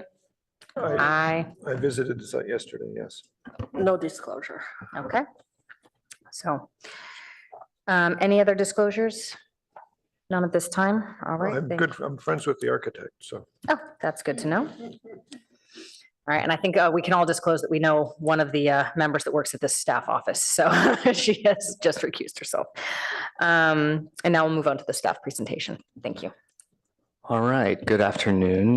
Project planner Steven Schweitzer here. So just jumping right in, a little brief background on the process and the anticipated entitlements for this project. So this is an early review for a minor architecture permit as detailed in the staff report. So some further details about the construction of the middle school. It would require a conditional use permit from changing the use of an office to a private middle school in the GEM zoning district.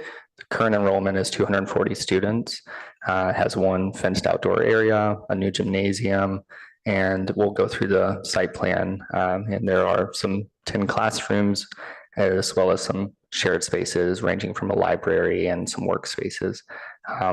The second round of plans were just submitted last week, so those are included in what you have before you today. So those have addressed some of the prior comments from the first round of review. Just to guide the conversation this afternoon, I have some 4 items for topics: consistency with the comprehensive plan and zoning code, the architectural design and site planning, circulation and parking, as well as the play spaces.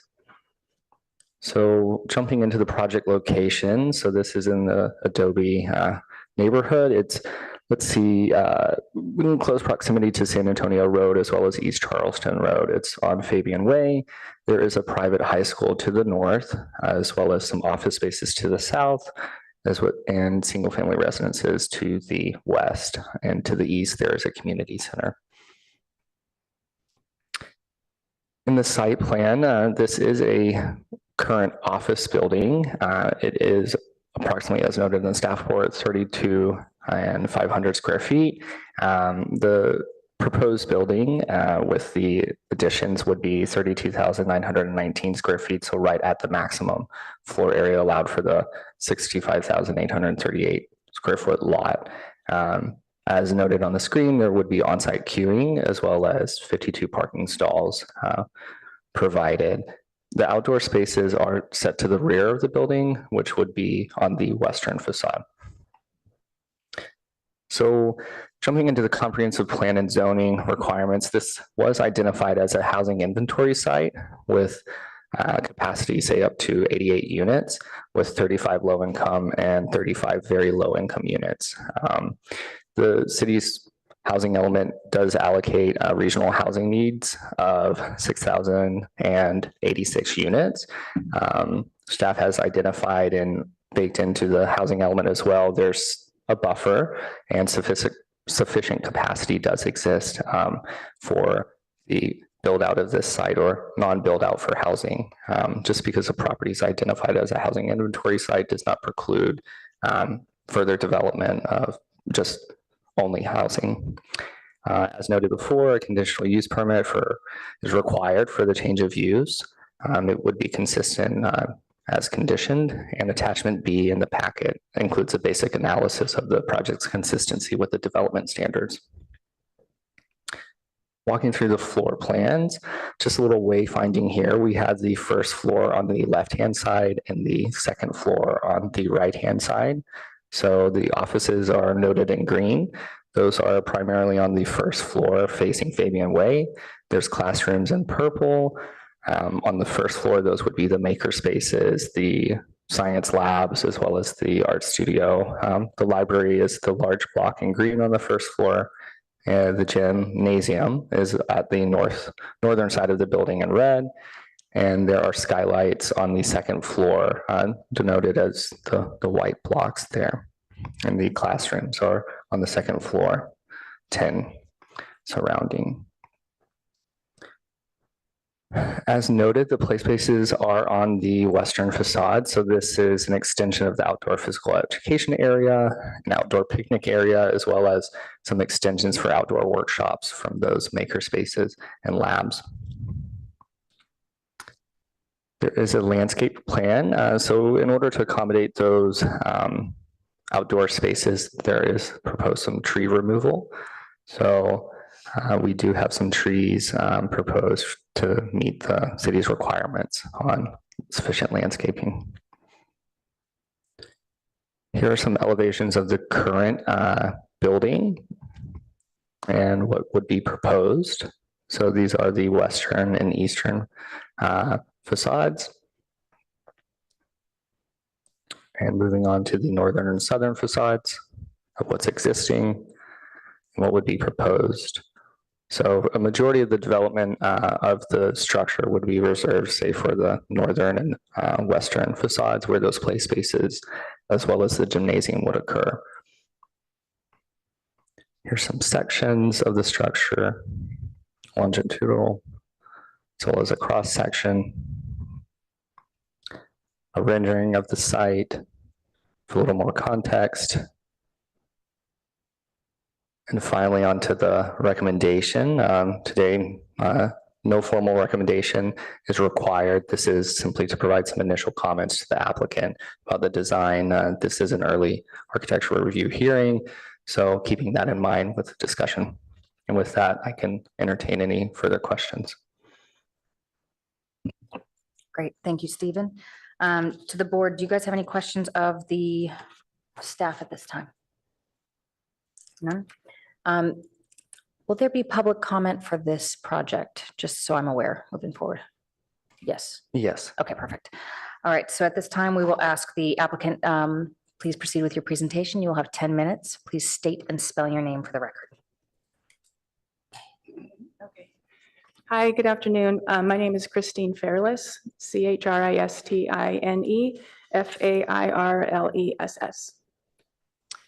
So I can go ahead and start. Thank you. Okay. So my name is Christine Fairless, and I'm the head of school at the Girls Middle School, also known as GMS. GMS is currently located at 3400 West Bayshore Road, and we are proud to call Palo Alto our home. I'm here today to speak about our proposal to make 3950 Fabian Way the future home of GMS and share why this proposal is so critical to our continued success.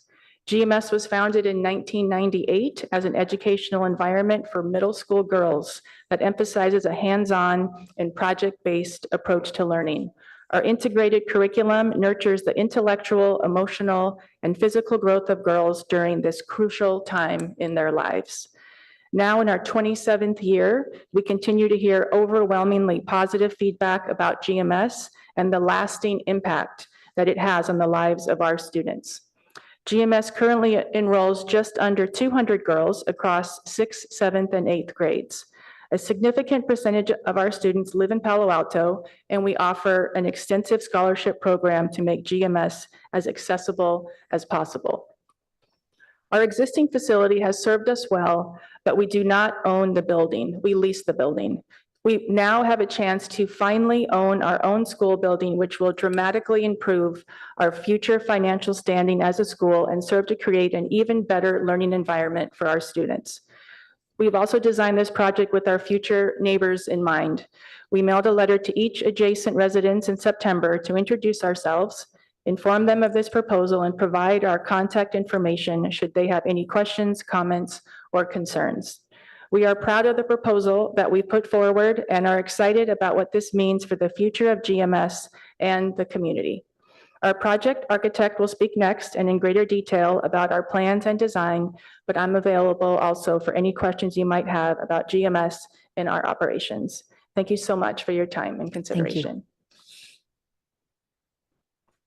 And the clock is still ticking. Yes. Hello, my name is Monique Wood, Monique Wood, WOOD. I am a principal architect with CAW Architects. And Stephen did a wonderful job of giving an overview of the presentation, so he stole our thunder a little bit. So I'll try to go quickly. This is a photograph of the existing building at the main entrance. As you can see, it is a precast concrete building with strip windows that is very indicative of the neighborhood. The site plan, I just wanted to point out our extent of demolition is currently a 2-story space at the northern end of the building. Our new proposed addition is a 1-story space that is approximately the same square footage as the demolition. In terms of the site plan, I think Stephen prefaced it very beautifully, but we wanted to just talk through the path of travel for traffic. We are adjusting the flow through the campus, that there is a single entrance at the southern end of the property. All of the traffic would go through in a single line and exit out at the northern end. This will allow for safe exiting of the students from their cars, both at drop-off and then also loading into the cars at pickup. But it also allows for substantial queuing off of the street and on the site of the property. We are also proposing to change the main entrance of the building. Currently, it's at the southern end of the property, but due to our path of travel for traffic and our orientation within the building, we're relocating it to the northern end. In terms of the building concept, here we are again at the existing building. And the rendering that Stephen showed shows the new gymnasium addition, which is at the northern end. As you can see, the majority of the perimeter of the rest of the building remains as existing in terms of the materials and the windows. Our material palette is to provide a cement plaster finish on the exterior of the addition, but maintaining consistent colors from the precast panels, which will be repainted to a much warmer tone than is currently out there, but we will maintain that same color at the top portion of the building. And then the lower portion of the building, our goal is to utilize some of the colors from the girls' middle school branding, but in a more muted fashion that is more cohesive with the rest of the street and the other adjacent properties. But you can see the blues and also the yellow highlights around the perimeter of the window systems to kind of allude to that GMS branding and really give a face to this building. We are also maintaining a lot of the datum lines of the windows and transferring that from the existing building to the new elevation so that we're having cohesion between the existing and the new. And here is a rendering of the main entrance. To the left, next to the kind of rose trees, is a covered walkway or a covered entrance into the building that's into the main lobby. And then the gym addition is to the right. As you can see, we're keeping the proportions of the gym and the window structure very consistent with the existing building, but also wanting to have a little bit of an inset that has darker tones at the storefront for the windows so that it's more proportional to the volume of the building. And here you can see the yellow surround as well. And these are some examples of that same strategy being utilized to have bigger proportions of parts of the exterior elevation so that they're more proportional for the building.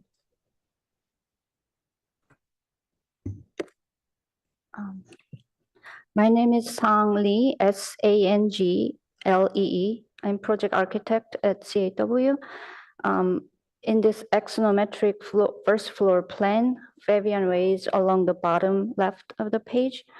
You can see the main entrance between gym and the large meeting room, and there is a one direct entrance to the gym as well. When you come into the building, there is a reception desk and open library right in the front.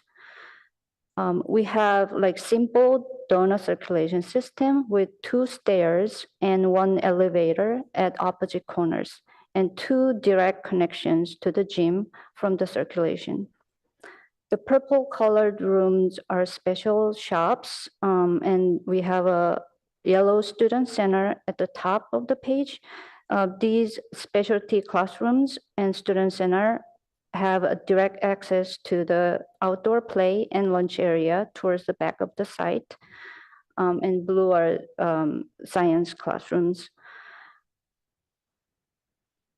On the second floor, the donor circulation continues. 10 blue colored general classrooms are located along the exterior perimeter to maximize natural light, while center space are for teacher workrooms and offices.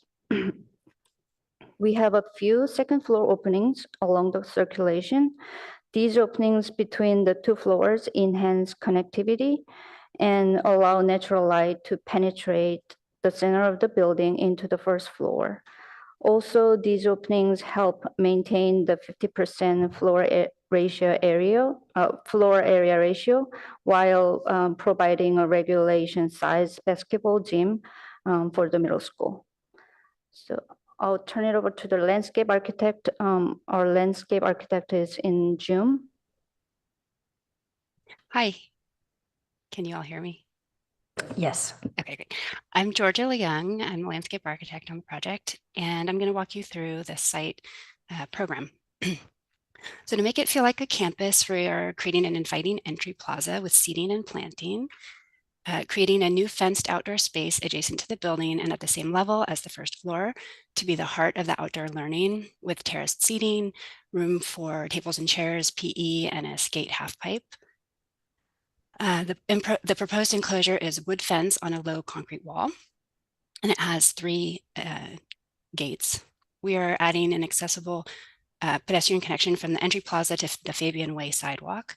Within the parking lot, we're proposing a one-way drive aisle for parking, a vehicular drop-off and accessible walkway to the entry plaza and to the enclosed outdoor space, relocating and bringing 4 accessible parking stalls up to code, and adding 48 bicycle parking spaces, and a new waste enclosure on the northwest side of the site. There's also new site lighting proposed. Yeah. Oops. Okay. So We are 30 seconds over this time, so I would just encourage you, or we're 30 seconds away, so I'd encourage you to wrap up in the next couple minutes. So that's where the purple line is the proposed fence enclosure. And then the next slide is an elevation of it with a low concrete wall and then a wood on top. And that's one of the gates. Do we have time to go to the next? And then this is the plant palette with the trees on the top and the proposed shrubs on the bottom.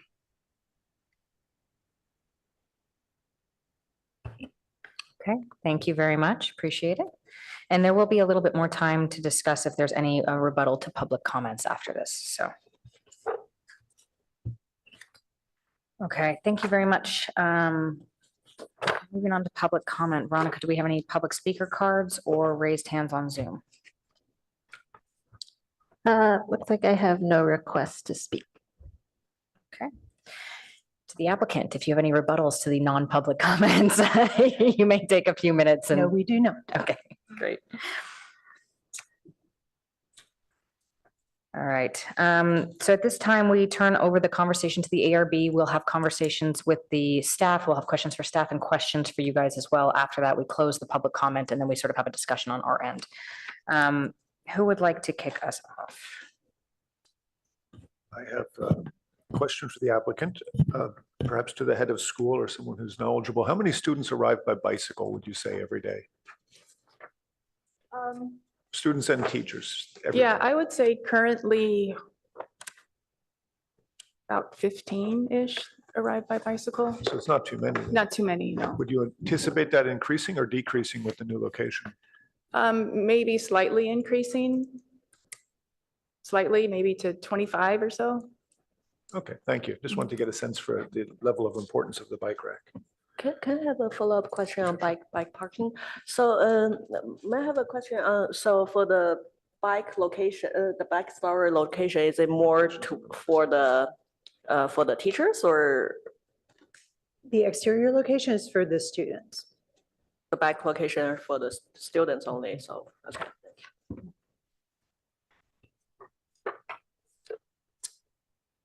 And I have a question in regards to, it looks like there is on plan A 2.01, and I apologize, you guys might be jumping up and down a little bit here, so we'll do our best. On A 2.01, you've got the student center in that corner by the maker space. And then you have the art center sort of next to the staff area. It looks like your maker space and possibly your wood shop and possibly your metal and ceramic. Definitely at the maker space, looks like there's an overhead roll-up garage. Does the wood shop and or the metal ceramic buildings, do either of those have roll-up garages or are those just the double doors going out? The only roll-up is here. The only roll-up door is currently shown in the makerspace. Okay, and then that wood shop, it looks like there's two components to that wood shop. One is sort of fenced off within the structure. And can we actually pull up an image of the floor plan? Would you mind? Maybe we can highlight it as we're talking Yeah. about it. So again, sheet A 2.01.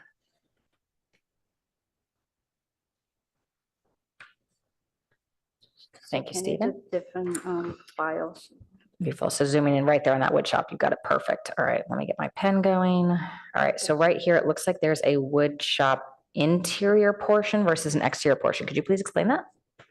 Yeah, that wood shop has a lot of like equipment in it. So school requires to be a quiet room. So if the sounds doesn't like travel so much, so that the separate area is for the quiet room for all the wood equipment. Great. And will there be an exhaust system or anything in Yeah, that space yeah, as there well? will Okay, be a perfect. exhaust. And does the same apply to this metal ceramic area here? Metal ceramic here, we have like building brace frame in between. Okay. So we're gonna use as a storage space. Perfect. Okay, great. Stephen, do you mind scrolling down to the maker space? Thank you. So it looks like here, this maker space has a nice big garage door going out to the back patio. But when we look at the site plan, it seems to be that that's not necessarily so deep. Do you guys have any type of dimension for what that depth is of space going out of that garage until you hit the fence? Let me see.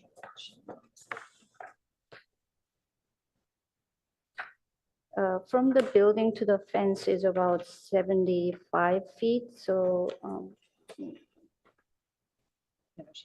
yeah, so from, The landscaping fence, the one that's close. yeah, the landscape fence will be like 25. Right, so right here, thank you, Stephen. Just getting there right there, perfect. So that's gonna be that landscape fence, and I'm looking for the dimension from here to there. Yeah, 25 feet. or 25 so. feet, okay, great. And it looks like the staff area here in this corner is right next to the art center, but also adjacent to all of those, we'll go back to the floor plan in a second, but adjacent to all of those downstairs offices, is that correct? Correct, And then the student center also has a roll-up garage door. yes. Okay. Stephen, do you mind going back to the A 2.01 really quick? I know we're scrolling back and forth all over the place. So just so I'm clear on if you zoom out just a little bit more, I want to make sure I'm covering all of this. So maker space will go out that way. Yeah, there we go. Maker space will go out that way. Wood shop doesn't really have access to the outside. Student center will go out this way to this courtyard. And then staff will be going out to this courtyard here. Is that all accurate?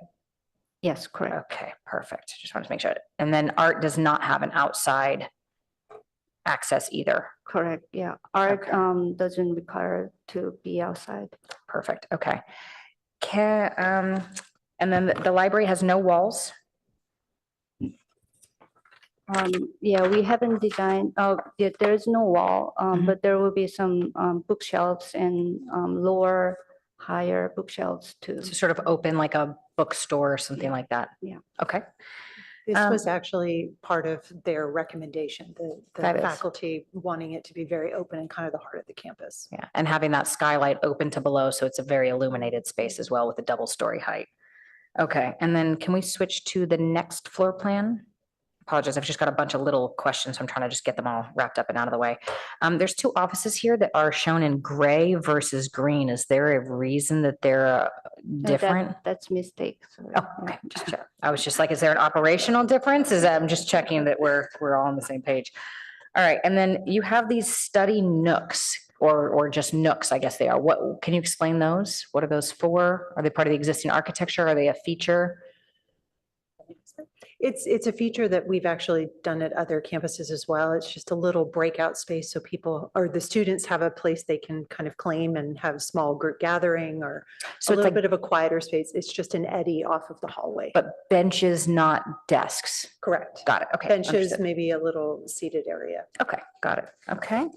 And then hopefully I can wrap this up. Can we go back to the site plan? I'm going to go to, if you don't mind, Stephen, A 0.20.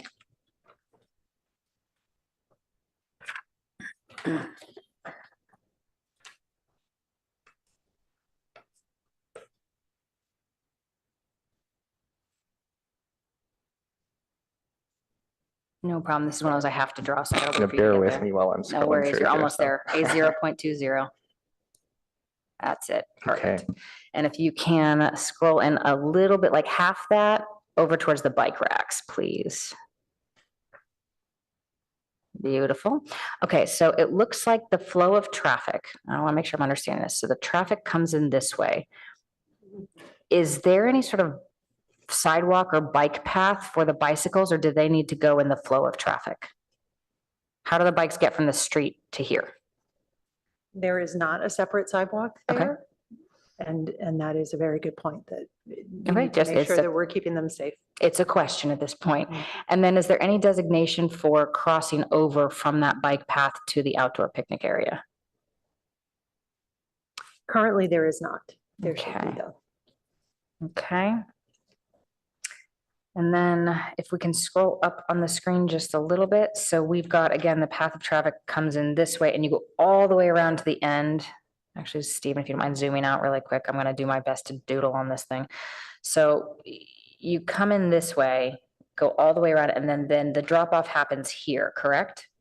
Correct. And so San Antonio, or not San Antonio, JCC's over here. This is Fabian. Is that Charleston? That is. Charleston, yes. thank you. Making sure. And then San Antonio is like over here somewhere. Okay. So most of your traffic will likely be coming in from this direction, whether it's they're taking, they're coming from Charleston onto the street. Would you expect a lot of traffic coming from the backside of Fabian? There is a connection to Oregon Expressway. Okay. If you continue along that road. Okay. So potentially. So I just have questions about the flow of travel. And again, this might end up on PTC's plate, not ours. I'm just curious. Because a lot of this site parameters seem to be focused on how the flow of traffic is going through. So in theory, they would come in here, take a left, drive around, and then come back out and take a right and then cross over that incoming traffic to get back to Charleston. Okay, making sure I understand. All right, I'm looking for transformers and trash. So it looks Trash like is at the northwestern corner of the there. property. Beautiful. And then do we have any transformers placed yet? Not sure. There is at the western side of the building, right in the middle of the building. Within that outdoor workshop area. Outdoor workshop area, is that the transformer there? Yep. It's existing. To refer to civil drawings for site utilities. Okay. Okay, got it. The keynote number 2 on A 0.20 is the transformer that's existing. Perfect. And you guys have 52 proposed parking spaces?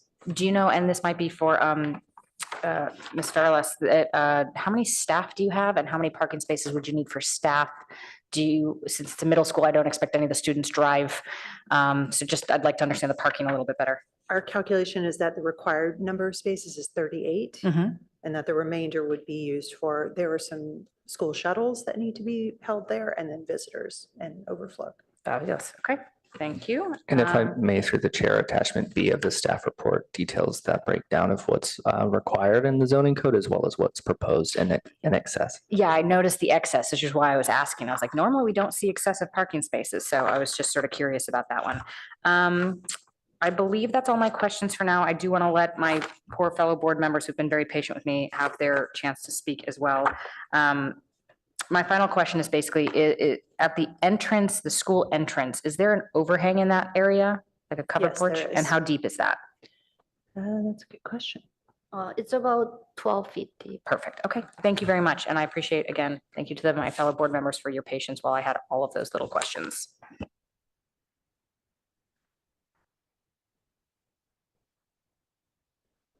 I could do some here. So you have a number of people picking up their daughters here? Okay. You have a number for that generally? Well, so we also have a fleet of vans that go out and collect students. And so we have about 5 vans. And so Oh. about 60 of the kids come via van. Uh-huh. And then the rest are either biking or driving. And we do have a good number of carpools also. So in Uh-huh. terms of the total number of cars, I'd have to do some quick math on that, but that kind of gives you a sense, I think. Uh-huh. So you've been planning the roadway around to accommodate the vans picking up students at the end of the day and the cars that will be on the street and roadway around the building? I'm sorry, what's the question? The question is, have you planned out the circulation so that the vans and cars are going to be able to coexist and move? Oh, yeah, sure. Because this is exactly the way we do it at our current site. So we would actually be replicating it over at 3950 Fabian Way, but Uh-huh. actually creating a larger queue line. So right now, we actually pick up and drop off in the back of the building. And so this would actually give us more space for the cars and the vans to queue around the building so that we wouldn't be spilling out over onto the street. Okay. You haven't considered the possibility of actually using the street edge at all to have any of this pickup? Oh, you mean to pick up on the street? Yeah. No, I think that's a bad idea. Just because I think cars would be lining up on Fabian Way. And so we really want to try to keep the line of traffic as clear as possible. And, when we do this at our site currently, it lasts there's like 10 minutes where there's a lot of cars that are in our parking lot and driving through, and then it dissipates after that. Okay. I was going to ask the same thing about students riding bikes, for capacity, but you have the ability, I think, because of the questions that Peter asked, to allow for a larger population in bikes. Yeah, and we might have more students who bike because our location, it will be Yeah. a little bit more biker friendly to go inside of to the new location. Palo Alto, yeah. Yeah. Mhm. Yes, I mean, the requirement is, I guess, 1 in 5 students, right? And you have 200 students all total? Yeah, right now we have exactly 186, but when we move to our new site, we Okay. expect to be a little bit larger. Uh-huh. So 1 in 5 will suit you fine there? Oh, I think so, absolutely. Okay. Let me see. Do you have larger bus pickups that take classes to places? Yes, so yes. So every once in a while we'll have a field trip. And so at that time, the bus would just park in front of the building. Yeah. And then, take the kids onto the bus and then drive away and then come back and then offload them. So we do- Offload them. So Yeah. would that be, if it is a bus, would it be on the street itself?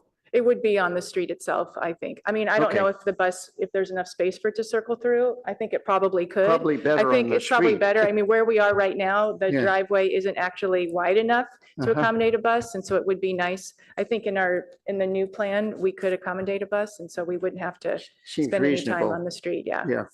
So I mean, then you might consider where if you're unloading, whatever, the bus, that you have some larger amount of sidewalk area that makes it work, or consider that in your, okay. You know, I'm noting on the site plan that A0.20, that the sidewalk comes around the building and sort of dead ends. Is there a reason for that? Dead ends are in that workshop area, outdoor area. Yes, we had sidewalk all the way around, but because of the budget constraint, our site grading, we reserve as much as possible. So all the accessible paths and ADA stalls and everything is towards the north, so we can reserve the site grading on the south side. So if somebody after work, you know, and still people are coming and going, has to get to their car in that area, I suppose, you know, you can answer this question also about from the principal side. The teachers will probably leave later than the students do for the whole school. So the traffic is reduced at that point, and then they can go pretty freely to their car. But do they also come out of and into actually the building for this section of the site? Because I presume this teachers probably come before the students. So is the entry on the southeast side available for for teacher entry, or for whatever user entry to the building? Yeah, and the building, in the school hour, building will be all locked. But Yeah, these prior opening, to, you know. yeah, but these gates, for staff, for sure, it will be open. So, I mean, let's see, the elevator is in that corner of the building as well. So teachers would come directly through that entry? Is that, I'm sort of guessing, is that correct? They could. Yes, correct. They can come through the students come through the other side. Yeah. Okay, normal schools have a front office of some sort, but this one does not. I mean, There is a reception desk in the main lobby. right in the as you main enter. lobby, which is really a sort of like a part of the library. Is that on that corner? No? No, the library is kind of constrained to the central perimeter. Yeah, Within that, it's on the inside of the donut, whereas the Yeah. reception desk is on the outside of the donut. So when you walk through the door, the first thing you encounter is the reception. there's a where's that shown on the plan? And which plan are we looking at here? There's a keynote, If I may, it's there's a large- A201. What's that? A201 201. and keynote number 3. My apologies. It is actually at the upper right-hand corner of the library space. You're I looked correct. at that desk and said, that's got to be the front desk reception point right there.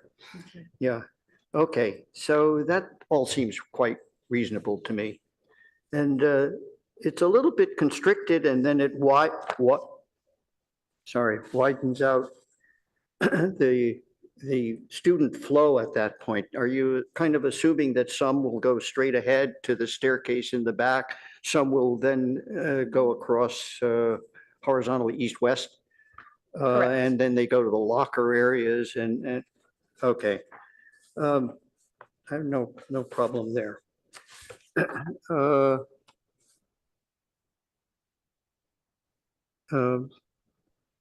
So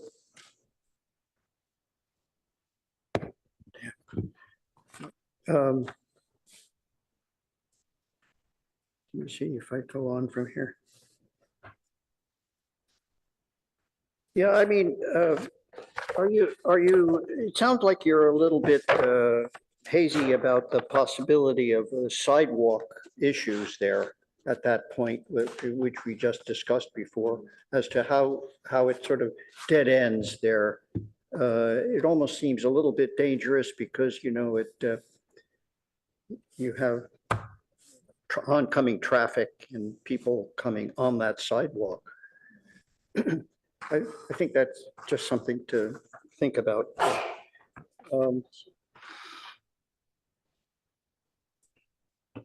Afternoon, do interior office, cleanse your walls. Yeah, I have a major question. You know, you're doing a whole new layout here of classrooms, offices, et cetera, that meet the exterior wall, and the wall is at this point. Are you replacing the windows or no? So what happens when a wall falls on an exterior line of windows? Does it always meet a mullion? How do you deal with that?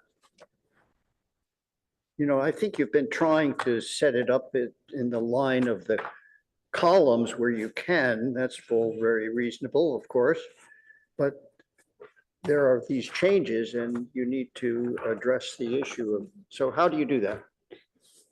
On the second floor, classroom is in the existing building module, so it can be easily fixed.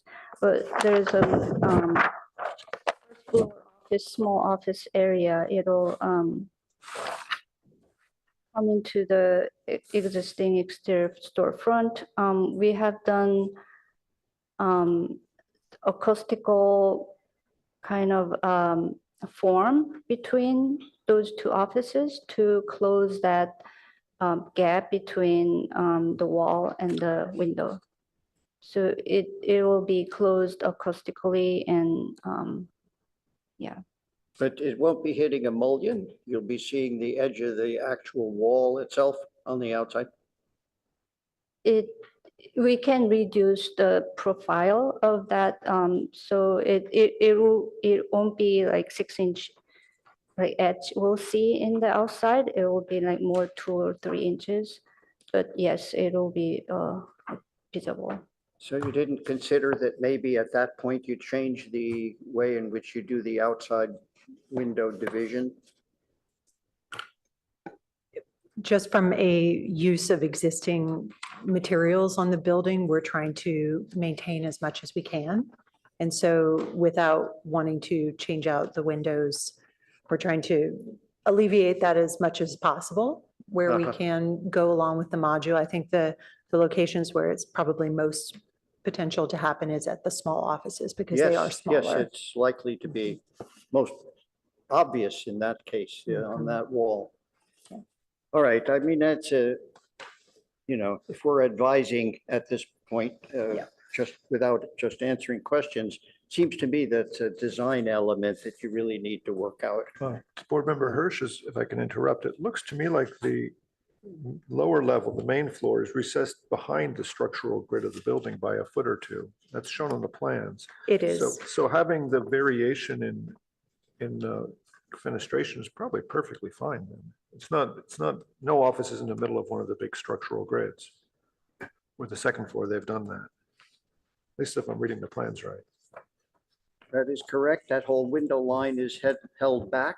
Yeah. Yes, correct. So, but it is nonetheless held back or not. It has a certain module to it, right? I would bet it's already not lined up with the grid. You know, you don't know what's there now. So the column line at that point is outside. Correct. Completely. There are pilasters that come down to the ground. You can see them very faintly on A 2.01. Yeah, on the line of the numbers. Correct. Okay, and that's true on the east and west side, huh? Yes. In fact, it's true all the way around. All the way around. All the way around. Okay.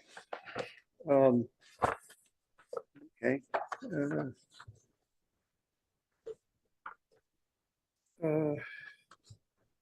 So the demo work requires just demoing the major demo is the whole of the north side there where you're Correct.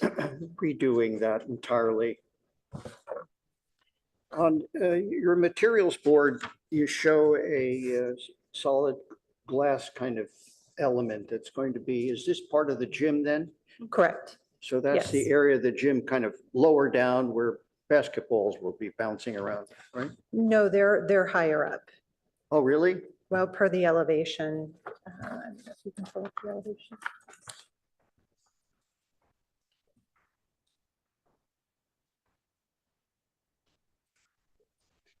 There are garage doors at the northern end of the gym, but all of the insulated glass units at the gym are at a higher level. So it's only the doors that come down to ground level.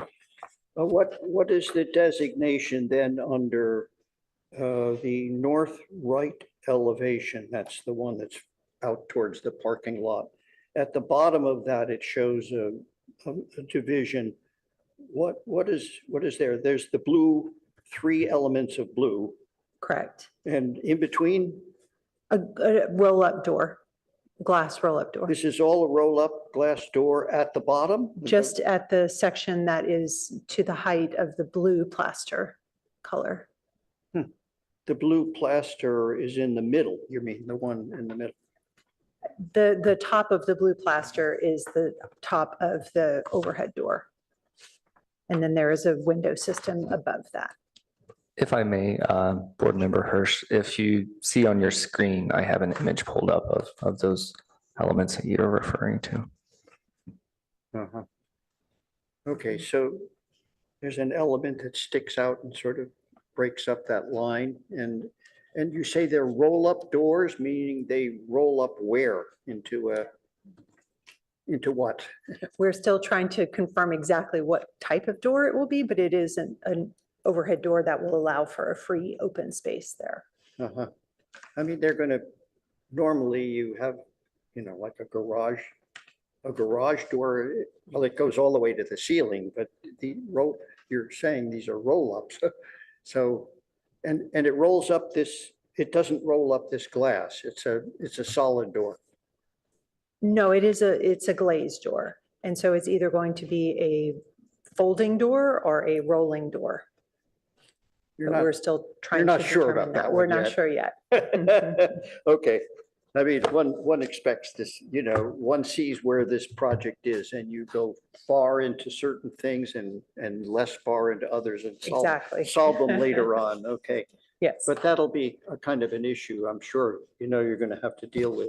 Yes. The intent is to have it to where we can open it up and it's a free open space at those 2 locations. Okay. So there's no use of the color scheme here in the existing building, right, at this time? Correct. Except maybe at the front door, something like that? Correct. The neutral tone will be consistent between the existing building and the new building. Uh-huh. But you're correct. The overhang is really the one Overhang. component that adds some color to Uh-huh. the existing perimeter. Okay. And I'll maybe save my next comments to some comments about the inside, which would be our own comments. To my fellow board members, we are at, again, almost 1:40 PM. So A couple more a questions. couple last questions and we'll consolidate some comments for you guys and do our best to get out of here by 2 PM. So one of the questions is, since the bike parking is more for the students, then why you locate the trash enclosure more toward, close to the entry instead of the bike parking? We need to make sure that we have a pathway to the trash enclosure that can allow for the rolling of the carts. And so we located it adjacent to the accessible parking so that that consistent pathway can be used to get the carts out to the trash enclosure or get the trash from the building to the trash enclosure. And another question is, since it's a girls' school, is there any male teacher on site? And If yes, then is there any dedicated restroom for this? Yes. For Could you male. please point it out?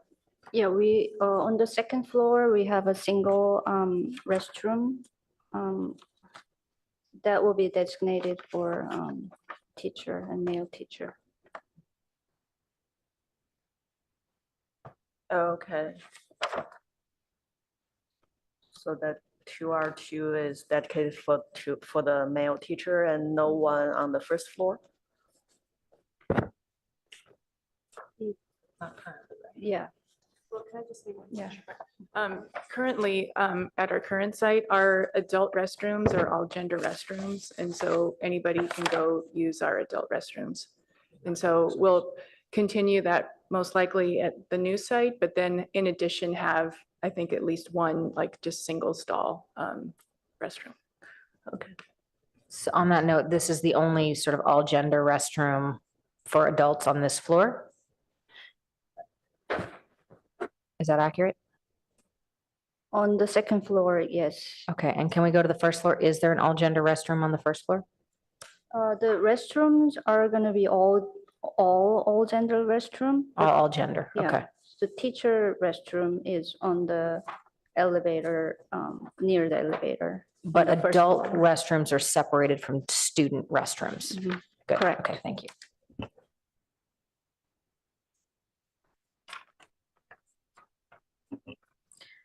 All right, at this time, thank you very much for your presentation. Sincerely appreciate it. We're going to hand this back over to the board. So public comment is now closed, and thank you to the landscape architect who has been diligently waiting on Zoom as well. Looks like we didn't have much for you today. We may have some comments though. So I'd like to go through the board and allow everyone a few minutes to consolidate their comments. I would ask that if another board member has stated that comment, you can just briefly say you support it or don't support it. Or actually, if you dissent, then, clarify that. But if you do support it, there's no need to reiterate extensively. Just say, I agree with that person. We can make sure that we give you concise, clear direction for moving forward. Board Member Chen, would you like to kick us off? Or do you need a couple minutes to consolidate your thoughts? Couple minutes. Board Member Balte? Sure. I support this project. I think it's a good addition to the community and it's the right location. The gymnasium addition seems well thought out. I like the design of it. I like the fact that it's a little bit different than the original building. The strong color scheme seems good. So I have no problem recommending or supporting the project the way it's presented at a high level. My singular set of questions or concerns would be regarding your site layout. I think the bicycle parking should be much closer to the entrance to the building, much easier for the students to get to. Initially, I thought you really ought to just switch the trash and the bicycle parking. To me, that's just a no-brainer. And I don't buy the argument about rolling get trash carts there. Focus on the students first, then worry about the garbage. It strikes me, however, looking at this, that you might be able to find a way to get bicycles in the front setback right near the entrance. If you designed that carefully and you got staff to sign off on the fact that you're building in the setback, but maybe not building, just putting bicycles there, could be a win-win. You might really find it seems to me that you want to have the bicycle parking in a really convenient and obvious space to encourage the students to bicycle. That's in everybody's interest. And having it in the back corner of the parking lot doesn't work. My colleagues have also made statements about the sidewalks and the flow of people walking around the parking lot. And I think it's worth just thinking once more about how all that goes. Of course, you have to fit budgets and stuff, but you just want to be sure you really have thought it through. Overall, though, I think it's a great job and I can support this. Thank you. David, you'd like to follow that up? Yeah. Or you want to turn on your mic? Oh, Thank you. I really like what you've done here. I'm especially keen on the upper floor where you open up the corners and have some light transfer. However, what would I think really set this interior ablaze would be if you had skylights in those areas and were able to provide some interior borrowed light into the various rooms below the skylights, all around each one of those corners. I think it's easy enough to change mechanicals on the roof, to make that reality. And to have maybe a lean-to type skylight around the elevator, a vertical elevator, so it provides light to that stairwell. it would just change everything in this whole building if you did something like that. I hope you have the budget for it because I think it would be such a major change. And then, of course, you could bring borrowed light into all of the high up enough in the classrooms to make those classrooms down, even on the first floor, the center area of the building. It would make all the difference in the world for this building's use in the future. I think, in any case, it already brings, it already creates an excitement for the corridor, and you've been very, very clever about moving the corridor around, I think, on the second floor. So that's my major design. The only other one I have is that the color scheme is so fantastic around the gym. I hate to see you lose that. I think you could find ways of treating the windows and whatever, the sills or something else in the main base of the building to completely continue that color and the colors in some way around the whole building and kind of unify the concept of exciting colors that kids are going to like.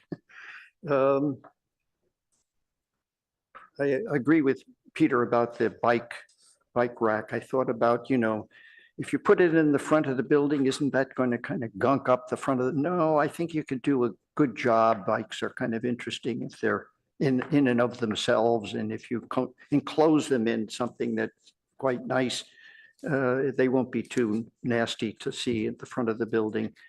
I see the green school, I pass that all the time and there's bikes just filling up the space, but so what, it's a school.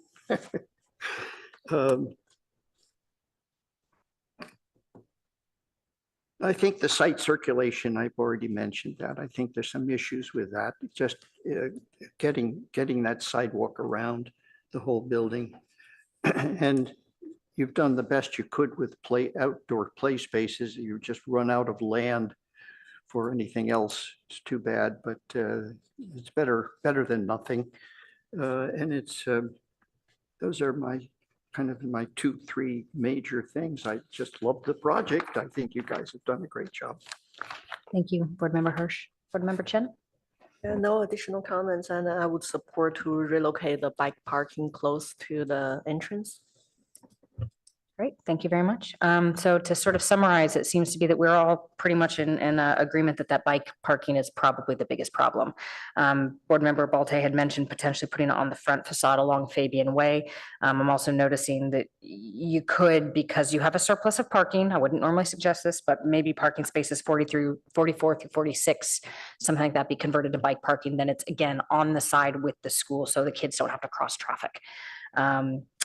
I think the trash being left where it is makes sense, just because I think there's better than that location for bike parking. It also sounds like the skylights, as were mentioned, into the second floor. Love that idea, would fully support that. I have 2 very minor items as well. It looks like the kiln is in the hallway next to the art center, and I'm not sure you want to walk out into the hallway and around to the kiln. So, very, very minor, just food for thought. And then the second one is up on the second floor. There's a faculty lounge and a classroom that sort of overlooks that triangular roof / balcony. The classroom looks to have a door exiting out onto that. So whether that should be a classroom door to that, whether that's just a roof, or whether the faculty lounge maybe wants to take over that balcony. Again, for you guys to consider, very, very minor comments.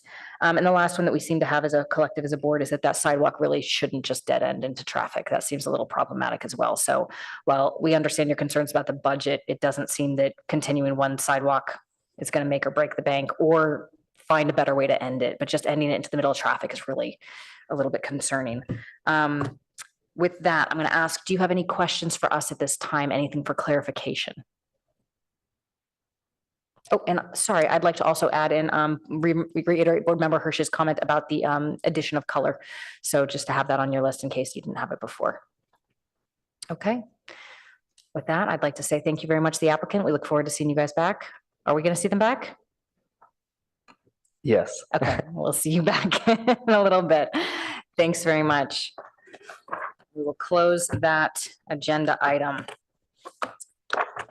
All right, to my fellow board members, we are 1:50 PM. We have no minutes to approve.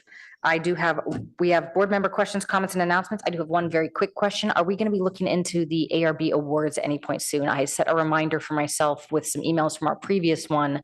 So I've actually got some of the comments and notes from last time, and I wanted to make sure that we covered that. If I can punt those emails and snooze them for a couple more months, I will, but I just wanted to sort of touch base. Where are we on the timeline of that? Yes, so we will be bringing that forward soon. I think perhaps either in the next meeting or the following, we'll be able to have a more robust discussion about those items. Perfect. Is that something that we could agendize maybe in January, just so that people aren't worried about it over Christmas? I think we can target for January. Perfect. That sounds great. And that's it. Is there anyone else who has any comments, questions, announcements? With that, meeting is adjourned. Thank you guys very much.